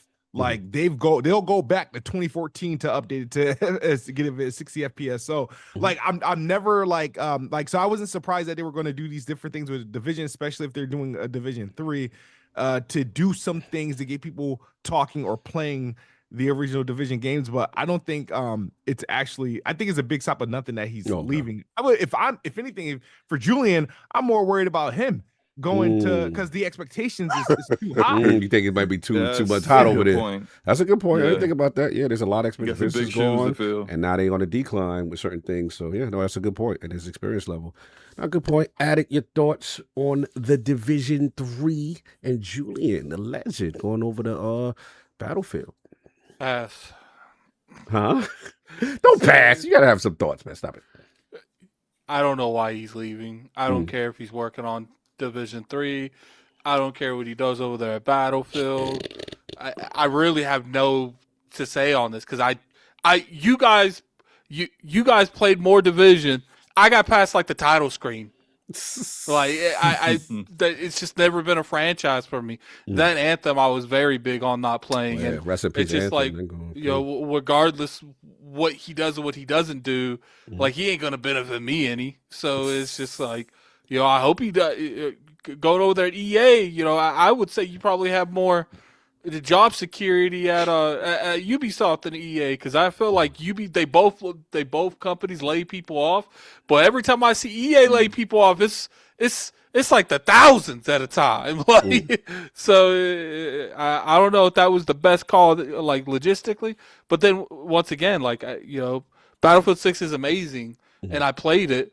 But it's just like I don't know that shooter part of me is just dying down every year. Yeah, like you kind of I've less and less play. Yeah. Like Destiny was the last like hoorah thing I was going to play. That's a shooter thing. And the last one before that was Titanfall. I don't really play Call of Duty throughout the years. Like literally, this dude go and work on Battlefield. I don't care. This dude stays and works for the Division. I don't care. So it's just like there's zero like. I hope he goes where, like, he, like, you're not going to, like, is he supposed to take Vince's spot, like, entirely? No, they didn't say that. They just said I'm sorry, go ahead, Slow. Yeah. No, it seems like just because he's working with Battlefield and then with Vince passing away, that, like, people just kind of assume that's right. That's what he's going there to do, considering he was, like, a franchise director. Right. Well, we got no confirmation, but, people just assume. Yeah, it's like, even if he did that, like, is he the best person to do that too? So it's just like I don't know. Like this is one of those things. Is like I don't know. Like, I feel you. No, I'll jump in. Look, this is when I saw the news, I was like, okay, I remember Julian. Every time we come out during the Division, showcases and stuff like that, super passionate. Always had good energy in reference to it. I was actually, as much as the Division fan base tends to dislike me because of my Destiny love. I do remember. Shocker. Division 1 was a moment, and I'll never forget because I was the time I was really angry. I did play a little bit of Division 1. Yeah, I think that was it. I think I played 40 minutes of Division 2. Like, I remember, and that's what it was a testament to Division 1 because to pull people away from the clan at that time, I knew it was good, and I remember, all right, I gotta let my bias down. Let me play. Let me see what dudes are doing over there, and it was pretty amazing. I remember, obviously, I'm biased towards the New York City, the snow. I remember the first trailer slow with the walking past the cars, closing the door handle outside of Madden. I was like, oh, it just looked phenomenal. So I always give it that, and then to me, the highlights were survival mode, super realistic. Have to stay warm, the cold. But I'll never forget when I was so mad at King that he ain't want to play Destiny anymore. He's like, man, we doing Dark Zone, bro. We running in with the bros. We having fun. Forget you. I was like, man, you ain't playing Destiny anymore, man. So I was mad at everybody. But it's a testament to Division 1, right? What it did. Now, the thing where I felt a little deceived by it was just like, damn, like, remember the Rikers Island supposedly gonna be some raid, and they ain't do that. The end game. I was like, all right, cool. And then obviously my main thing is a person who loves, looter shooters and stuff like that. They did a lot of things that I will say to this day. Finally, Destiny did. Like one of the things that they did was like, armor sets. I was like, when is Destiny going to do it? It's like, I'm so sick of exotics and, that's the only thing, but like no reason to win. Did you guys eventually get loadouts in Destiny? It took like this last 2 seasons of Destiny to finally get loadouts. So a reason why I appreciate Division is they innovated and pushed into space, including Outriders. You know what I'm saying? Like there's certain things that these games did because Destiny was just too comfortable. You know what I'm saying? It was the only joint in town. So I always respect Division for that. Now we got that. And then the only thing I was going to talk to you about with Division 1, where they definitely dropped the bat. Bro, y'all are the OG extraction shooter if you really think about it. Yes. Dark Zone set the tone. Get the loot, who to trust, extract out. Yeah, I'm willing to bet you the people that made Tarkov took some form of inspiration from that mode. How they y'all created a lane and then y'all didn't didn't do anything with it. Like it's typical Ubisoft. I think that was the biggest thing that separated that from Destiny was the Dark Zone. And I felt like they never, like even in the Division, they never really capitalized. I remember it was Monkey and King, and they was in there like, yo, we did this, we robbed they listened to people. the wrong people with Division 2. So to give you some inside baseball from Division 1 and Division 2. Like there was always within the Division community, the people who was hardcore Dark Zone, and then you had the farmers. Also, it was a beef. Go in there. Got you. Yeah, who they only go in there because their daily said they had to go in there and get a couple things and extract, and they ain't want to fight nobody, and their gear ain't set up to fight people anyway. And we would prey on them. You know, we would be like, we would prey on them. We would rob them. You would go. You know, you would kill some NPCs with them when they go to extract. I'm cutting your rope. Taking you out. So like those guys hated that aspect of the Dark Zone, and cry about it. So Massive had a choice. They could try to make the Dark Zone work for both parties, or they could just leave it as it is. And they tried the former. They split the Dark Zone up into 3 different zones. Oh, like the beef zone and I remember that. Yeah. Yes. And so it's basically it just kind of ruined the whole vibe of the Dark Zone. And then they didn't even make it like necessary to go in the Dark Zone anyway to do the PvE things you need to do. So it was like you separated them, and then you gave no incentive for the farmers to even go in there in the first place. That makes sense. So it was just like, it's a lot of bad decision making that they made with Division 2 that I hope that they have rectified. And the last thing I want to say is that Division 2, I was with y'all, one of the smoothest launches of a live service I've ever seen. Most live service launches are always horrible. You know how Destiny, you be waiting 100,000 of 200 million before you can get in. I think the Division and Apex Legends is probably the smoothest launch that's ever happened. I've never seen a day one launch so smooth. I'm like, yo, this is lit. And I like Division 2. It was DC. I'm like, oh, okay. The lighting, the snowdrop was popping. I mean, they had the armor for the enemy. So when y'all about shooting the hoodie dude 1,000 times, I'm like, okay. So I guess my confusion is the last thing before I end my topic is that what happened? Like they didn't listen to the. How did the Division 2 not succeed the way I thought it was? Like what went wrong? They completely betrayed the Division community for like the first year and a half. Like, hey, that's what happened. Like, we don't like See, this. but we don't like hold that. on. They said, so what? The thing though, Slow-Mo, is like I feel you on that, but that's not an excuse for the direction that the Division went. Because Destiny had the same thing. The first couple years of Destiny 2, they went against a lot of the core things that made Destiny, and it took to like the Forsaken to like reverse the majority of that. Yeah, and you know when I knew it was over? Because like during that time, you know, like every major looter shooter of every game will have their top content creators. So like for Destiny, it would be like Dado, Astacross, blah blah blah, right? Division, wasn't there a guy like Marco Style? It was a guy. Marco Styles was the biggest, and the second biggest was actually you know who the second biggest was? What's the guy's name? Everyone he's just does like hour-long reviews now. Talk to me. He's Australian. Oh, I think I know what you're talking about. Yeah. Skill Up, yes. Wait, Skill Up was Division? Skill Up started Division. I didn't know that. I thought he was Destiny. Oh, he was a double agent all this time? I thought he was a Destiny dude. He started Division. Quarter of his subs. So he was at 250,000. Oh, that damn turncoat. Wait till I see Skill Up when I see him. I thought he was a Destiny dude. I never knew this. But yo, I remember, you know what? That's when I knew it was bad for Division 2 because I'm like, bro, when we was doing Last Word at the time, and I watched the Marco Styles video, he was like, I'm done. I'm like, what? He's like, I am done. He's like, they don't listen to community. We've got the same bugs from Division 1. I watched his whole video and his reason why. He's like, I'm trying that. So I had to hit slow-mo. Look who we got. We done signed your boy. I was popping off. I was like, Marco Stars, you want to come on last word? He came on the last. I had him. I was, bro, I was so messy. I was like, so why did you leave the division? What happened? I ain't go for it. That's when I knew y'all was in trouble. I was like, that was the most #1 comprehensive, so knowledgeable about the game. And I was like, damn, they not listening to their own community. What's going on? Nah. Like, and Marco was very different than Skill Up. Skill Up was very much a PvE guy, and Marco was a PvP guy. So they really kind of filled both roles that really anyone who was into the game would like listen to. And Marco would come up with like the greatest facts, like builds and solutions. Super lit. It would just destroy the meta. They even tried to hire Marco from Division 1. They tried to hire him in, and he was just like, man, I'm good. I'm good with what I'm doing right now. Yeah, he would have those builds that would be OP as hell. Yeah, I remember. Yeah, and it would create a whole meta because everyone would just do whatever he was doing. But they betray both of them really because like they were doing things that both those content creators did not enjoy, and a lot of other division players didn't enjoy. The incursions that we had, which were like smaller size raids. I remember. Like they're different than the raids in Destiny, but I felt like they fit. No, they were good. Division. Yeah, and they jumped all that away. They tried to chase Destiny and doing those big raids. It didn't work.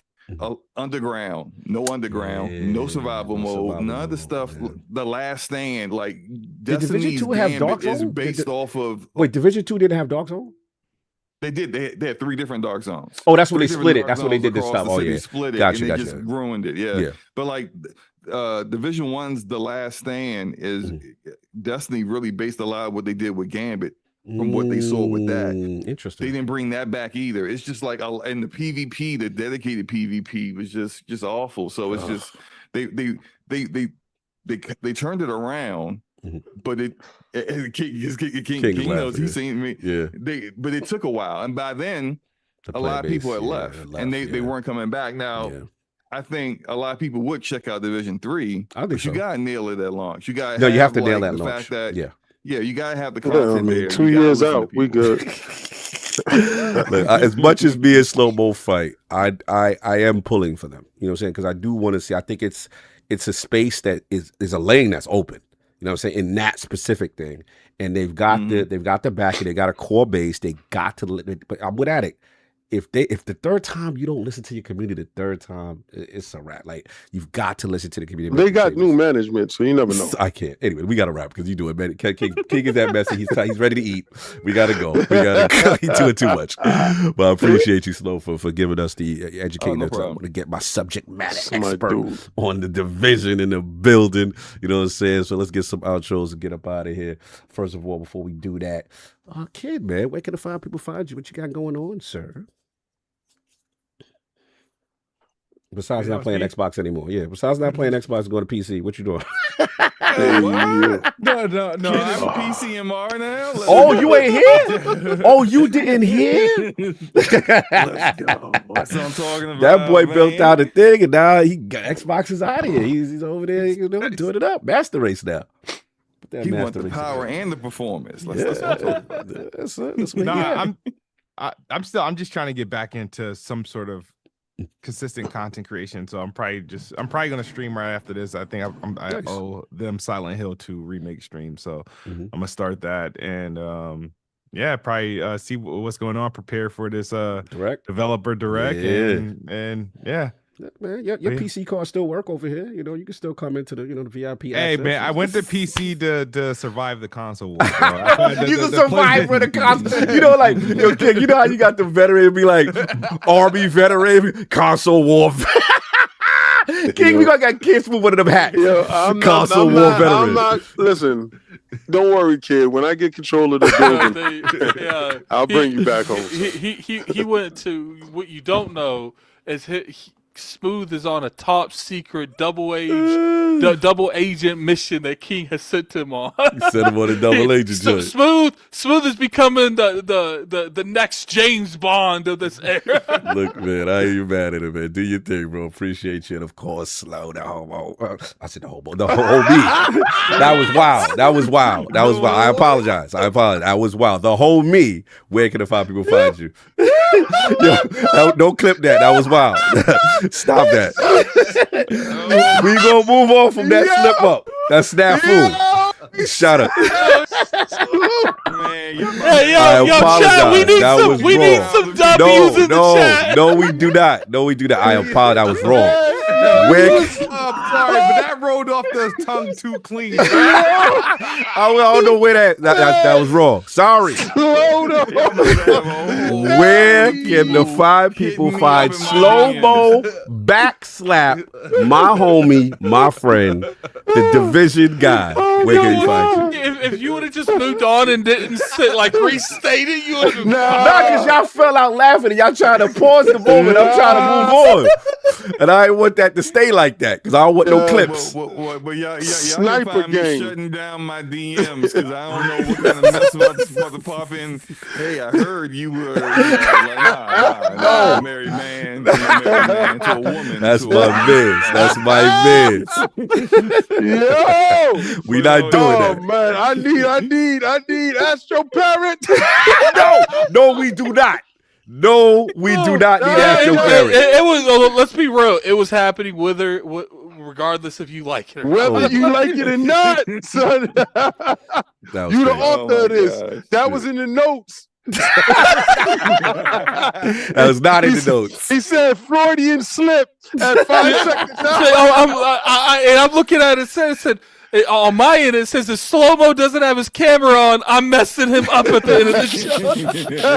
He said this is the last warning. This is my whole me. Where can the 5 people find you, man? What's going on with DPS? Yo, man, Damage Per Second podcast, the DPS podcast. Me and the homie Gaming Forte every Thursday nights, 9 p.m. Eastern Standard Time. We hang out, have fun, shoot the breeze.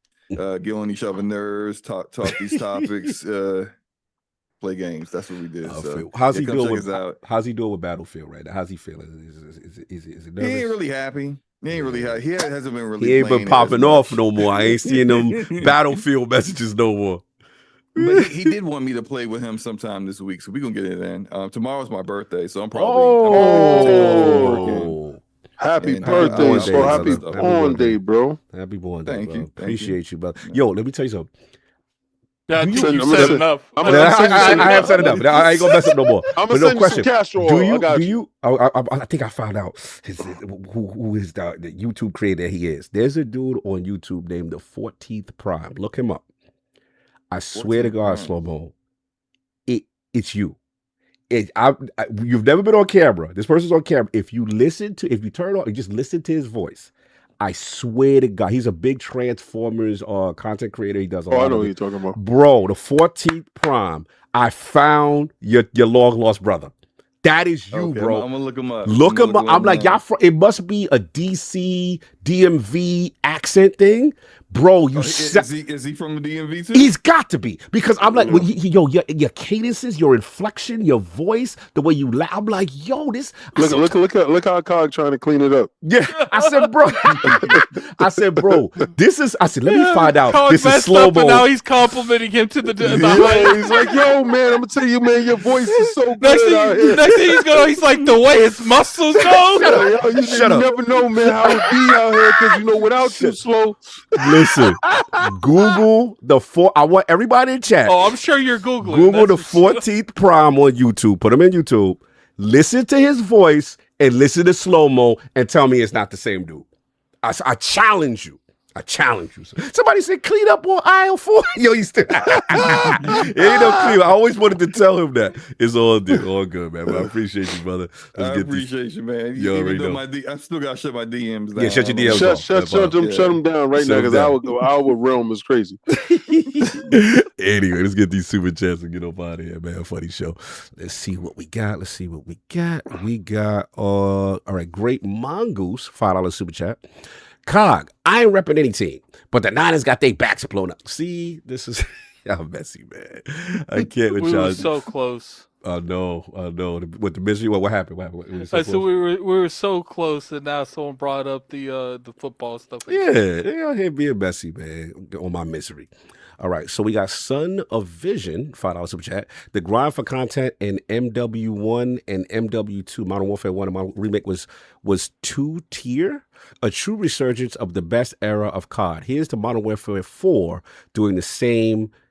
WBG sends their regard. Okay, I see you, sons of bitch. Okay, salute to WBG. You already know. And we got Sir Drucken, member for 66 months. Damn, Cog on that Diddy time. Long live dictator. Yeah, I had a wild slip. That was crazy. Great Mongoose with the $2 super chat. All hail dear leader, Lord King. They all want King to be leader of Microsoft for 30 days. You already see what it is. All right. Flip it. Lord Addict, where can people find you? What you got going on, sir? Find me on Twitter, Lord Addict ILP. Find me on YouTube at Gaming Addict.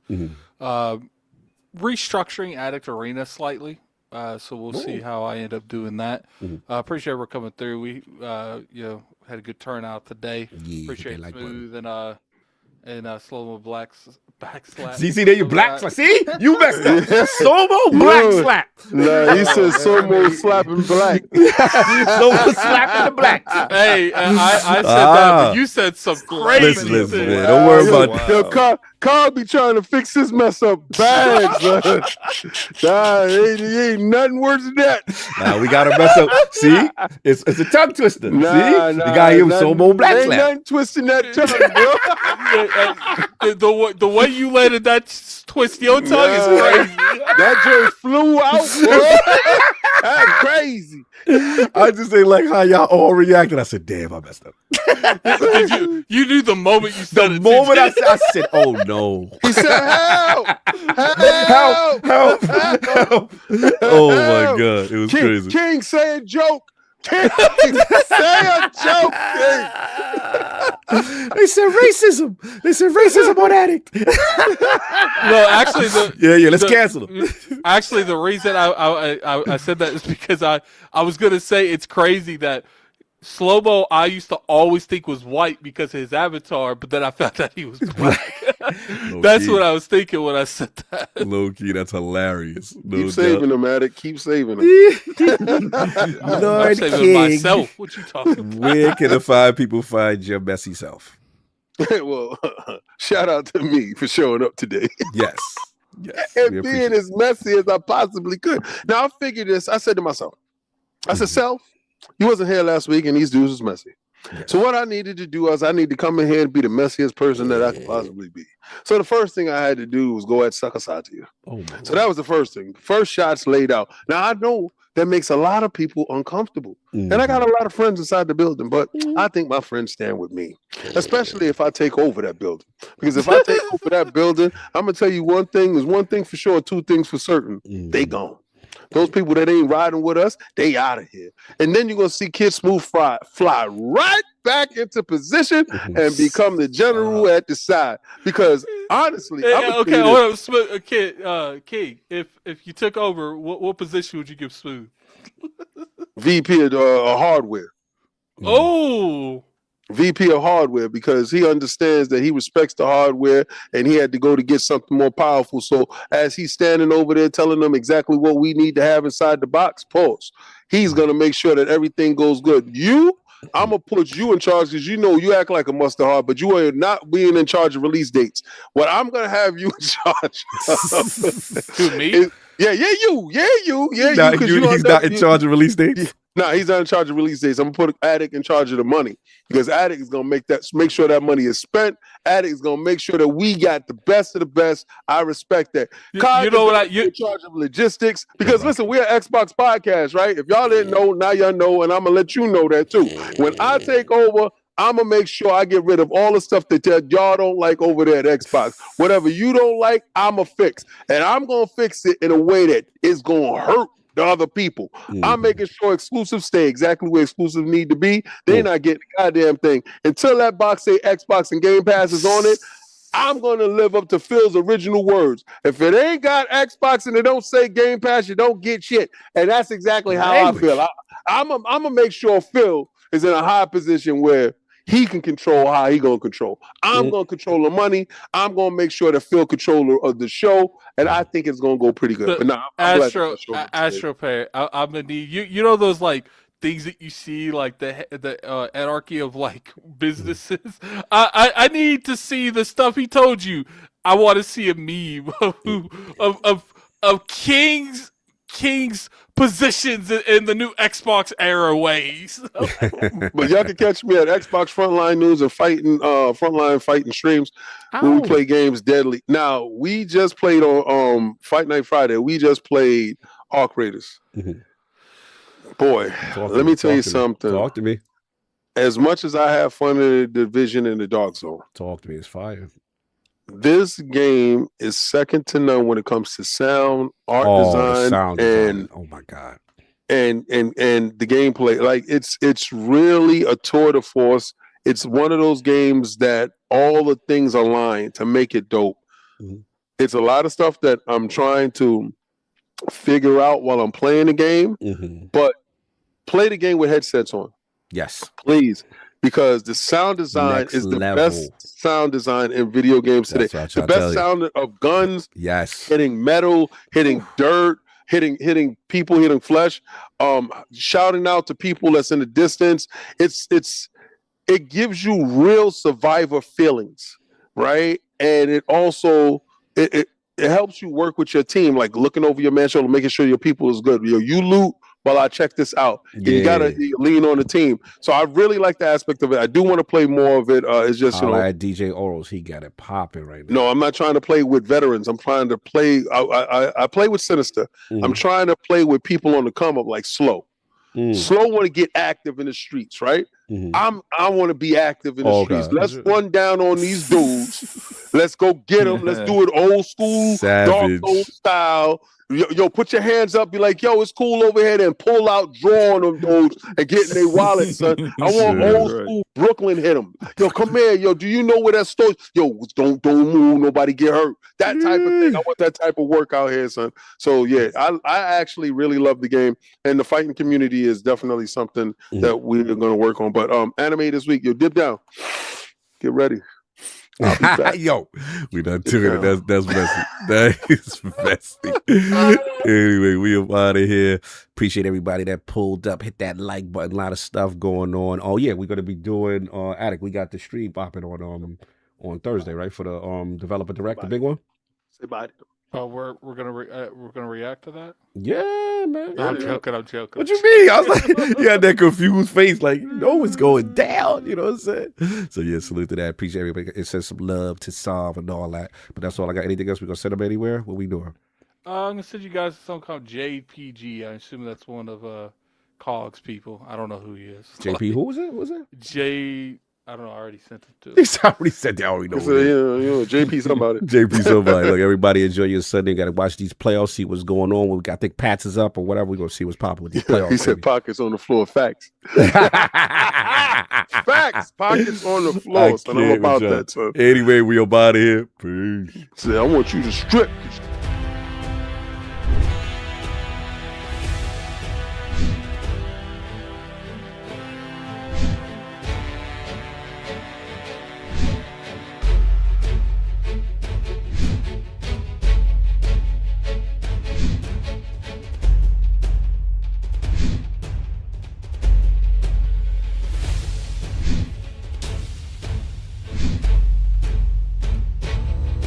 you